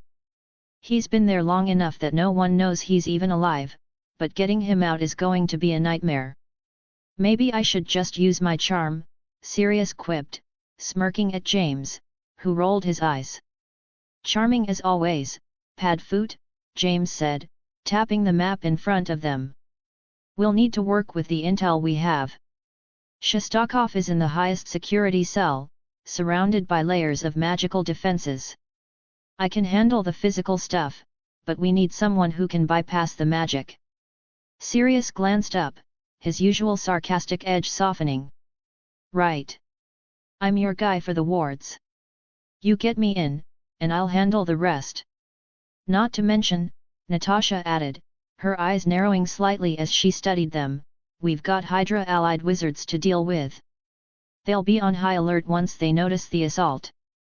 We can't just waltz in, even with magical abilities. Once we're inside, we'll have 20 minutes, tops." Bucky raised his hand, interrupting her. "And that's where I come in, right?" Natasha nodded. "Exactly. You'll be the one on the ground, in the thick of things. Get Alexei, get him to the extraction point. We can't afford to have anyone miss that window." 20 minutes, Bucky repeated, running a hand through his hair. He wasn't thrilled with the idea of running into a prison full of Hydra thugs, but if he had to, he would. It was a mission, and he knew how to stick to the objective. "We'll also need a diversion," James said, tapping his fingers on the table. "That's where the explosives come in. We can't just show up without drawing attention, so we'll need something big, something to keep them focused on the outside while we work our way in." "Bigger the bang, the better," Sirius said with a wink. Natasha gave him a look that was both amused and dead serious. "We don't need that much attention, Potter. Just enough to draw the Hydra wizards out. Once they're distracted, we go in and get Shostakov. We've got about an hour before they realize what's happening, so it's not a lot of time." Bucky gave a small nod, his arms still crossed. "How do you plan on getting Shostakov out without anyone noticing?" "Simple," Natasha said, leaning over the table with a sly smile. "I'll handle the stealth, Sirius will keep the disillusionment charm running, and James will get us out when we need it. The rest of you just need to keep up." "Sounds like a piece of cake," James said, his grin widening. "Just need to make sure we don't trip the alarms or, blow anything up early." Natasha shot him a pointed look. "No promises." Sirius was already thinking ahead. "Once we have Alexei, we need to move fast. I'll keep him covered, but we'll need a clean escape route." "Do we have one?" James tapped the map, pointing to an alleyway that was marked with a few discreet routes. "There's a back exit that goes straight to a remote area. We'll need to keep it clear, and get out before Hydra shows up in full force." Bucky gave a small chuckle. "Easy enough. Just don't expect me to be the first one to leave the prison." Sirius grinned. "After all the years of escaping death, you've earned the right to be dramatic, Bucky." Natasha's expression softened for just a second, then hardened again as she looked at the group. "This is it. We get Alexei, we get out. And then we figure out how to stop Hydra from doing this to anyone else." James straightened, his eyes meeting hers. "Let's get to work." Mundungus Fletcher was slinking around in the shadows, his mind racing as he watched the street ahead. He wasn't thrilled to be on this particular mission spying on a mysterious figure like Gideon Adler, who was reportedly a descendant of Gellert Grindelwald, wasn't exactly his idea of a fun day. But, of course, Albus Dumbledore had his reasons. A man with such a lineage, appearing out of nowhere and asking too many questions about Hydra-allied wizards, couldn't be allowed to roam free. Dumbledore had made it clear, gather intel, but don't get too close. Keep him under surveillance, Fletcher. Just watch and report back. Of course, that had been a few days ago, and Mundungus had been following Adler around the city like a rat in the walls. The man was a slippery one, always one step ahead, disappearing into alleys just when Mundungus thought he had him cornered. Tonight was different, though. There was a feeling in the air, something that sent a prickle up his spine. As he crouched behind a stack of crates near a dimly lit tavern, his eyes trained on the door, he saw Adler slip inside, but not in the way Mundungus expected. Adler, dressed in a simple but well-tailored coat, paused at the door.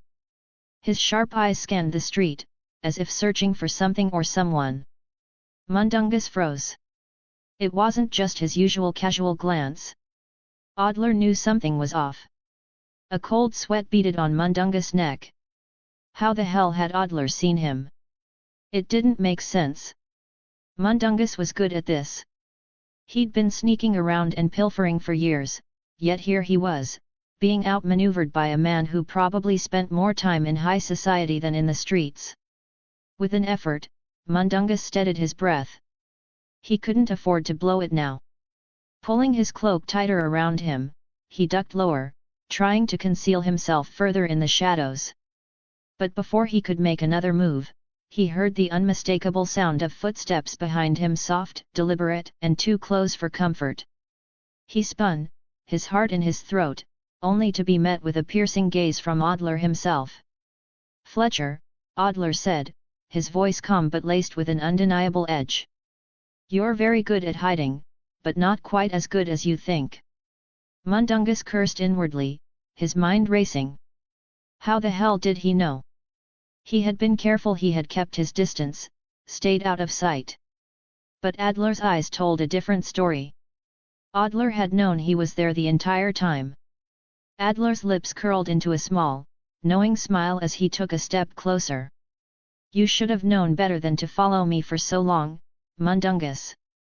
A man like me, with a legacy like mine, well, I have a way of sensing things."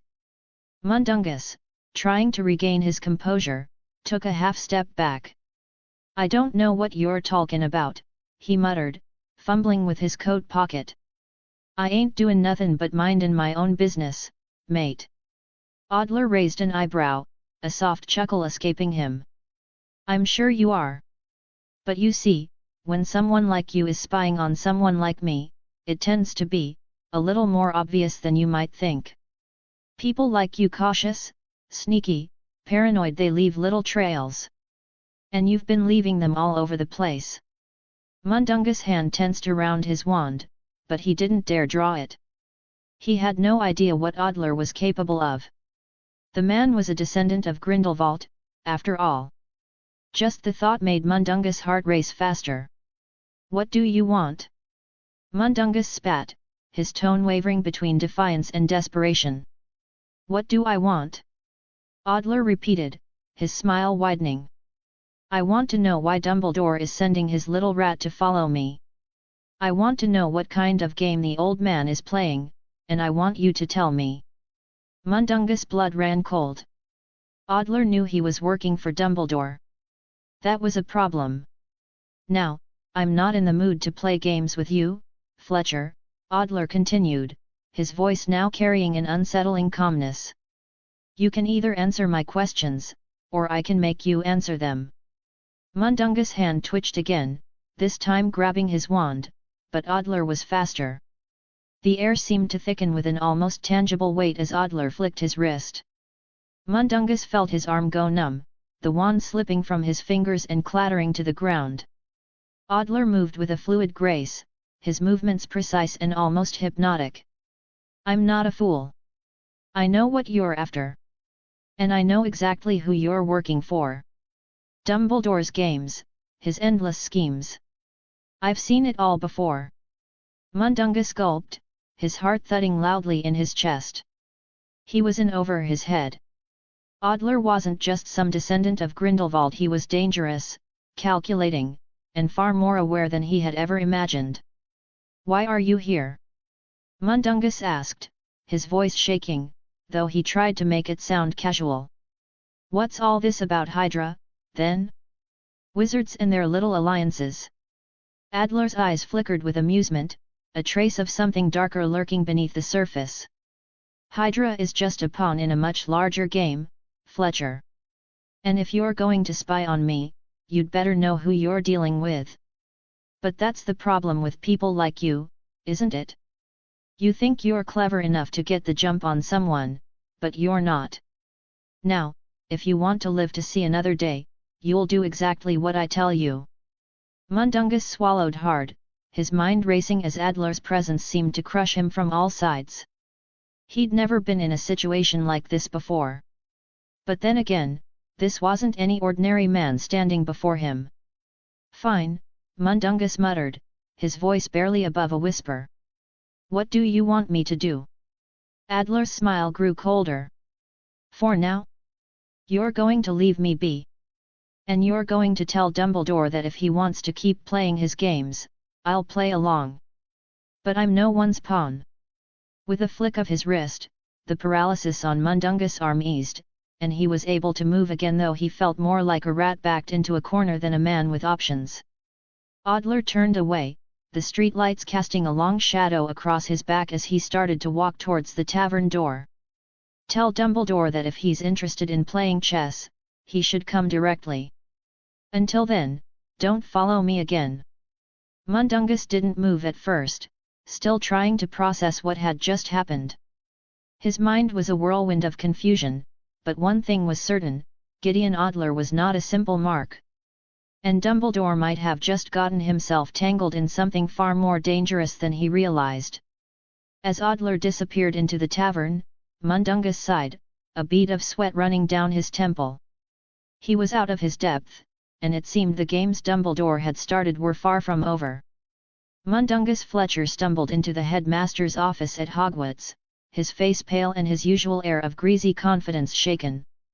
He clutched the brim of his patched hat nervously as his eyes darted around the office. He hated being here. The various trinkets and magical artifacts that lined Dumbledore's shelves seemed to hum with an almost judgmental energy. Fawkes, perched on his golden stand, gave Mundungus a side-eye that made him flinch. Dumbledore, sitting serenely behind his desk, folded his hands together and offered his most grandfatherly smile. The twinkle in his eyes seemed almost calculated. "Ah, Mundungus," Dumbledore said, his voice a melodic lilt. "Do come in. I trust your little expedition bore fruit." Mundungus licked his lips nervously. "Depends on what you call fruit, Professor," he muttered. "Your man Audler, he ain't what you'd call a simple target." Dumbledore leaned back slightly, stroking his beard in a way that suggested he was savouring the moment. "My dear Mundungus, I would never assign a task of simplicity to one such as yourself. I have always seen potential in you, even if the world may not." He paused for dramatic effect, as if waiting for Mundungus to bask in the compliment. Mundungus shifted uncomfortably. "Right, well, potential or no, Audler spotted me. Got the drop on me, matter of fact." Dumbledore raised an eyebrow. "Did he, now? Intriguing. And what did Mr. Audler have to say for himself?" Mundungus hesitated, fiddling with the brim of his hat. "Said I should pass along a message to you. Somethin' about chess and pawns. Said he's not playin' anyone's game but his own, but if you wanted a match, you'd best come direct." The twinkle in Dumbledore's eyes grew brighter, as if this confirmed some grand theory only he was clever enough to comprehend. "Fascinating," he murmured, his tone carrying the air of a man who believed himself to be the smartest person in any room. "It would seem Mr. Audler wishes to position himself as my equal in this intricate dance we call destiny." Mundungus frowned. Sure, if you wanna put it that way. All I know is, he ain't no ordinary wizard. He had me frozen stiff with a flick of his wrist, and I'm not exactly a stranger to dodgy situations, if you catch my meanin'." Dumbledore waved a hand dismissively. "Gideon Adler's talents are to be expected. He is, after all, a Grindelwald by blood, even if he claims to be but a humble descendant. Power often runs deep in such lineages, though it is not the power itself that concerns me, but how it is wielded." Mundungus opened his mouth to reply, but Dumbledore cut him off, his tone growing loftier. "You see, Mundungus, I have long understood the burden of playing the long game. Pieces on the board must be carefully maneuvered, each one serving a purpose far beyond its initial role. I dare say Audler underestimates the subtleties of my strategy." Mundungus blinked. "Right. So, what are you gonna do about him?" Dumbledore stood, his robes billowing slightly as he moved to the window, gazing out over the Hogwarts grounds as if contemplating the cosmos itself. "Audler has challenged me, albeit indirectly. Such a move suggests both confidence and caution, a dangerous combination. However, he forgets that I am no ordinary opponent. The threads of fate have long been my tapestry, and I have woven many a victory from the most tangled of threads." Mundungus shuffled awkwardly. "So, you're not worried, then?" "Worried?" Dumbledore turned back to Mundungus, his expression serene but undeniably self-assured. "My dear Mundungus, worry is for those who lack vision. I do not merely react to events, I shape them. Gideon Audler may consider himself a player, but in truth, he is already a piece upon my board." Mundungus raised an eyebrow. "Uh-huh. Well, good luck with that, then. 'Cause Audler don't strike me as the type to sit around waitin' to be played." Dumbledore smiled indulgently, as if humouring a child. "Your concern is noted, my friend. And yet, history has shown that even the most formidable of adversaries cannot escape the gravity of their own destiny. Now, return to your post. Keep an ear to the ground, and should Mr. Audler make another move, inform me at once." Mundungus sighed, recognizing the dismissal when he heard it. He tipped his hat and shuffled toward the door, muttering under his breath, "Bloody grandstanding peacock." As the door closed behind him, Dumbledore returned to his seat, steepling his fingers as he stared into the middle distance. Fawkes let out a low trill, almost as if he were questioning his master's confidence. "Fear not, old friend," Dumbledore said softly, his voice carrying the weight of certainty. "Gideon Odler may believe himself to be a storm, but I am the mountain." Later in the day, the bustling energy of the safe house had subsided, and Lily was sitting on the couch with a book in hand, though her attention often drifted away from the pages. The day's concerns weighed heavily on her, and though she was trying to relax, her mind kept circling back to Harry. Rose Potter, ever observant for a 6-year-old, chose this quieter moment to climb up beside her mother. She had her favorite stuffed unicorn, Mr. Prickles, tucked under her arm and a look of determined curiosity on her face. "Mum," Rose began, her small voice cutting through the silence. Lily set the book down, her focus immediately shifting to her daughter. "What is it, love?" Rose squirmed a little, clutching Mr. Prickles tighter. "I heard you talking to Nat earlier. About Harry." Lily blinked, caught off guard. "You were eavesdropping?" she asked, her tone lightly scolding but not harsh. Rose's cheeks flushed pink. "Not on purpose. I was just there. By accident. But I heard you say Harry didn't come to see us because he's busy being a hero." Lily sighed, running a hand through her hair. "Rose, it's a bit more complicated than that." "But why didn't he come?" Rose pressed, her small face scrunched with genuine confusion. "Doesn't he know we miss him?" Lily's heart ached at the question. She reached out, pulling Rose into her lap. "Of course, he knows. Harry loves us, sweetheart. More than anything." "Then why doesn't he visit?" Rose asked, her voice quivering slightly. "Does he think we don't need him anymore?" Lily hugged her daughter tightly, stroking her soft hair. "Oh, Rose. It's not that at all. Harry thinks he needs to protect us by staying away. He's facing a lot of big, scary things, and he doesn't want us to get hurt." Rose pulled back just enough to look up at her mother, her big green eyes filled with determination. "But he's my big brother.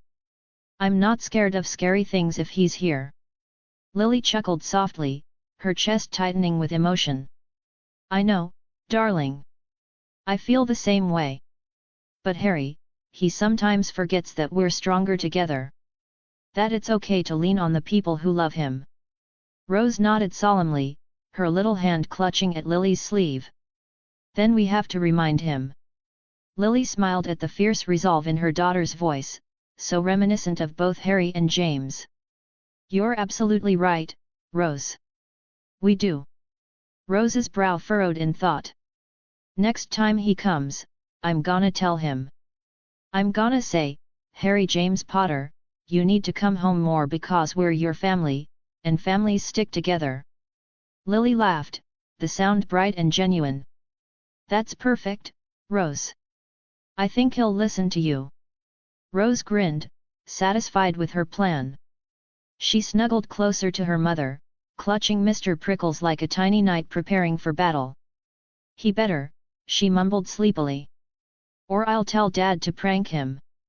Lily kissed the top of her daughter's head, her heart feeling a little lighter. "I think that's a great idea, love." As Rose drifted off to sleep in her arms, Lily found herself feeling a renewed sense of determination. Harry might be a hero to the world, but to his family, he was still just Harry, a son, a brother, and someone who needed to remember that he wasn't alone. And when he finally returned, they would make sure he never forgot it. The hogshead was its usual mix of smoke, stale beer, and a faint but ever-present smell of goats. Aberforth Dumbledore, seated in his favourite corner with a pint in hand, barely glanced up as Alastor Moody clomped into the dimly lit room. Moody's wooden leg thumped loudly against the uneven floorboards, his magical eye spinning furiously as he scanned the room out of habit. "Alastor," came a calm, measured voice from a corner table. Albus Dumbledore sat there, a glass of mead untouched before him, his twinkling eyes partially obscured by his half-moon glasses. Moody grunted. "Albus! What do you want?" Aberforth snorted from his corner, muttering, "Finally, someone asks the right bloody question." Albus's lips twitched, but he didn't rise to his brother's bait. "I understand you had an interesting meeting last night," he said, gesturing for Moody to join him. "With a man named Gideon Adler." Moody's real eye narrowed as he approached the table but didn't sit. "Let me guess. Mundungus Fletcher was lurking about and couldn't keep his trap shut." "Dung's many things, but discreet isn't one of them," Aberforth remarked, taking a swig from his pint. Albus ignored the comment, focusing on Moody. "This Adler. I'd like to know more about him. Specifically, why he sought you out." Moody's lips twisted into a sneer. "Of course, you would. Merlin forbid someone in the magical world does something without your knowing." Aberforth chuckled darkly. "He's got you there, Albus." The elder Dumbledore turned a reproachful glance toward his brother before looking back at Moody. "Alastair, you know I only wish to ensure." "Don't," Moody cut him off sharply. "Don't give me the greater good spiel, Albus. I've had enough of your ensuring to last a lifetime. You think you can poke your long nose into every corner of the world because you've decided it's your responsibility. Well, newsflash, you're not the omnipotent, all-knowing savior you like to think you are." Aberforth nearly choked on his drink, laughing. "By Merlin's beard, Alastair, I might just give you free drinks for life for that one." Albus sighed, but his expression remained patient. "I simply believe we must tread carefully where men like Adler are concerned." "His lineage," Moody interrupted again, "is his business. Not yours. The man didn't ask for your approval, Albus. He came to me because he sees the ministry for what it is, useless in a real crisis. And he doesn't trust you, which, frankly, makes him smarter than most." Aberforth raised his pint in mock salute. "Here, here." Albus's serene mask cracked slightly, a flicker of hurt crossing his face. "I have never claimed to be infallible, Alastair." "No, but you act like you are," Moody retorted. "You think you can manipulate people, pull strings, and guide them to your vision of what's right. But you don't like it when people make their own bloody choices, do you?" Aberforth leaned back, clearly enjoying the spectacle. "Go on, Alastair. Don't stop now." Albus opened his mouth to respond, but Moody barreled on. "You've got secrets, Albus. Plenty of them. And maybe you've got your reasons, but don't you dare come sniffing around me about Adler when you've got skeletons rattling louder than a banshee." The room fell silent, the air thick with tension. Aberforth broke it with a slow clap. "Well said, Moody. Someone had to tell him." Albus's gaze softened as he regarded his brother. "Aberforth, this isn't about." "It is, though," Aberforth snapped, setting his glass down with a thud. "You've spent your whole life meddling, Albus. And look where it's gotten us. Ariana's dead. Gellert ran rampant. And now this Adler fella's got a bloody point hydra's lurking about, and you're too busy trying to play chess with people's lives to see it." Albus flinched at the mention of Ariana, his composure finally breaking. "Aberforth." "No," Aberforth interrupted, his voice hard. "We both know who cast the curse that killed her, Albus. And it wasn't Gellert. So maybe, just maybe, you don't get to lecture anyone about responsibility." Moody's magical eye fixed on Albus, his expression unreadable. "You want to know about Adler? Fine. He's smart, resourceful, and determined. He's not afraid to do what's necessary to stop Hydra. And right now, I trust him more than I trust you." With that, Moody turned and stomped toward the bar. "Aberforth, another fire whiskey." "Coming right up," Aberforth said cheerfully, casting a triumphant look at his older brother. Albus sat alone at the table, the weight of his brother's words and his own past pressing heavily upon him. Albus Dumbledore sat in his office, bathed in the soft golden glow of the candles and the faint ticking of the enchanted instruments that lined the walls. The room, as usual, felt like an extension of his own persona, grand, mysterious, and just slightly overwhelming. Fawkes, perched on his golden stand, tilted his head, letting out a low, contemplative trill. Dumbledore leaned back in his chair, steepling his fingers beneath his chin. The message passed on by Mundungus Fletcher replayed in his mind like a persistent melody. Something about chess and pawns. Said he's not playing anyone's game but his own, but if you wanted a match, you'd best come direct. He frowned slightly, the corners of his mouth turning downward in a rare show of displeasure. Chess and pawns. How often had others accused him of seeing the world as a chessboard, moving pieces at his whim? Moody's biting words echoed in his ears. You think you can manipulate people, pull strings, and guide them to your vision of what's right. But you don't like it when people make their own bloody choices, do you? And Aberforth's voice, sharper and more personal, cut even deeper. We both know who cast the curse that killed her, Albus. And it wasn't Gellert. Dumbledore sighed, his hand absently stroking his long, silver beard. It was true, wasn't it? He'd become something of a legend in his own mind, a man others saw as the omnipotent architect of wizarding destiny. And perhaps, in some ways, he had started to believe it himself. But Gideon Adler. The man was a puzzle. Albus didn't like puzzles he hadn't orchestrated himself. His fingers tapped lightly on the edge of his desk. Adler's refusal to play by anyone's rules intrigued him.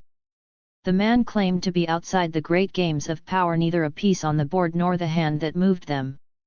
If Mundungus's recounting was accurate, and admittedly, that was always a gamble, Adler was extending a challenge. Come direct. A faint smile touched Dumbledore's lips. He could appreciate a man who wasn't afraid to speak in riddles. It reminded him, ironically, of himself in his younger years before the weight of Ariana's death, before Grindelwald, before the years of carefully curated wisdom. But Adler's lineage was no small matter. Gellert Grindelwald's name still carried a shadow darker than most dared speak of, and while Dumbledore had long claimed to keep no grudges, the sting of betrayal, personal and philosophical, remained. Was Adler dangerous? Certainly. But danger had always intrigued Albus, hadn't it? That's what had drawn him to Gellert all those years ago. And yet, he couldn't afford to let history repeat itself. His mind shifted back to Moody's assessment. Smart, resourceful, and determined. He's not afraid to do what's necessary. That made Adler both a potential ally and a potential threat. Alastair trusted him grudgingly, yes, but Alastair Moody didn't extend even grudging trust lightly. Still, Dumbledore thought with a twinge of arrogance he didn't entirely suppress, Moody's judgment had its limits. Alastair's cynicism often blinded him to the grander picture, the delicate balance of light and dark that only Dumbledore, with his unique wisdom, could truly navigate. He glanced at Fawkes, who blinked serenely back at him. What do you think, my old friend? He murmured. Is it time to meet this man who claims not to play the game? Fawkes tilted his head and let out a soft cry, the sound neither encouraging nor discouraging. Dumbledore rose from his chair, the hem of his robes brushing against the floor as he moved to the window. London's lights twinkled faintly in the distance, obscured by a thin veil of mist. Yes, he said finally, his voice decisive. I believe I shall meet him. After all, a game of chess is best understood when one sees the player, not just the pieces. He turned back to his desk, reaching for a piece of parchment and his quill. He would send Adler an owl, proposing a meeting. It was time to see the man behind the enigmatic words. As he wrote, a small part of him wondered, was he still the master of the board? Or had he, somewhere along the way, become a piece himself, moved by forces he no longer fully understood? But Dumbledore brushed the thought aside. Such doubts were unbecoming of a man like him, weren't they? Surely, if anyone could untangle the truth of Adler's intentions, it was Albus Percival Wulfric Brian Dumbledore. Dash. Huffs. Can't wait to hear from you. If you're passionate about fanfiction and love discussing stories, characters, and plot twists, then you're in the right place. I've created a Discord server dedicated to diving deep into the world of fanfiction, especially my own stories. Whether you're a reader, a writer, or just someone who enjoys a good tale, I welcome you to join us for lively discussions, feedback sessions, and maybe even some sneak peeks into upcoming chapters, along with artwork related to the stories. Let's nerd out together over our favorite fandoms and explore the endless possibilities of storytelling. https://discord.com/invite/hhhwrsb6wd. Can't wait to see you there. If you appreciate my work and want to support me, consider buying me a cup of coffee. Your support helps me keep writing and bringing more stories to you. You can do so via PayPal here. https://www.paypal.me/vikrantutker007 or through my Buy Me a Coffee page. https://www.bemeacoffee.com/vikird001s. Thank you for your support. Chapter 30, Chapter 29. Gideon Adler sat in a sparsely furnished but impeccably neat flat on the outskirts of London. It wasn't much, just a temporary base of operations, but it served its purpose. A leather-bound journal lay open on the table before him, filled with his neatly written notes. The topic: Hydra. He had spent months unraveling their web of influence in both the wizarding and muggle worlds, and each discovery only solidified his resolve to dismantle them completely. The sound of flapping wings drew his attention from his work. He looked up, his sharp blue eyes narrowing as a magnificent phoenix appeared in the room, materializing in a flash of golden fire. Fox. Adler leaned back in his chair, his lips curving into a faint smile. Albus, he murmured to himself, his voice tinged with amusement. So predictable. The phoenix hovered for a moment before gently dropping a letter onto the table. Fox regarded Adler with an inscrutable gaze, his golden feathers shimmering in the dim light. Adler inclined his head slightly, acknowledging the bird. You've always had a flair for theatrics, old friend. Fox let out a soft trill, as if acknowledging the statement, before vanishing in another burst of flame. Adler picked up the envelope, his fingers brushing over the familiar handwriting. Dumbledore's penmanship hadn't changed in decades. He tore it open and unfolded the parchment, his eyes scanning the words. Dash. Dear Mr. Adler. Your message, as conveyed through Mr. Fletcher, was received with great interest. It seems we find ourselves circling the same board, though the positions we occupy are far different than in years past with your ancestor Gellert Grindelwald. You intrigue me, as your family always has. Therefore, I propose we meet face to face, without pretense or intermediaries, to discuss the matters that so clearly concern us both. If this arrangement is agreeable to you, I will await you tomorrow evening at 7 o'clock, at the Hog's Head in Hogsmeade. My brother Aberforth has agreed to provide us with full discretion. I trust you will not disappoint me. With warm regards. Albus Dumbledore. Dash. Adler chuckled softly as he folded the letter. Circling the same board, are we? Always the dramatist. He stood, crossing to the window and looking out over the London skyline, his mind already weighing the implications of this meeting. Dumbledore's choice of words was as telling as ever. Without pretense. That was a laugh. Albus had always been a man of pretense, weaving his truths with just enough ambiguity to keep others guessing. He played the role of the benevolent sage with such ease that even he had likely started to believe it. Adler's expression darkened for a moment as memories surfaced of a younger Dumbledore, brimming with ideals and ambition, of their shared dreams of reshaping the world, and of the catastrophic betrayal that had shattered it all. But that was a lifetime ago. Gellert Grindelwald was dead or as good as. Gideon Adler had been born in the ashes of that man, forged in the fires of regret and tempered by decades of reflection. He was no longer the boy who had dreamed of conquest, no longer the man consumed by a lust for power. Now, he fought a different battle, one that demanded he confront the very darkness he had once embraced.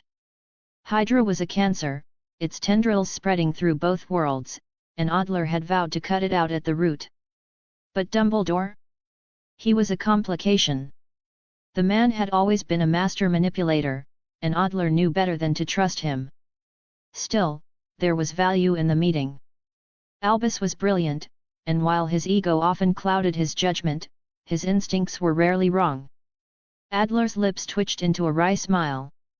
I wonder, old friend, if you'll recognize me when we meet. Or will you see only what you wish to see? He returned to his desk, slipping the letter into the journal where he kept his notes. Tomorrow would be interesting. If Dumbledore wanted a game of chess, Adler would oblige, but this time, he wouldn't be the pawn. He glanced at the clock on the wall. Plenty of time to prepare. And if Dumbledore thought he held the upper hand, well, that was just another piece of the game. The Ancient One was the picture of serenity as she poured tea into delicate porcelain cups. They sat in a sunlit chamber overlooking Camartage's serene courtyard, where monks trained in disciplined silence. The contrast between their tranquil surroundings and Harry Potter's barely contained chaos was, in Wong's opinion, cosmic irony at its finest.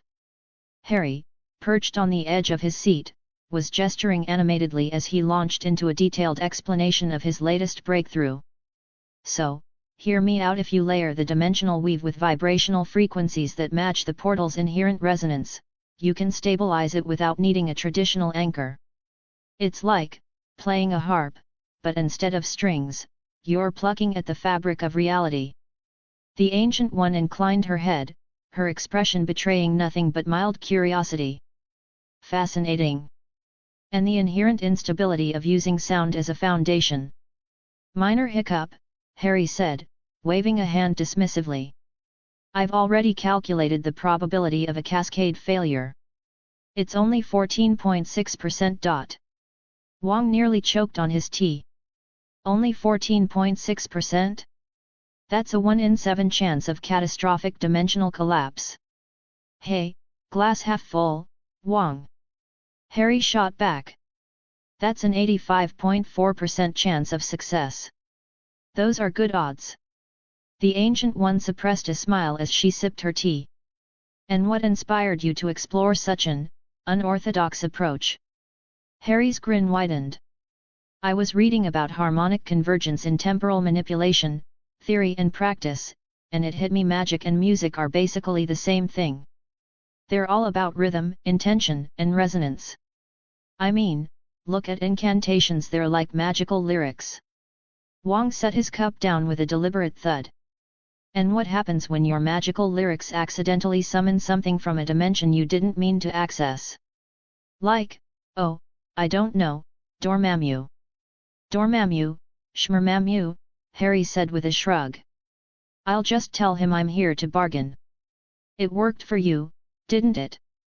The Ancient One chuckled softly, a rare sound that made Wong glance at her in disbelief. She turned her calm gaze to Harry. You have an intriguing perspective, Mr. Potter. Your willingness to experiment is both admirable and dangerous. I like to think of it as dangerously admirable, Harry quipped, earning an eye roll from Wong. However, she continued, setting her cup down, there is wisdom in tempering enthusiasm with caution. Magic is not merely a tool, it is a force that demands respect. Harry nodded, his expression growing more serious. I get that. Really, I do. But isn't magic also about pushing boundaries? If we never experiment, how do we grow? How do we find new ways to protect people? The Ancient One studied him for a moment, her piercing gaze seeming to see straight through him. You remind me of someone I once knew. Brilliant, passionate, and reckless. Let me guess, Harry said with a lopsided grin. Stephen Strange. The Ancient One's lips curved into the faintest of smiles. No. Gellert Grindelwald. Harry froze, his grin faltering. Wong smirked into his tea, satisfied that the Ancient One had finally managed to throw him off balance. I'm not saying you share his ideology, she clarified gently. But like him, you have a tendency to dive headfirst into the unknown, trusting your intellect to see you through. That is a strength, but it can also be a weakness. Harry swallowed, his vibrant energy dimmed just slightly. I'll keep that in mind. Wang leaned back, folding his arms. About time someone got through that thick skull of yours. Harry shot him a glare, but the Ancient One raised a hand, and silence fell. Mr. Potter, she said, her tone warm yet firm, I see great potential in you. You are a seeker of knowledge, unafraid to challenge convention. That is a rare and valuable trait. But remember, true mastery comes not from knowing everything, but from knowing when to step back. Harry nodded, his expression thoughtful. Got it. Less mad scientist, more wise sage. Something like that, she said with a twinkle in her eye. Wang cleared his throat. If you're done handing him compliments, perhaps we can discuss how to ensure he doesn't blow up the library. Harry's grin returned in full force. Oh, come on, Wang. You're just mad because I'm better at this than you were at my age. Wang gave him a withering look. You are insufferable. And you love it, Harry shot back, raising his teacup in a mock toast. The Ancient One chuckled again, shaking her head. Tea with the two of you is never dull. As the conversation shifted to safer topics, Harry couldn't help but feel a swell of pride. Sure, he still had a lot to learn, but if he could impress even the Ancient One, he had to be doing something right. Now, if only Wang would stop glaring at him like he was a magical ticking time bomb. The Ancient One sipped her tea in contemplative silence after Wang's departure, letting the tranquility of the room settle for a moment before speaking. Her tone was gentle, but her words carried the weight of unspoken truths. Harry, she began, setting her cup down carefully, I understand the allure of diving into knowledge, of losing yourself in the pursuit of answers. But life, as you know, is rarely confined to books or theories. Sometimes, the people who matter most are the ones who bring us the clarity we seek. Harry, still flipping through magical flora of the multiverse, paused mid-page. He raised an eyebrow but didn't respond immediately, sensing there was more to come. Your teammates Natasha, Barnes, James, and Sirius are preparing for a mission, she continued, her gaze steady. They plan to extract Alexei Shostakov from a heavily fortified prison. A delicate operation, fraught with risk. They may require your help. Harry frowned, setting the book aside. Alexei Shostakov? The Red Guardian? He's still alive? I thought no, that's classified intel. Of course, you know. Why am I even surprised? He shook his head, his vibrant energy dimming slightly. But why didn't they ask me? I mean, I've been right here. Wang's already tried to kick me out twice. The Ancient One tilted her head, studying him carefully. Perhaps they thought you were too occupied. Or perhaps, she added softly, they sense the distance you've been placing between yourself and them. That caught Harry off guard. His mouth opened to protest but closed again just as quickly. I'm not avoiding them, he said finally, though the words sounded unconvincing even to himself. I'm just busy. There's so much to learn, so much to do. If I can master this stuff, I'll be better prepared to protect them, to protect everyone. The Ancient One leaned back, her expression unreadable. Noble reasons, to be sure. But nobility can be a lonely road, Harry. It often convinces us that pushing others away is for their benefit, even when it's truly about shielding ourselves. Harry's jaw tightened, and he looked away, his vibranium claws tapping rhythmically against the arm of his chair. I can't let them get hurt because of me. Not again. Every time I let myself get close to someone, he stopped, his voice catching for a moment. They always pay the price. And so you seek to protect them by retreating into solitude, she said, her voice neither accusatory nor pitying, simply matter of fact. But isolation is not protection, Harry. It is a wall. One that keeps out love and support as much as it keeps out pain. Harry let out a frustrated breath, running a hand through his perpetually messy hair. You're starting to sound like my mom. Lily is a wise woman, she replied with a small smile. And like the rest of your team, she understands something you have yet to fully grasp, the strength of a team. Of family. Harry didn't answer immediately. He knew she was right, of course. She always was. But the thought of rejoining them, of putting them in danger again, made his chest tighten. What if I go, and something happens to them? What if I can't save them? The Ancient One reached for her tea, her movements slow and deliberate. Fear of loss is a natural part of life, Harry. But it is not a reason to abandon those who care for you. In fact, it is precisely why you must stand with them, rather than apart. Together, you are stronger. Together, you can face challenges that would break any one of you alone. Harry stared at the intricate pattern of the carpet beneath his feet, the weight of her words settling heavily on his shoulders. So, what are you saying? That I should pack up my books and join them on this mission? Play happy family again? She smiled faintly, her eyes twinkling with a mix of wisdom and mischief. I am saying that sometimes, the answers you seek in books can only be found in the bonds you share with others. And perhaps, in this mission, you will find more than just an old comrade to rescue. Perhaps you will find yourself. Harry sighed, leaning back in his chair. You know, for someone who claims not to meddle, you're pretty good at it. The Ancient One chuckled softly. A necessary skill, when dealing with someone as stubborn as you. Harry smirked despite himself, then stood, his vibranium claws retracting with a metallic snick. All right, I'll go.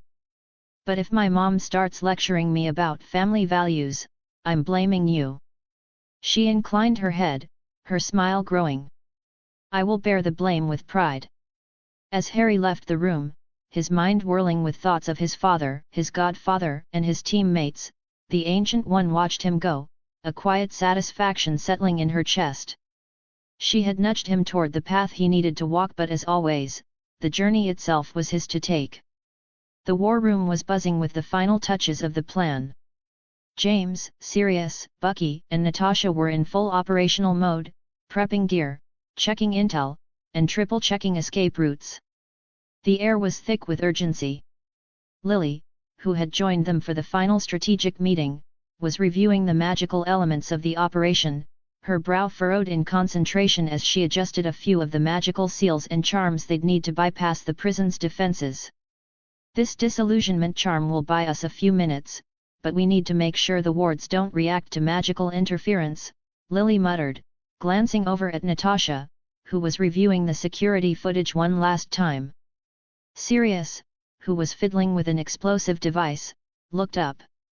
Don't worry, Lil. We've got everything in place.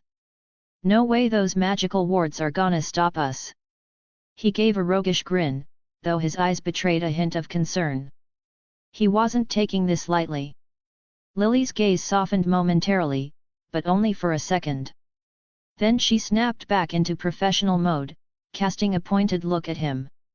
You just focus on not blowing yourself up, Padfoot. Or anyone else in the vicinity, for that matter. James chuckled. Let's hope that explosion doesn't end up being your farewell gift, Sirius. Yet. I'll save it for the Hydra agents, Sirius quipped, adjusting his gear with a wink. But before anyone could say more, the temperature in the room seemed to shift. A soft hum echoed through the air, followed by a golden light that rippled through the shadows of the war room.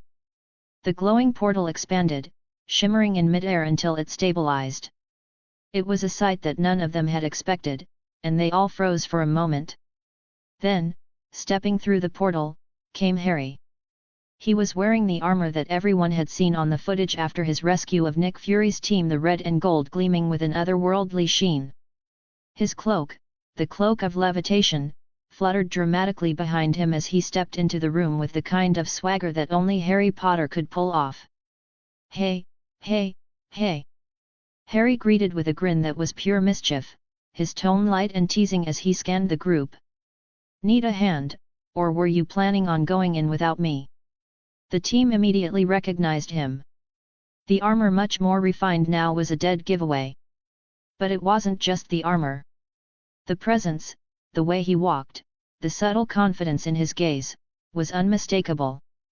They all had seen the footage of him taking down Hydra agents alongside Fury's team, and here he was, standing in front of them, his usual cheeky self as if nothing had changed. Lily's face instantly morphed from businesslike focus to a mix of surprise and, to everyone's shock, mild irritation. She threw her hands up in a mock display of exasperation. "You," she began, pointing at him, "have some explaining to do. The last time I saw you, you were off saving Fury's team, and I haven't seen hide nor hair of you since. Not a letter, not a call, nothing. And you," she jabbed a finger at him again, her eyes narrowing as she walked up to him. "Had the audacity to walk in here like you've been on a vacation. Do you know how much you worried your father and me? And I don't care if you were learning the mystical arts. You're still our son, and you're still going to explain yourself." Harry blinked, caught off guard by his mother's sudden outburst. "Mum, come on. I did try and send a couple of owls. Well, technically, they were more like raven-like creatures after all, they were really far out. But who's counting, right?" He grinned, trying to smooth things over with his usual charisma. But Lily wasn't having it. "You don't just disappear for months without so much as a single owl or anything. You're lucky I'm not sending you back to your room for a month." James, watching from the sidelines, chuckled, not quite able to hide his amusement. "It's good to see you, son," he said with a grin, "but your mother's right. You do owe us an explanation." Harry raised his hands in mock surrender, his smile never wavering. All right, I get it. I'll make it up to you. You know, with, like, some quality time. After, of course, we save the day again. Because," he glanced at the map with a wink, "I've got all the plans for this mission. Trust me, I've been keeping busy. It's not like I've been sitting around playing Quidditch or anything." His eyes flicked briefly over to Natasha, and a small, knowing smile tugged at his lips. The tension from their last encounter, the kiss they'd shared before his departure, lingered just under the surface, but neither of them spoke about it. Natasha's gaze briefly softened, but her professional demeanor quickly took over. "Good to see you, Potter," she said, her voice steady but with an underlying warmth. Sirius, still leaning casually against the wall, grinned. "So you finally made it, huh? Can't say I'm surprised. I mean, you did have that whole dramatic entrance thing down to an art form. Good timing though, you just missed your mother's lecture." He gave Harry an exaggerated wink. Harry smirked back, tossing him a playful salute. "Ah, don't worry, Sirius. I'm used to the lectures. But hey," Harry shifted, tapping the edge of the table with one gloved hand, "if we're all ready, I'll gladly jump in and handle the heavy lifting. I'll be the distraction while you all sneak in. Sound good?" Bucky, who had been observing the exchange with quiet amusement, grunted in approval. "You're not kidding when you say you've got some impressive armor. And a dramatic entrance. All right, Potter. Let's see what you can do." Natasha gave him a small nod. "We're going to need all the help we can get." Harry leaned back, a grin spreading across his face. "Well, I'm not one to not help out when there's a chance for some fun. Now, what's the plan, and where do I fit in?" The room went silent for a moment as the rest of the team, now energized by Harry's sudden arrival, refocused. They all understood the stakes of the mission, and with Harry now officially on board, they were ready to move forward.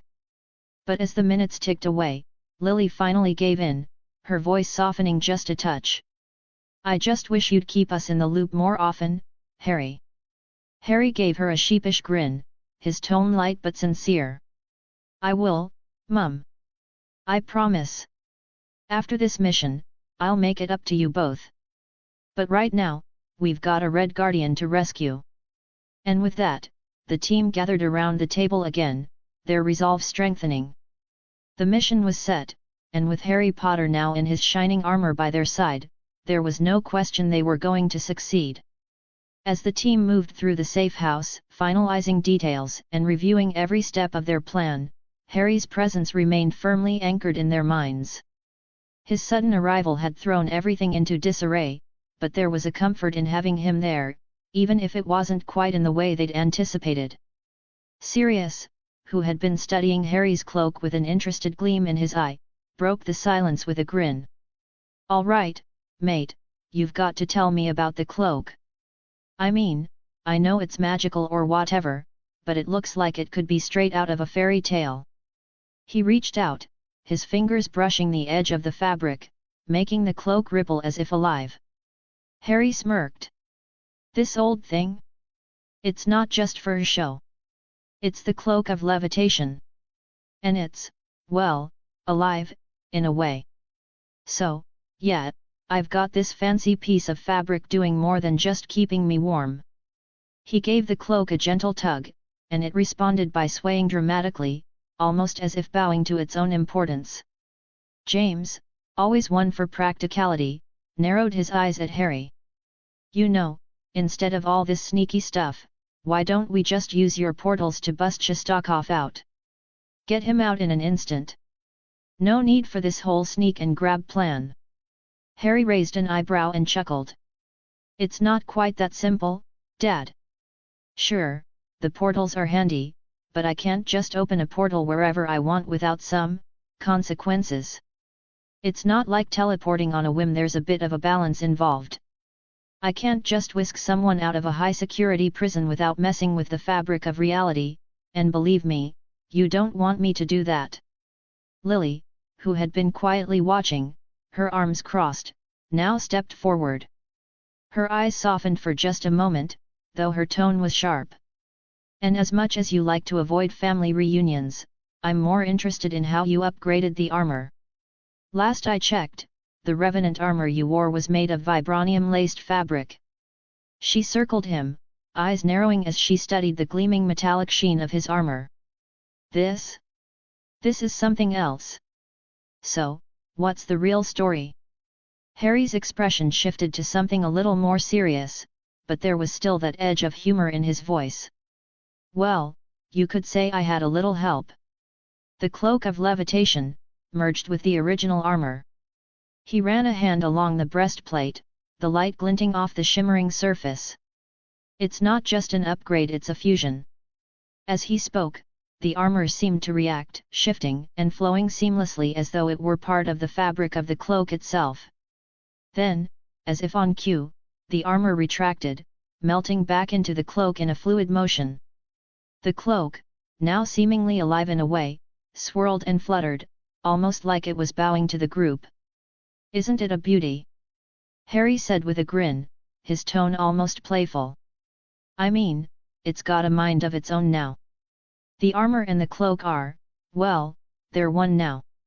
The cloak gave another small flutter, almost like it was showing off, and then, just as quickly, the armor returned to its original place, snapping back into its intricate design and settling on Harry's form with a quiet hum. Lily, despite her irritation over Harry's absence, couldn't help but marvel at the way the armor had responded. You really do get all the cool stuff, don't you? I like to think I'm just really good at shopping for magical and highly advanced tech, Harry quipped with a smirk. Sirius, never one to let an opportunity pass, leaned in, his grin widening. So, this armor?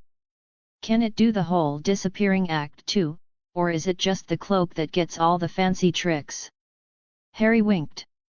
Give it time, Padfoot. Who knows?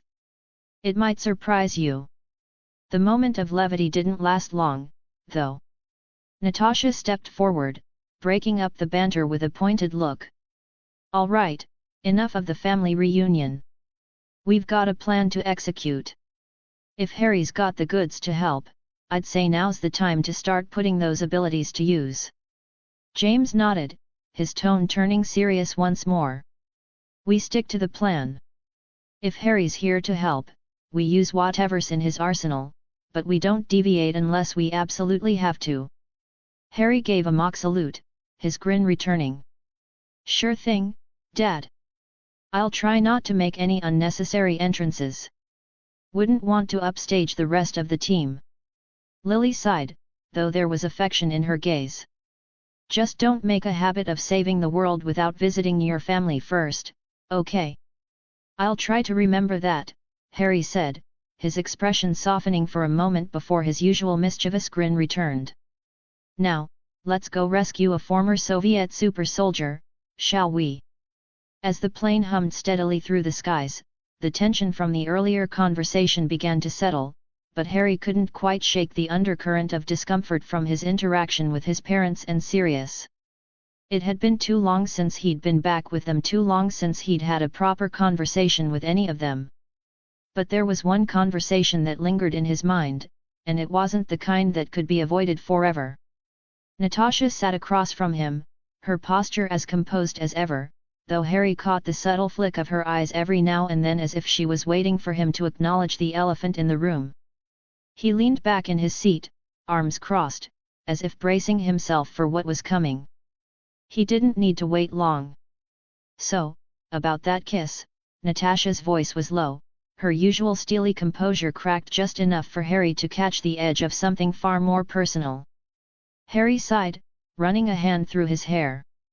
Yeah, I figured we'd have to talk about that eventually. She arched an eyebrow, the ghost of a smirk on her lips. You've got a way of dodging the hard conversations, don't you, Potter? Harry chuckled bitterly, half smiling. I learned from the best, he muttered, his gaze flicking toward where his parents sat, deep in conversation with Sirius. Natasha's eyes narrowed. That's not what I mean, and you know it. He glanced at her then, her expression steady but those bright green eyes tracking him carefully. What do you want me to say, Natasha? I didn't. You didn't come back. She cut him off, voice sharp but not unkind. You saved Fury, and then you disappeared. You didn't even come to talk to me or check in. Just, nothing. The words were quieter now, and she leaned forward, her hands resting on her lap. I know you've got your reasons. I've seen you running from things before. But I can't pretend it didn't hurt, Harry.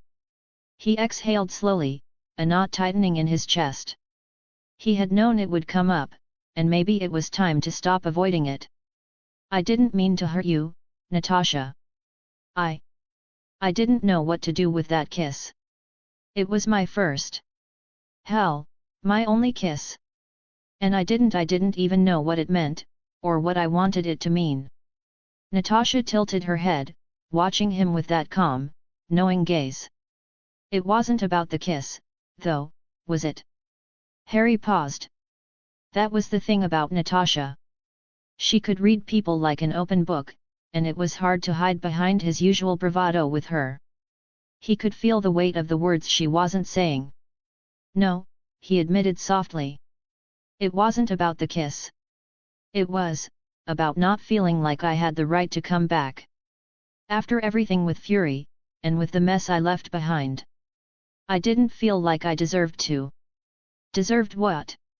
Natasha's voice was soft, though still laced with an edge. To come back and face the people who care about you? You think it was easy for me to watch you leave that night? He shook his head, his voice thickening with the weight of the confession. I never meant for it to be this way. I thought I was doing the right thing. I thought I had to learn everything first, before I could come back and face anyone. You can't learn everything, Harry. Sometimes you just have to be here. With us. Even if you don't have all the answers. Her words hit harder than any punch, and Harry felt the truth of them settle deep in his chest. He'd spent so much time running, trying to learn everything, that he'd lost sight of the one thing that had always been there, the people who cared about him. He'd thought distancing himself was the solution, when in reality, it had only made the distance grow wider. "I didn't mean to push you away, Nat," he said quietly. "But I guess I thought it was easier than facing the fact that I don't know what I'm doing. I never have." She studied him for a moment, the soft light of the plane's cabin catching the intensity in her gaze. "You're not the only one who doesn't have it figured out, Harry. None of us do. But we're still here, aren't we?" Harry swallowed, nodding slowly. His eyes met hers, and for the first time since he'd returned, the weight in his chest seemed to lighten. He couldn't change the past, couldn't take back the time he'd wasted running, but maybe, just maybe, he could start being honest now. "I'm sorry, Natasha. For everything. And I promise. I'll do better this time. I'll be here." The small, almost imperceptible nod she gave in response told him all he needed to know. She wasn't going to let him off the hook so easily, but she was willing to try. That was more than he had hoped for. "Good," she said with a small, wry smile. "Because if you're going to get into any more dangerous situations with me, I'm going to need someone who actually knows how to stick around." Harry smirked, though it was a softer, more genuine expression than he'd shown in a while. "Wouldn't dream of running off again." And for the first time in a long while, Harry felt like he might actually be able to keep that promise. Huffs. "Can't wait to hear from you. If you're passionate about fanfiction and love discussing stories, characters, and plot twists, then you're in the right place. I've created a Discord server dedicated to diving deep into the world of fanfiction, especially my own stories. Whether you're a reader, a writer, or just someone who enjoys a good tale, I welcome you to join us for lively discussions, feedback sessions, and maybe even some sneak peeks into upcoming chapters, along with artwork related to the stories. Let's nerd out together over our favorite fandoms and explore the endless possibilities of storytelling. https://discord.com/invite/hhhwrsb6wd. Can't wait to see you there.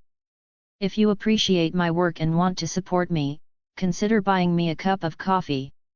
Your support helps me keep writing and bringing more stories to you. You can do so via PayPal here. https://www.paypal.me/vikrantutker007 or through my Buy Me a Coffee page.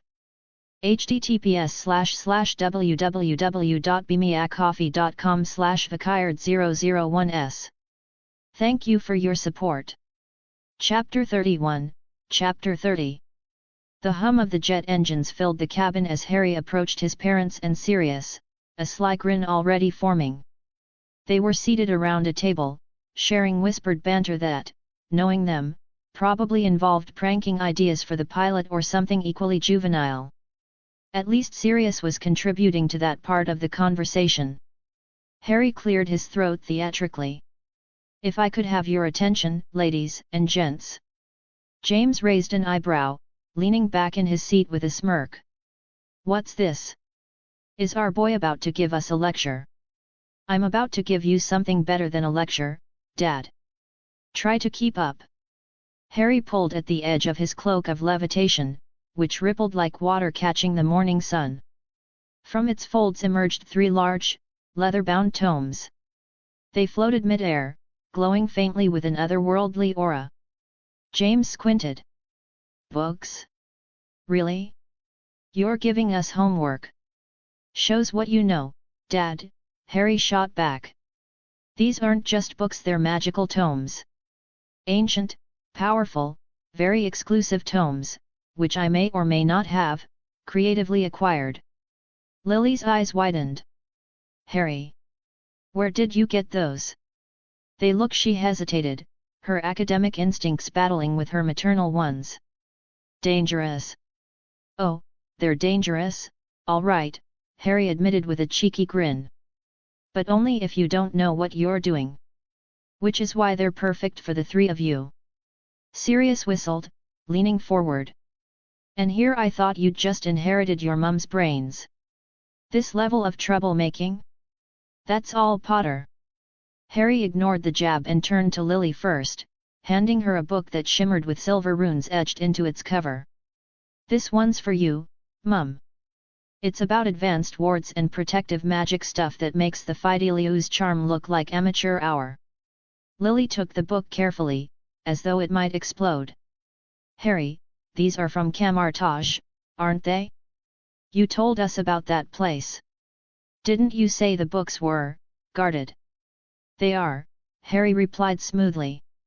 But I didn't take the originals. I borrowed the information and made copies. Think of it as magical photocopying. Lily frowned. Magical what? Doesn't matter, Harry said quickly, knowing he'd lose her in the explanation. Point is, no harm, no foul. Dash. Meanwhile, in the library of Camartage, Wang was shelving books when he suddenly stopped. The air around him felt off. He frowned, muttering a mantra under his breath as golden runes formed in his hands. Moving swiftly, he began inspecting the shelves, his fingers glowing as they hovered over the spines of the tomes. His eyes narrowed.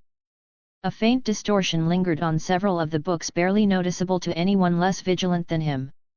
But Wang was Wang. Potter, he hissed, his voice low and dangerous. I warned him. I explicitly warned him. Do not tamper with the texts. Does he listen? Of course not. He stood abruptly, his expression dark. The cloak. It's always the cloak. I should have confiscated it when I had the chance. Dash. Back on the jet, Harry handed the second book to Sirius, who snatched it eagerly. Its cover was adorned with intricate symbols that shifted when touched. This one's for you, Sirius. It's all about transfiguration beyond anything you might have learned at Hogwarts. There's even a chapter about turning enemies into statues. Sirius's grin widened as he flipped through the pages. You're telling me this book can teach me how to out-McGonagall? Brilliant. I'm not saying you should, Harry said cautiously. Just that you could.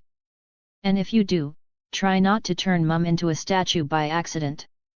Like I'd ever try that with Lily, Sirius said, feigning offense. She'd hex me into next week.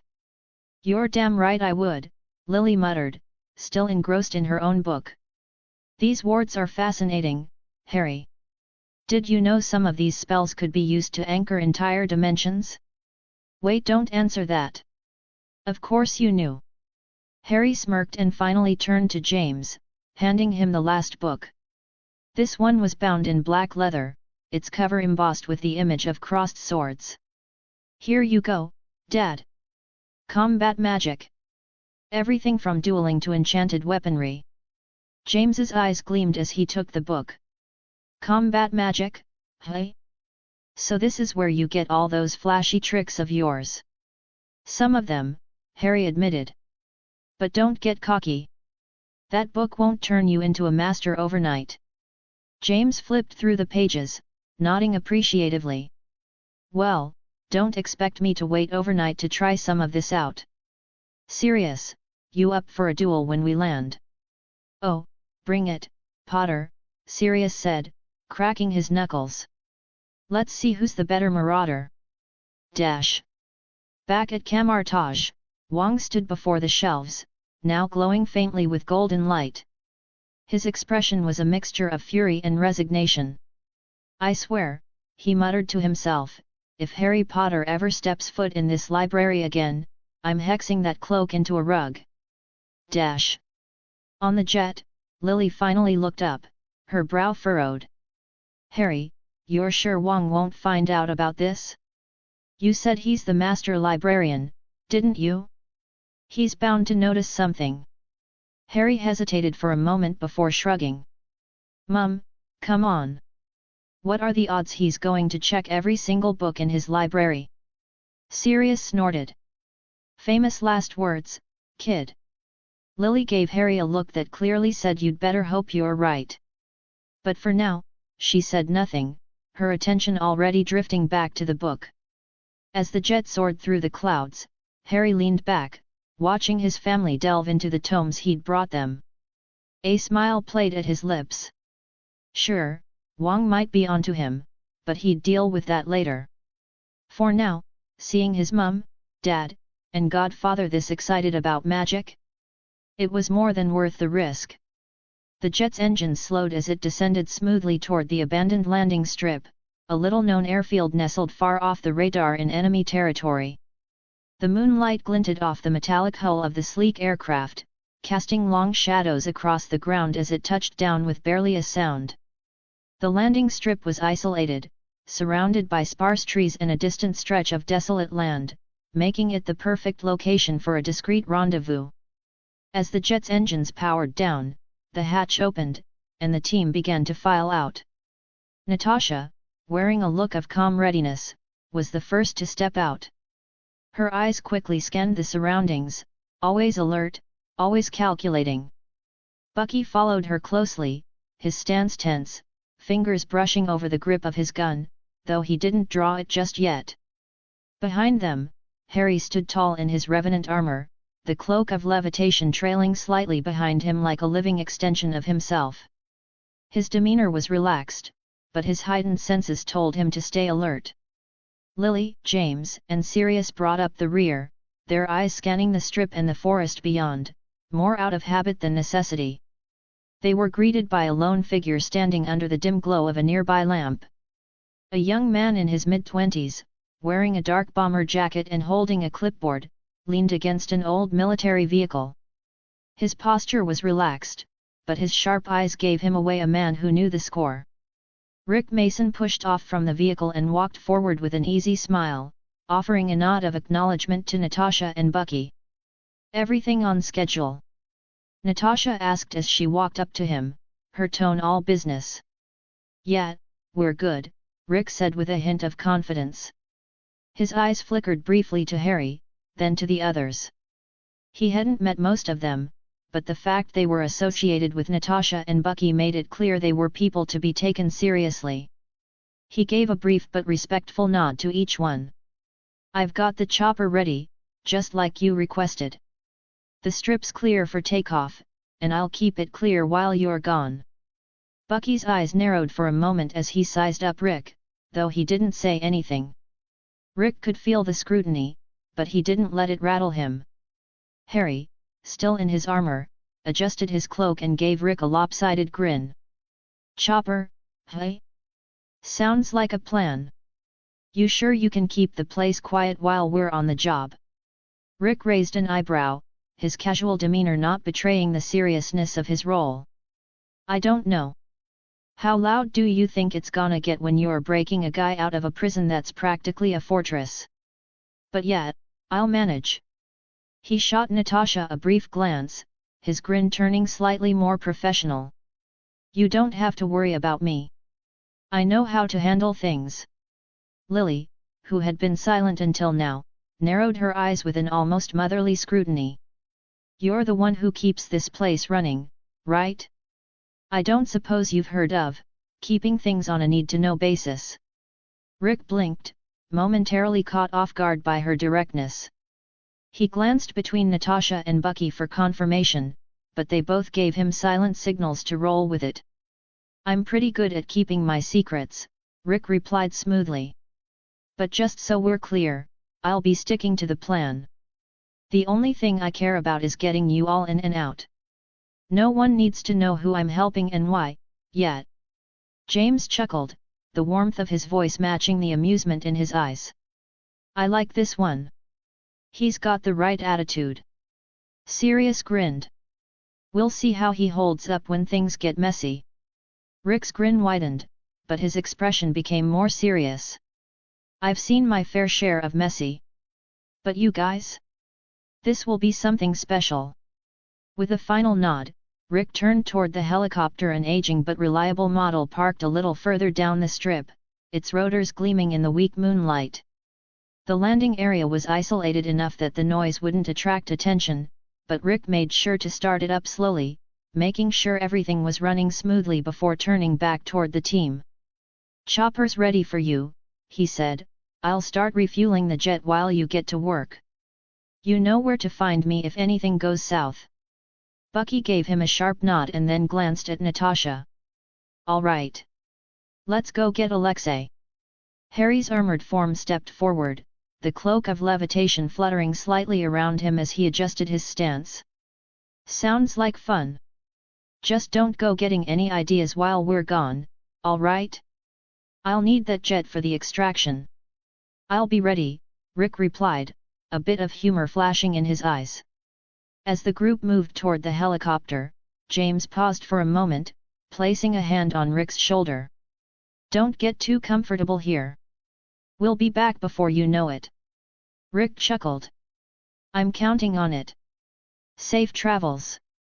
With that, the team boarded the helicopter, the rotors kicking up dust as it lifted into the air, heading toward their mission. Below, Rick Mason got to work, refueling the jet and preparing for the inevitable escape. The tension was rising, but the clock was ticking. The helicopter touched down with a soft thud on the barren stretch of land, a safe distance from the heavily fortified 7th Circle prison. The area was eerily quiet, with nothing but the faint rustle of wind and the low hum of the helicopter's engines dying down. Natasha, Bucky, and Harry were the first to disembark, followed by Lily, James, and Sirius.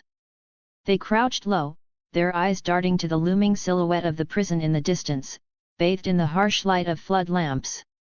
Lily immediately narrowed her eyes, her hand instinctively reaching for the talisman hanging around her neck. A shiver ran down her spine as she began to sense something deep, ancient magic guarding the prison. The wards. They were thick and strong, designed to repel even the most skilled magic users. "I can feel them," Lily murmured, her voice low but filled with determination. "The wards are strong. I'll need to dismantle them before we can get inside." Sirius, ever the optimist, raised an eyebrow. "You sure you can handle that? Those wards are meant to keep out the worst of the worst." "I'm sure," Lily replied, her voice tinged with confidence. She had faced more than her share of complex magical barriers over the years, and this wouldn't be any different. She began to raise her hand, the familiar hum of magic swirling around her as she prepared to take down the first ward. Her fingers twitched, ready to draw on the vast stores of power within her. But before she could begin her incantation, a soft voice interrupted her. "Mum, hold on," Harry said, his tone a mixture of reassurance and quiet authority. Lily turned to him, a faint frown tugging at her lips. "What is it, Harry?" Harry's Revenant armor shimmered as the cloak of levitation wrapped tighter around his shoulders, reacting to his growing concentration. He stepped forward, scanning the horizon. "These wards are powerful, yes. But, they're static. They're not like the fluid, shifting magic we're used to dealing with. I can get us in without dismantling the wards at all." Lily's brow furrowed. "How? You don't have the same magical expertise." "I don't need it," Harry interrupted, his voice calm. "I don't need to break the wards, just bypass them." His hand moved fluidly, his fingers tracing intricate runes in the air. The cloak of levitation seemed to respond to his intent, fluttering slightly as if alive. With a focused expression, Harry extended his arm and, with a subtle twist of his wrist, formed a glowing portal in the air. It rippled like water disturbed by a stone. The portal, glowing with the same red-gold light as his armor, opened directly inside the ward line, cutting through the magical defenses like a knife through butter. The barrier shimmered and pulsed in response, but it wasn't enough to stop Harry's magic. The air around the portal hummed with power, and the ward designed to stop those entering from the outside didn't even touch him. "You see," Harry said, glancing back at Lily, "I don't need to take the wards down, I just need to see the other side. It's much easier to open a portal when I've got line of sight. Opening one to a place I haven't seen before is a lot more complicated." Lily stared at the swirling portal, her lips pressing together in thought. She had always known Harry had powers that went beyond the normal realm of magic, but seeing him wield such power with ease was something else entirely. "Smart," Bucky said, his voice laced with admiration. "No need to fight the magic when you can just bypass it." "Exactly," Harry replied with a smirk, stepping through the portal. "And besides, we have a job to do, don't we?" As the team gathered around the portal, ready to move forward, Lily took one last glance at the shimmering ward line. She had been prepared for a challenge, but with Harry's ability to bypass it, she felt a rush of relief. Sometimes, it was better to leave the heavy lifting to someone who had a different set of skills. "After you, Harry," she said, her tone warm but tinged with amusement. With a final nod, Harry stepped through the portal, leading the way into the heart of the prison. One by one, the others followed, emerging on the other side into a shadowy, narrow corridor within the prison's walls. The air was thick with tension, and the faint sound of distant footsteps echoed from deeper within the facility. They were in, and now the real work began. Once inside the prison's perimeter, the team moved swiftly and silently, their actions choreographed to near perfection. The corridors were dimly lit, narrow, and lined with reinforced steel doors that kept the prisoners within, but the guards, stationed at regular intervals, had no idea they were about to become the first obstacles in their mission. Harry, in his Revenant armor, moved like a shadow, the cloak of levitation trailing behind him. It was almost as though the cloak itself was a part of his strategy, an ever-watchful, living presence that helped conceal him from the prying eyes of the prison's security systems. Natasha, in her sleek black tactical suit, moved with the practiced grace of a predator. Bucky followed close behind, his metal arm gleaming in the dim light. The trio didn't make a sound as they approached the first guard station, crouching in the shadows, observing their targets. There were 2 guards stationed by a steel door. They were standing in front of a control panel, chatting casually in Russian, their comms buzzing with routine chatter. Without a word, Natasha activated the magical voice modulator James and Sirius had rigged up for her, a device small enough to be concealed on her person but powerful enough to transform her voice to match the exact tone and inflection of the guard they needed to impersonate. It had been a makeshift solution to avoid raising suspicions, but it worked. Bucky, standing at the ready, took his position beside Natasha, his eyes scanning the area. Natasha whispered into the comms with perfect precision, "Status check. All clear, over." The modulator worked wonders, and from the other side of the comms, the control room operator responded, "Roger that. Stay alert. Prisoner transfer coming up soon." Natasha nodded to Bucky, who wasted no time in approaching the nearest guard. In a fluid motion, Bucky reached out, his cybernetic arm moving faster than the guard could react. With a sharp crack, Bucky knocked the man unconscious, lifting him into a chokehold before quickly silencing him. The second guard barely had time to turn before Natasha struck, a precise jab to the back of his neck rendering him unconscious in an instant. As they hit the floor, Harry moved with lightning speed, ensuring the guards were neutralized before they had a chance to alert anyone. He took a moment to look at Lily, who was standing quietly, her eyes focused as she stood apart from the action, deep in concentration. Lily's abilities were crucial. She had been using legilimency on the unconscious guards before they even fell, carefully sifting through their memories and extracting the necessary codewords they used to report back to the control room. It was a delicate process, gaining just enough information without tipping them off, but Lily was more than capable. With the guards now unconscious and the comms clear, Natasha spoke again into the radio, her voice modulated and cold. "Everything's fine here. We'll continue our sweep. Over and out." The control room operator responded, "Understood. Keep me updated."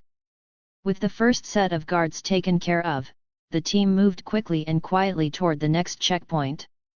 Harry was in the lead, his Revenant armor blending perfectly with the shadows as the cloak of levitation rippled ever so slightly, guiding him forward.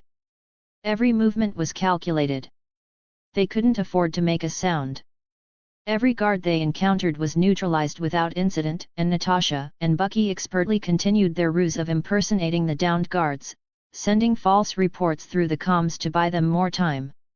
Lily's eyes never left the unconscious men as she plucked more memories from their minds, pulling out more access codes and the location of key points inside the prison.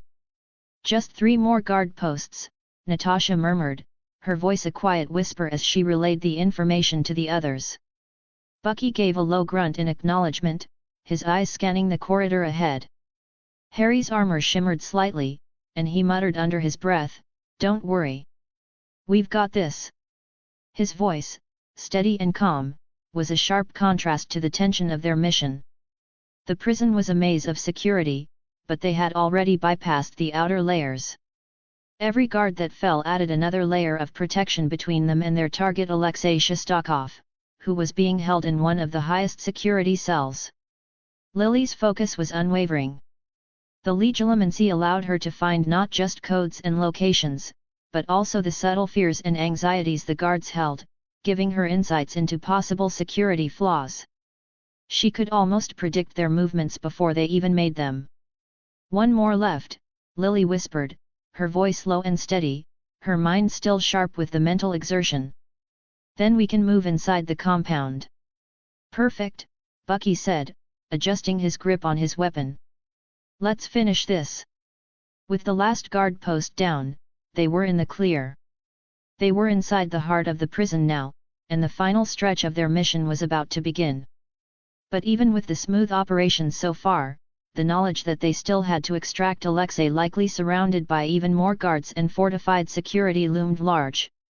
"We stick to the plan," Natasha reminded them, her voice calm but resolute. "Get in. Get Alexei. Get out. No mistakes." Harry gave a sharp nod, the cloak of levitation swaying slightly in the air behind him. "We won't make any.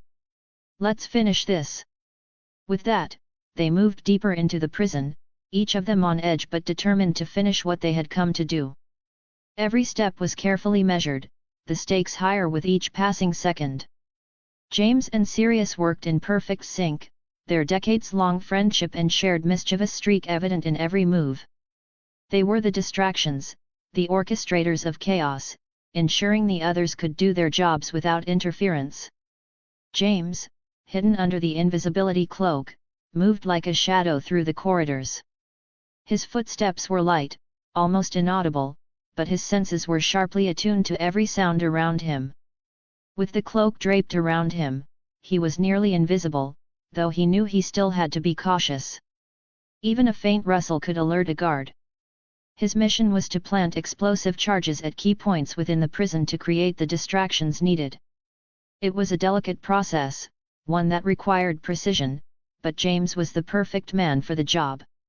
As he slipped through the darkened hallways, he thought back to the chaos of their past adventures, the pranks and escapes they'd pulled off in Hogwarts. Those were simpler times. But the stakes now were far higher. "Charge placed, one more to go," he muttered under his breath, his voice a ghostly whisper as he crouched by the junction of 2 walls, placing a carefully constructed bomb in a corner. The small device was designed to emit a sharp, distracting sound when triggered, just enough to pull the guard's attention away from the others. His movements were deliberate, but with the invisibility cloak, it was like he had never been there. Meanwhile, Sirius, hidden by the disillusionment charm, moved with a fluid, almost feline grace. The charm made him nearly invisible to the naked eye, but it was the slightest distortion in the air that signaled his presence. He knew the risks, but like James, he thrived on the thrill of the mission. With his keen instincts and unparalleled skills at stealth, he was an invaluable asset to the team. "Sirius, stop messing around with that guard," James muttered through their comms, although his tone was more amused than annoyed. Sirius had always enjoyed toying with people, especially when there was no immediate risk of getting caught. "I'm not messing around, I'm creating an opportunity," Sirius whispered back, his voice a low chuckle. He had, in fact, distracted a nearby guard by making the man believe he was hearing strange noises coming from another section of the prison. With a quick flick of his wand, Sirius had levitated a small piece of debris just enough to get the guard's attention and draw him out of his post. Sirius knew it wouldn't take long for the guard to investigate, and by the time he did, the charge would already be placed. It was a clever tactic to create just enough chaos to shift the guard's focus. Distraction complete. "Keep moving," James said, his voice still muffled but with a satisfied undertone. "Got one more before we're good to go." Sirius, his charm still in place, silently adjusted his position to join James at the next strategic point.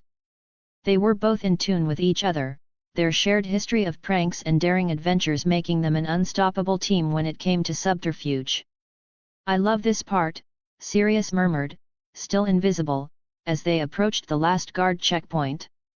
He was enjoying himself, thriving in the chaotic energy of the mission, even though it was far more dangerous than anything they'd done before. "You know, if this whole saving people from prisons thing doesn't work out, we could always go back to pranking Voldemort's guys." James snorted under his breath, his eyes glinting with humor despite the gravity of the situation. "I think we're a little past that, mate. But I'll never say no to some good old-fashioned mischief. Let's get this last one done." The two of them were pros at working under the radar, and the explosive charges were as much about misdirection as they were about causing real damage. With these carefully placed devices, they could cripple parts of the prison's security system, disabling cameras, disabling guards' comms, and even triggering alarms that would send reinforcements scrambling in the wrong direction. By the time they finished placing the last charge, the countdown was set. James slipped back into the shadows, his cloak blending seamlessly with the darkness around him, while Sirius paused only long enough to cast a final spell to ensure the charge would go off without detection. Boom, boom, and boom. "We're done here," Sirius whispered with a grin, though he knew the real work was still ahead. "Now, let's get to the rendezvous point and cover the others. I've got an itch to blow something up." James couldn't help but laugh, the tension lifting for just a moment. "You're going to get us all caught one day with that attitude."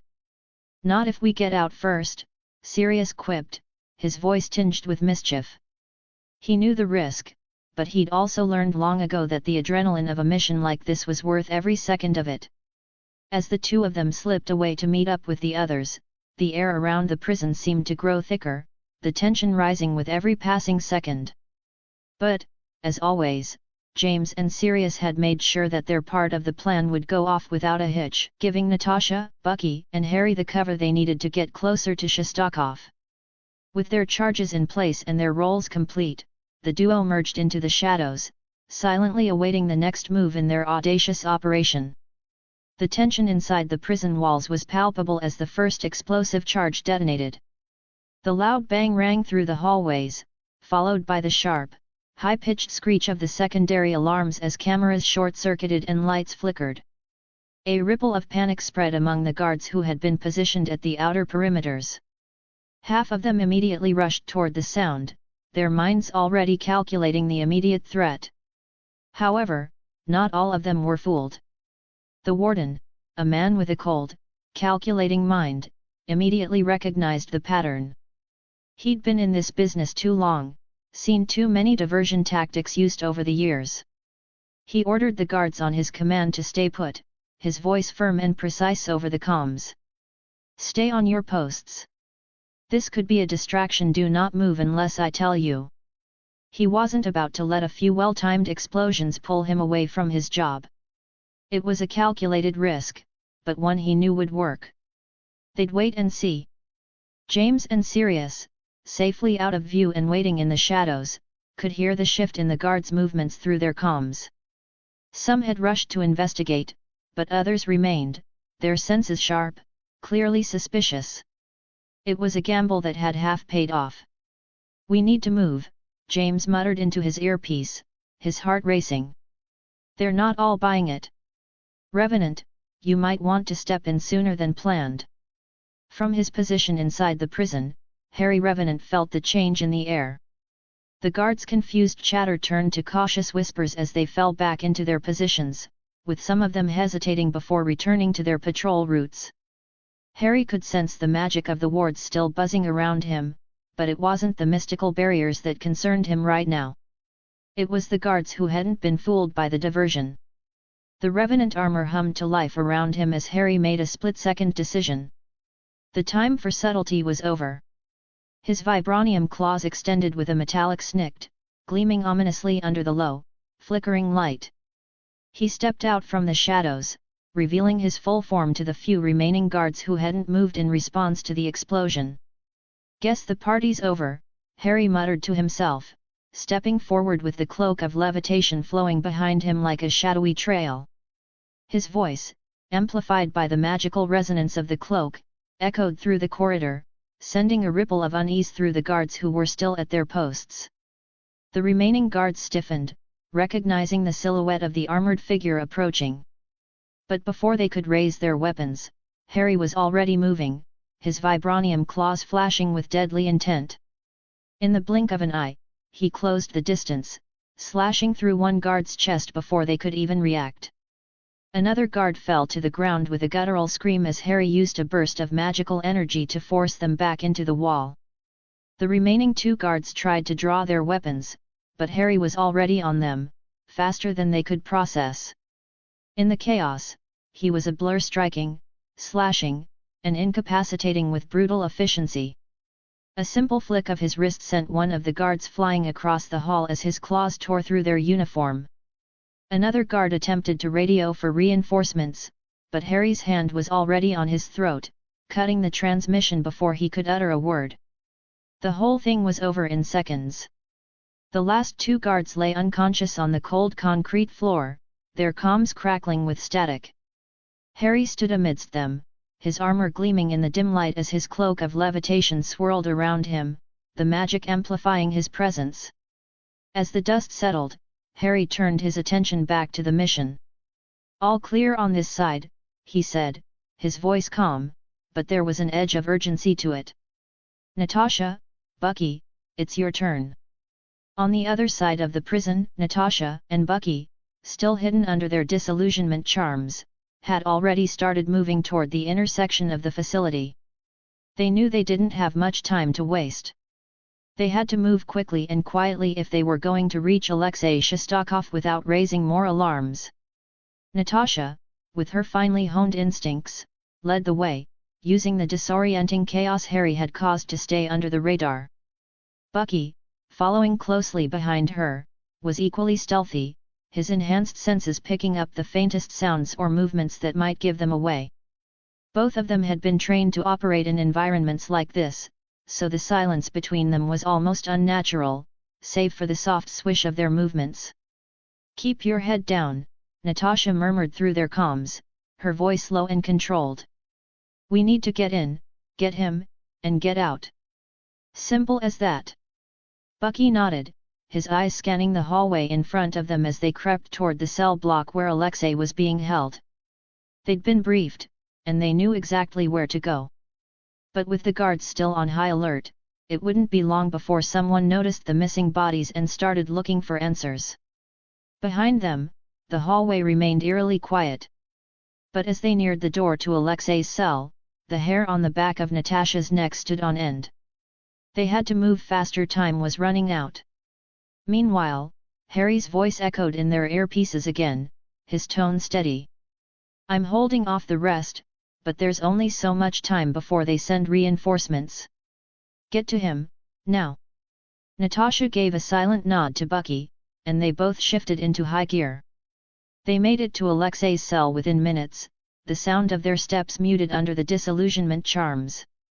Without hesitation, Natasha took a position by the door, her hand ready on the handle, while Bucky was already checking the lock. With a flick of his wrist, he disabled the mechanism, and the door silently swung open. Inside, Alexei Shostakov lay on the cot, looking disheveled but very much alive. His eyes narrowed in surprise as Natasha stepped into view first, her charm fading as she approached. "Time to go, Alexei," Natasha said, her voice calm but filled with purpose. "We're getting you out of here." Bucky stepped in behind her, his mechanical arm flexing as he scanned for any immediate threats. "Let's move," he added, keeping his eyes on the hallway just outside. With one last glance toward the hallway, Natasha grabbed Alexei by the arm and motioned for Bucky to lead the way out. They had come this far. Now it was time to make their exit, before the warden could react. Chapter 32, Chapter 31. Alexei squinted at the figure stepping into his cell, his brow furrowing. His beard was unkempt, his hair wild, but his sharp eyes hadn't dulled in the years of confinement. When the dim light revealed Natasha Romanoff standing there, his confusion turned to a mix of disbelief and cautious hope. "Natalia," he said slowly, his voice deep and roughened by years of yelling at guards and singing songs to annoy them. He stepped closer, towering over her, but there was a softness in his gaze, a flicker of the paternal protectiveness that had always lingered beneath his gruff exterior. What are you doing here? Did they lock you up too? You finally mouthed off to the wrong person." Natasha rolled her eyes, suppressing a smirk. "Nice to see you, too, Alexei. No, I'm not here because I got caught. I'm here to get you out." Alexei blinked, then laughed, a deep, booming sound that echoed through the small cell. "Out? This prison? Natalia, you've always been ambitious, but this is madness. Do you know where we are? Seventh Circle isn't exactly a two-star hotel." "I'm well aware," Natasha replied coolly, crossing her arms. "And I'm serious. Now, get up. We don't have time for your dramatics."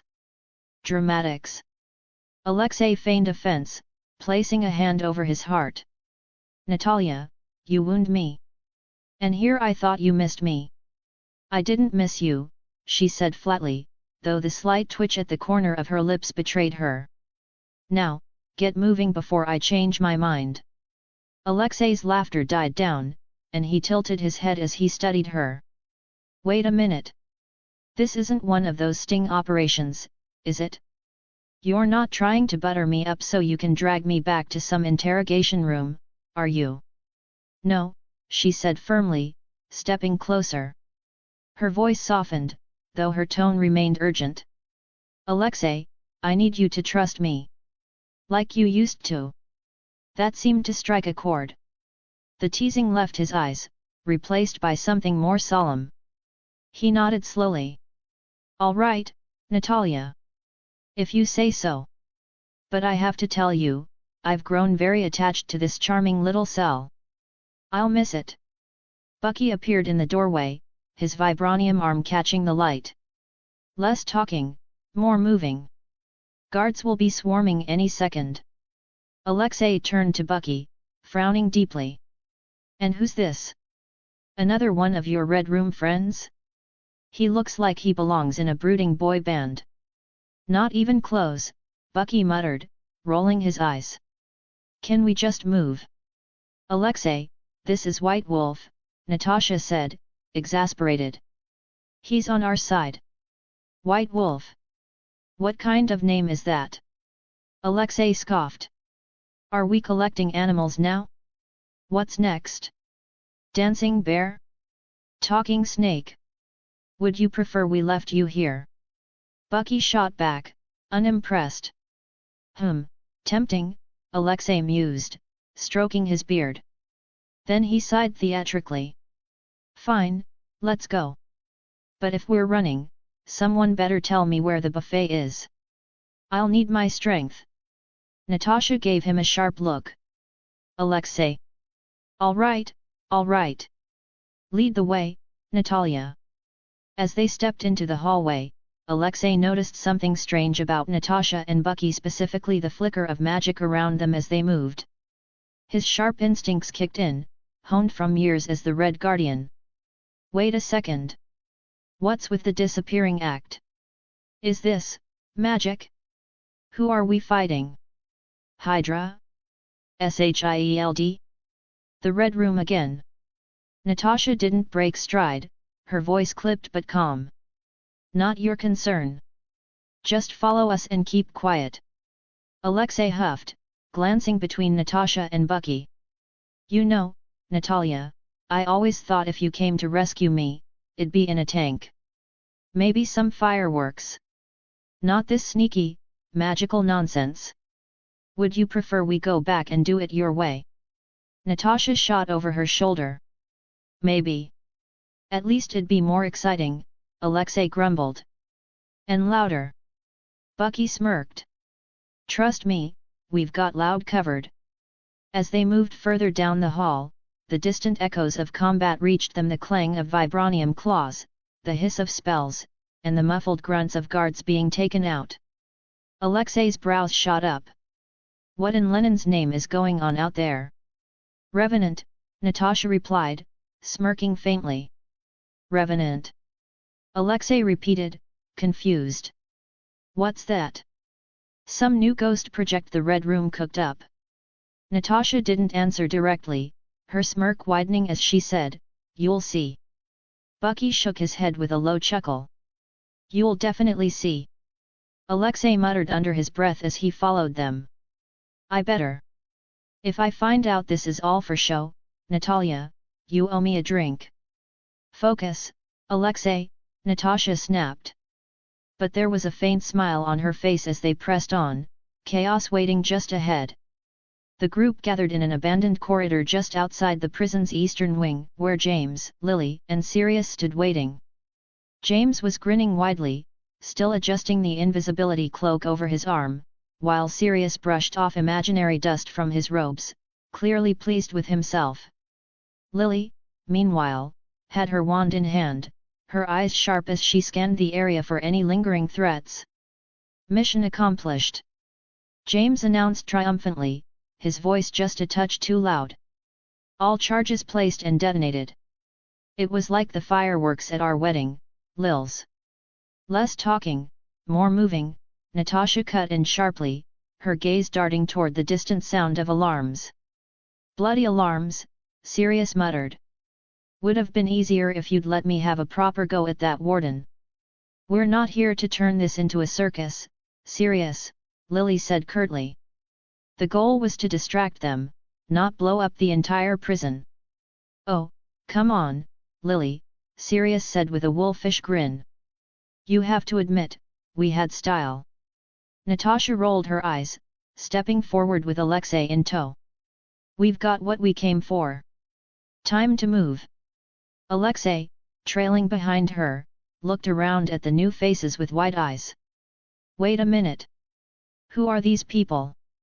Natalia, are these your new friends? Let me guess, the posh one with the glasses is the brains, the woman with the wand is the leader, and the shaggy-haired one is comic relief. Careful there, mate, Sirius said with a mock growl, crossing his arms. I might take offense to that. Yet, James added, grinning. I'm the comic relief. Lily pinched the bridge of her nose. Can we focus, please? Before anyone could respond, a swirling, golden portal opened a few feet away, and Revenant stepped through, his vibranium claws retracting into his gauntlets as his cloak settled over his shoulders. His eyes, glowing faintly beneath the mask, scanned the group. Sorry I'm late, Harry said, his voice carrying a slight echo through the mask. Had to deal with a few stragglers. Warden wasn't keen on letting me leave without a proper goodbye. Natasha turned to him, hands on her hips. All clear. All clear, he confirmed. So, who's this guy? He gestured to Alexei, who was staring at him with a mix of suspicion and awe. This is Alexei Shostakov, Natasha said, her voice flat. Red Guardian. Former Soviet superhero. Likes to talk too much. And make dad jokes, Bucky muttered, earning a loud laugh from Alexei. Revenant tilted his head. Dad jokes, hey? Great. Another serious. Hey. Sirius protested, but he was grinning. Alexei puffed out his chest, clearly unfazed. Who are you supposed to be? The Halloween ghost. Revenant didn't miss a beat. Call me Revenant. And for the record, I've saved your life at least twice in the last 10 minutes. So maybe less sass, more gratitude. Alexei raised his hands in mock surrender. All right, all right. Thanks for saving me, oh spooky one. Good, Natasha cut in, her tone brisk.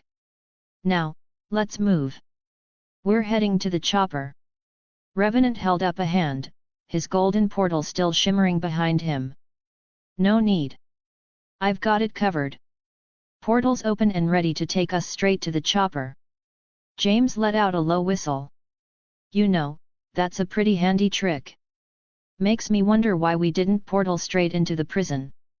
I told you, Harry said patiently. Portals require line of sight or a clear mental image of the destination. Trying to open one inside a high-security prison I've never seen before? Recipe for a disaster. Sirius nodded sagely. Makes sense. Besides, it's much cooler when you save it for dramatic moments. Exactly, Harry said, amused. Now, everyone through the portal. Natasha was the first to step through, followed by Alexei, who hesitated for a moment before muttering, "This better not be one of those teleportation tricks where I lose an arm." "It's not," Harry assured him. "Unless you want it to be."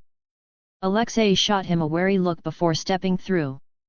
One by one, the others followed, with Lily giving Harry a small nod of approval as she passed. When everyone was through, they emerged in the clearing where the chopper waited. Its blades were already spinning up, the dull thrum echoing across the otherwise empty field. Natasha, already in the pilot's seat, waved them over hurriedly. "Get in, buckle up, and stay low," Natasha ordered. "We've still got a ways to go before we're in the clear." Alexei paused, staring at the chopper with a frown. "Wait. This is the escape plan? A rusty tin can with rotors." "Relax, Alexei," Natasha said, rolling her eyes. "The jet is waiting at an airfield a few miles from here. This is just phase 1. Phase 1 of getting shot out of the sky," Alexei grumbled, but he climbed in anyway.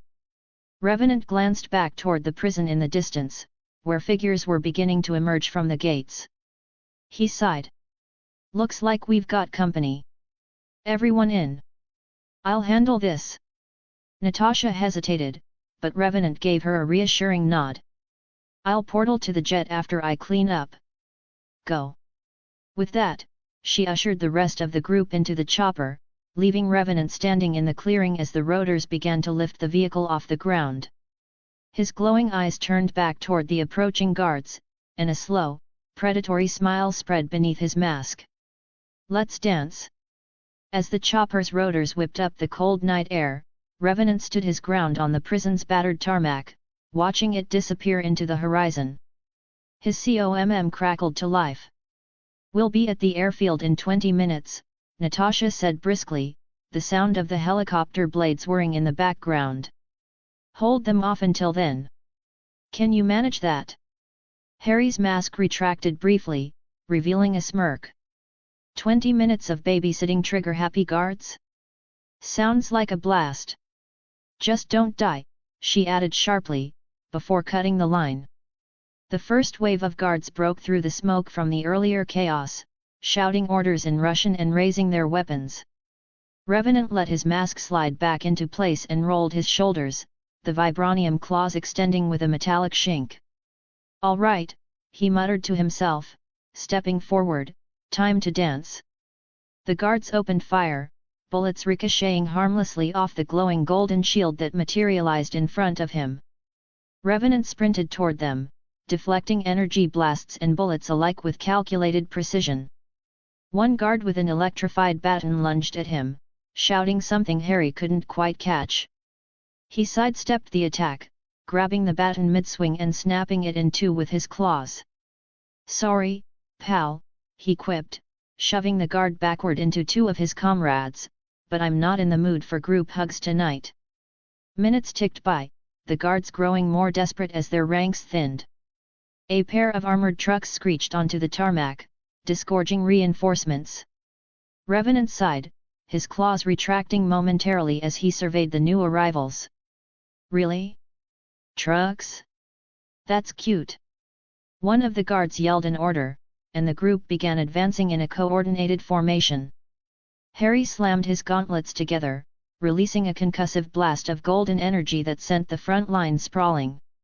He didn't have time to revel in the chaos, though. From the corner of his eye, he caught the shimmer of something metallic in experimental drone. "Now we're playing dirty," Harry muttered, leaping backward just as the drone fired a pulse of crackling blue energy at him. The blast scorched the ground where he'd been standing moments ago. He flipped through the air, landing on the roof of one of the trucks. The drone followed, tracking him with a series of rapid pulses. Harry's hand shot out, conjuring a golden whip of energy that lashed through the air, striking the drone and sending it spiraling to the ground in a fiery explosion. As he landed back on the ground, his COMM came alive again, Natasha's voice cutting through the static. 17 minutes. We're making good time, but don't get sloppy. Harry ducked as another guard swung at him, disarming the man with a quick twist of his wrist. Define sloppy. Because I think I just reinvented a Michael Bay action sequence over here. You're stalling, Natasha replied, unimpressed. I call it multitasking, Harry retorted, before delivering a swift kick to another guard's chest, sending him crashing into a nearby crate. The fight dragged on, each minute feeling like an eternity. Revenant ducked and weaved, his claws flashing as he incapacitated another wave of guards. The air around him was filled with the sounds of gunfire, shouts, and the occasional explosion.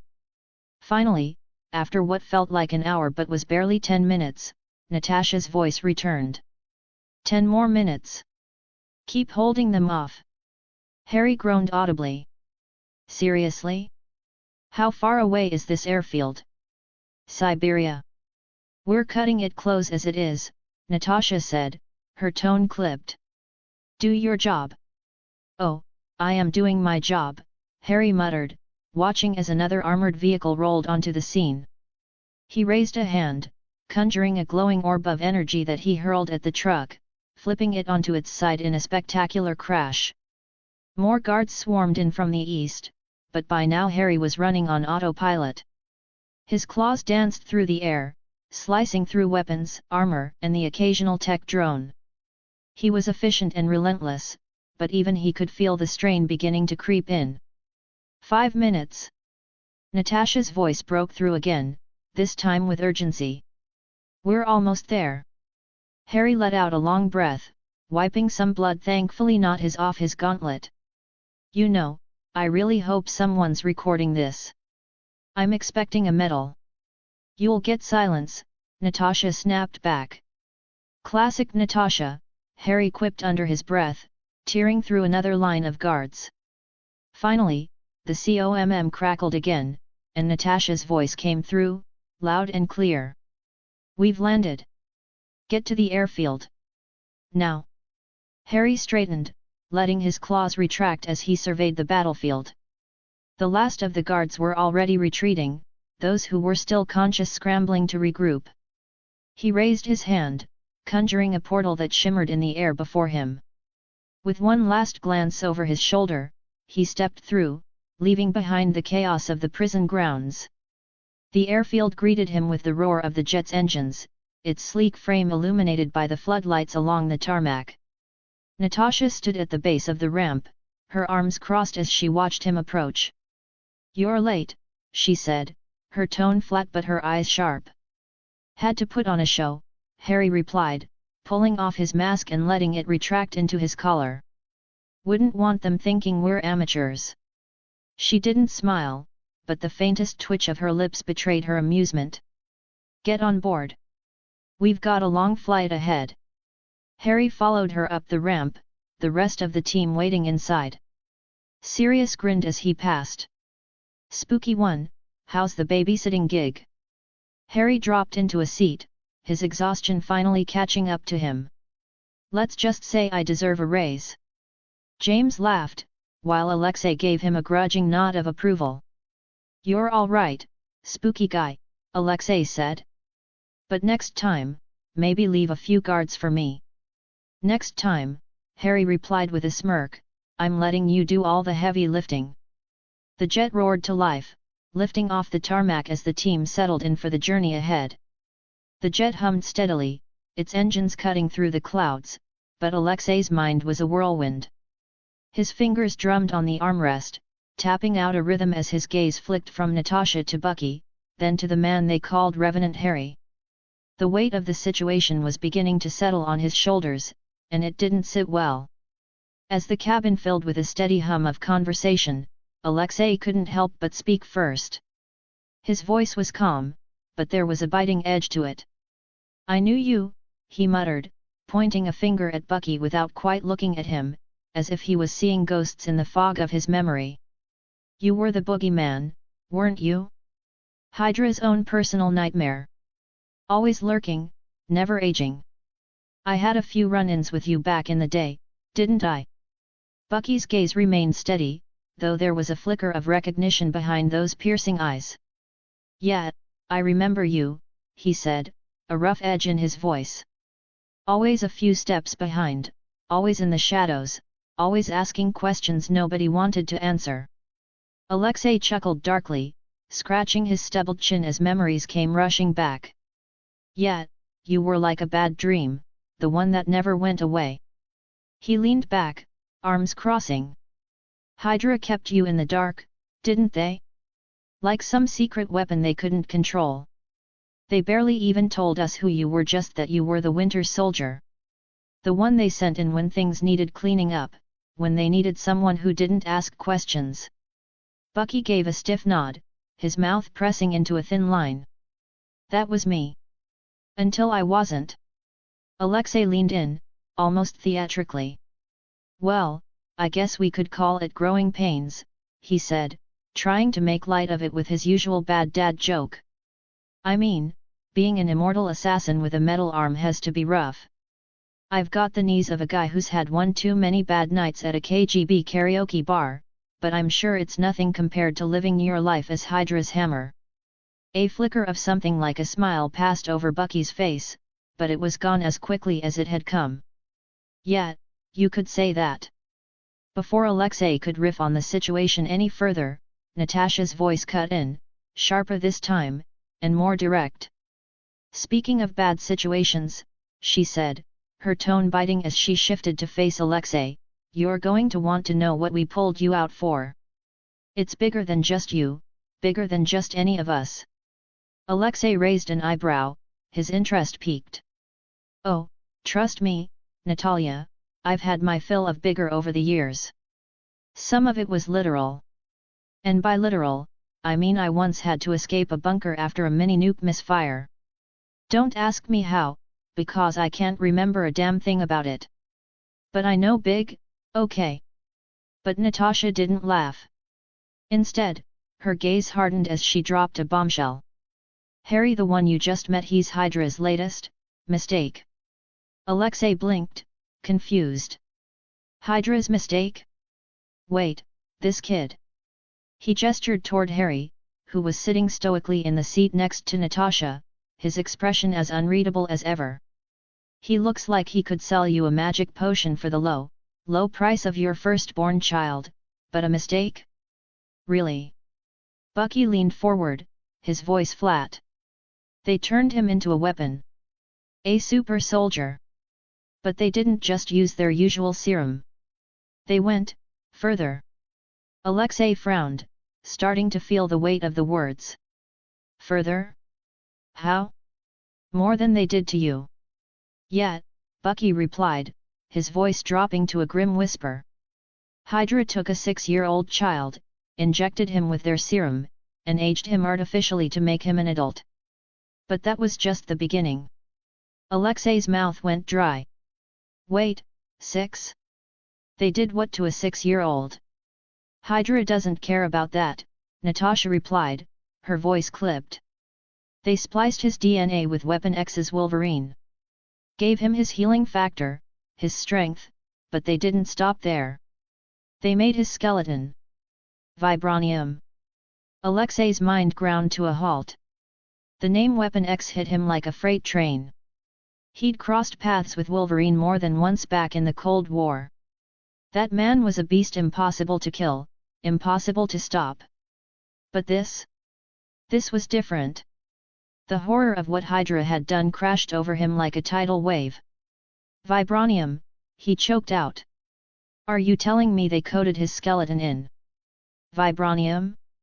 They did that to a kid? A child. Harry spoke up then, his voice low but clear.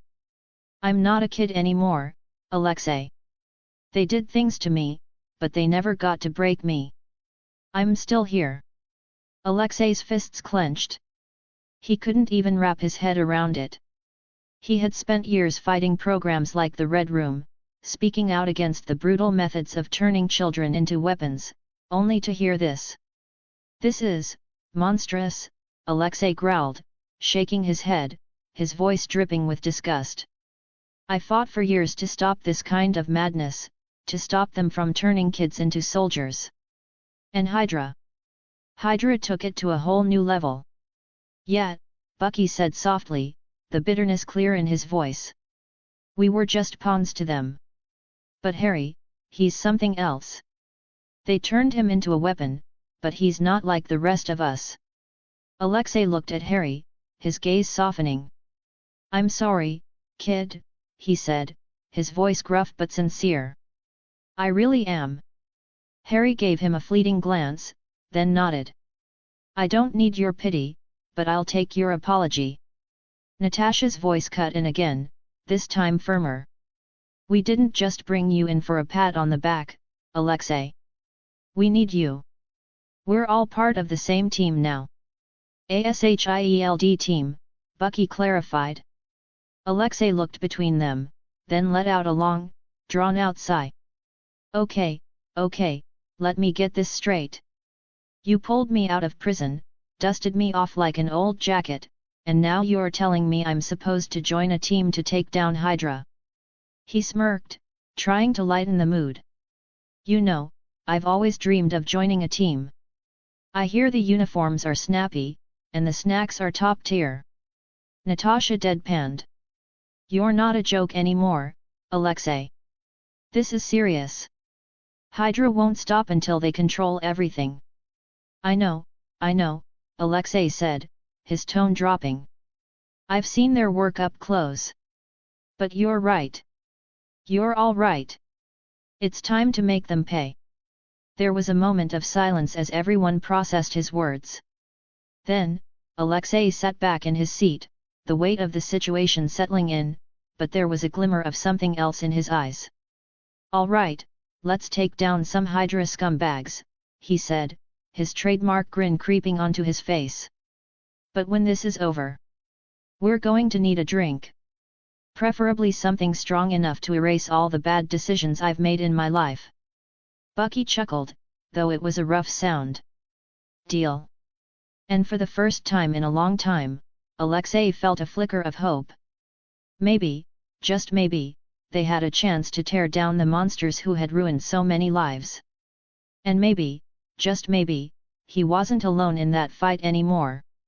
Gideon Adler adjusted his coat as he stepped through the door of the Hogshead Inn, the familiar scent of aged wood and ale hitting him like a forgotten memory. He could hear the low murmur of patrons near the bar, but his attention was fixed on the back room where Albus Dumbledore awaited him. The tension in the air was palpable. The game was about to begin. He had made it a point to appear every bit the stranger he was. No grand gestures, no showmanship, no flash of recognition that might betray his true identity. To Dumbledore, he was just another man of power, a mysterious figure with his own motives. There was no room for past allegiances in this new world. The old ghosts of Gellert Grindelwald's name had been buried long ago, but they still had a way of haunting his every step. Adler's boots made no sound as he crossed the creaking floorboards toward the back room, where the wizard sat, a figure of calm composure even as the years had begun to weigh heavily on him. Albus Dumbledore, master of manipulation, grand architect of plans and counterplans, was a man whose presence could not easily be ignored.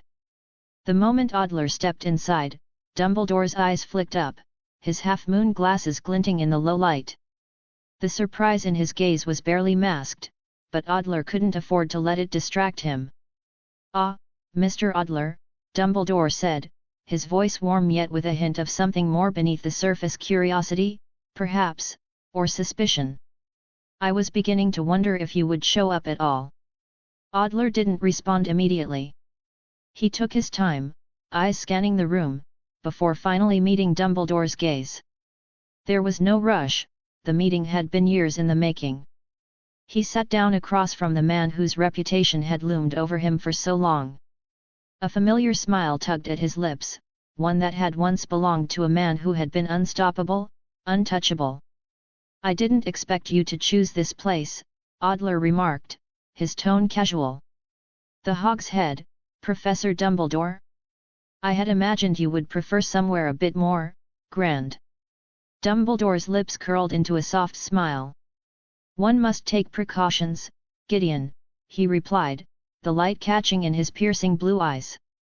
I'm sure someone of your discretion understands the value of subtlety.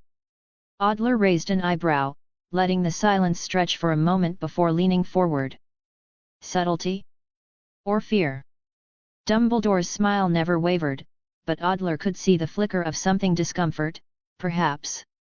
A hint of doubt, though it was quickly buried under layers of practiced poise. Perhaps a bit of both, he said, the words flowing easily. It was then that Adler saw at the faintest narrowing of Dumbledore's eyes, the way his fingers subtly twitched as if weighing something. It was almost imperceptible, but Adler knew Dumbledore too well to miss it. Something had unsettled him. A soft chuckle escaped Dumbledore's lips. You have a sharp tongue, Mr. Adler, he said. But I must admit, I hadn't expected you to bear such a striking resemblance to someone I once knew.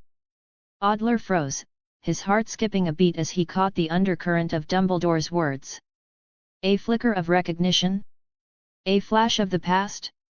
He could feel it in the way Dumbledore's gaze lingered on him too long, too intense. The moment stretched taut between them, the tension thick enough to suffocate. Dumbledore shook his head slightly, as though dismissing a thought. But of course, he continued, his voice calm again, though a hint of hesitation remained, that's preposterous. The man you remind me of, he could never have been so youthful.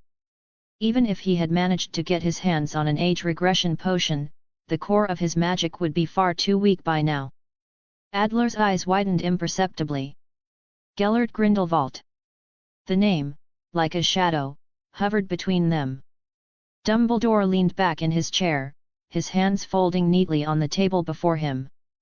No, it couldn't be him, he said softly, almost as if convincing himself.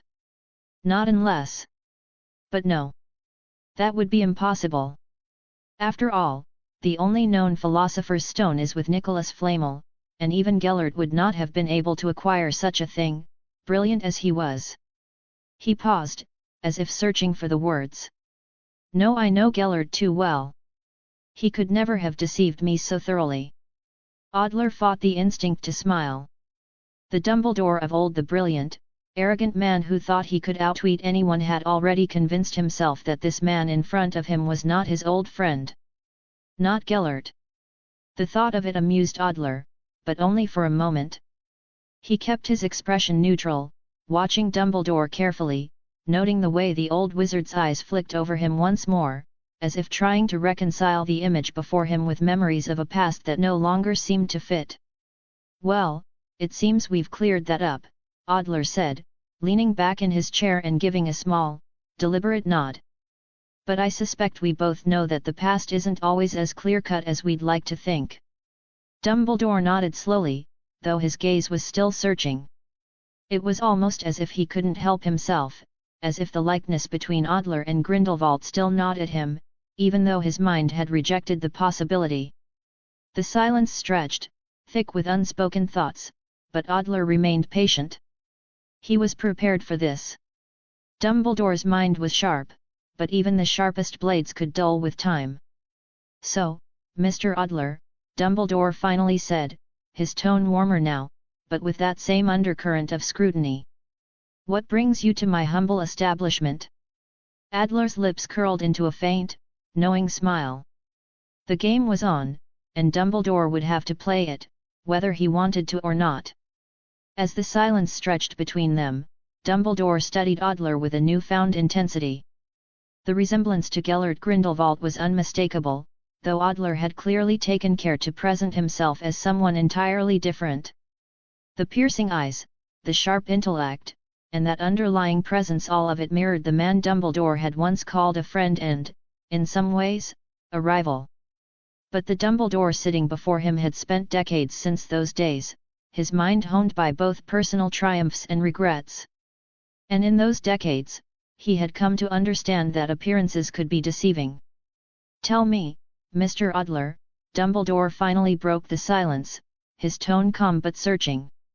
"Your methods seem unconventional, even for someone of your talents. I've heard whispers about your recent recruitment of Alastor Moody.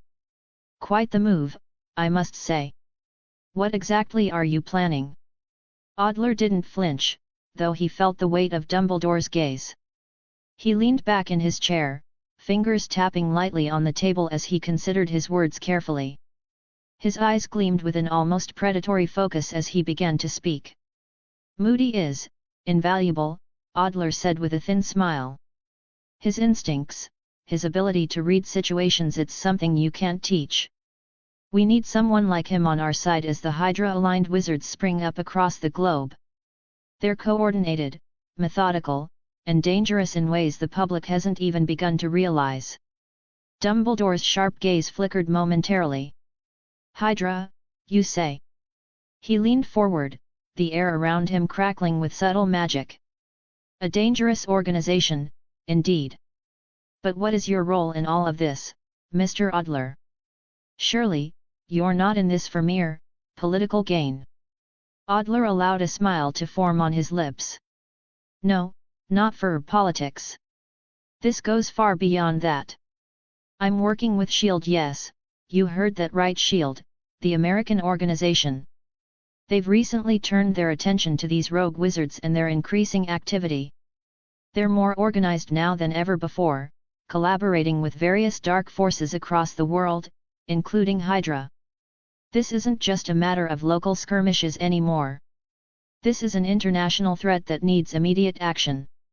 Dumbledore's brows furrowed as he processed the information, his mind working quickly through the implications. "SHIELD? That is certainly unexpected." He steepled his fingers beneath his chin. "I take it you're not simply gathering these people for the sake of personal vendettas or political maneuvering. But what is it that you hope to accomplish by involving yourself with such an organization?" Adler's smile faded into something more serious, and his tone lowered, a hint of steel beneath the surface. "What I want, Professor Dumbledore, is to stop the spread of this madness before it's too late. I've seen firsthand what these rogue wizards are capable of when they have the backing of a global organization like Hydra. Their reach is far more dangerous than you might realize. They've already infiltrated key positions in various governments, and their magic, when combined with Hydra's technology, could be catastrophic." Aberforth, who had been listening silently from his position behind the bar, grunted in response, shaking his head in disbelief. "Hydra? The same ones who've been causing trouble in the Muggle world? How are wizards supposed to go up against that kind of threat?" Adler turned to Aberforth, his expression hardening. "I've been around long enough to know that we don't fight these battles with conventional methods. Magic alone won't be enough, especially against the technological advancements of an organization like Hydra. But combining our strengths, that's what we need. We need wizards like Moody who are skilled, yes, but we also need the practical know-how of organizations like SHIELD to counter Hydra's influence. The two forces together have the potential to turn the tide." Dumbledore's eyes darkened, his mind racing through the possibilities. "And what makes you think this SHIELD organization will be any different from the others you've worked with? There are those who seek to use power for their own ends, Mr. Adler. The line between hero and villain is often blurred, especially in times such as these." Adler leaned forward, his voice low and resolute. "I understand your reservations, Professor Dumbledore. You've spent your life walking the tightrope between good and evil, knowing full well that the difference is often a matter of perspective. But I'm not here to play the hero. I'm here to stop the real monsters before they destroy everything. Dumbledore sat back, still skeptical but unable to completely dismiss the earnestness in Adler's tone. I see. And you believe that by involving Moody and S.H.I.E.L.D., you can prevent this Hydra-led uprising from reaching its peak? I do. Adler's gaze hardened. The time for waiting is over. Hydra is already in motion, and if we don't act now, we risk losing everything. I'm not asking for your approval, Albus. But I am asking for your support in this fight. Dumbledore studied him carefully, the weight of the years of experience he had accumulated reflected in his piercing eyes. Finally, after a long pause, he spoke. You've chosen a dangerous path, Mr. Adler. But I cannot deny the gravity of what you've described. There are forces at play that none of us can fully comprehend. I suppose, if your intentions are as noble as you claim, there is merit in your efforts. Adler nodded, a small, satisfied smile curling at the edges of his lips. Noble or not, the world is changing, Professor Dumbledore. And if you won't help me, then I'll find another way. Dumbledore's gaze softened, but there was no mistaking the wariness in his tone. Be careful, Mr. Adler. Even the most well-intentioned of plans can unravel when one is too certain of the outcome. With that, Adler rose from his chair, his coat flowing as he moved. I'll keep that in mind. But for now, I have a world to save. As he turned to leave, Dumbledore's voice stopped him. You've grown into a man of great ambition, Mr. Adler. But remember, there are always consequences for the choices we make. Whether they are good or bad, they will shape the world in ways we cannot foresee. Adler paused, his hand on the door. Consequences are inevitable, Professor Dumbledore. But it's the choice to act that defines us. With that, he stepped out into the cold night air, leaving behind the echoes of a conversation that was far from over.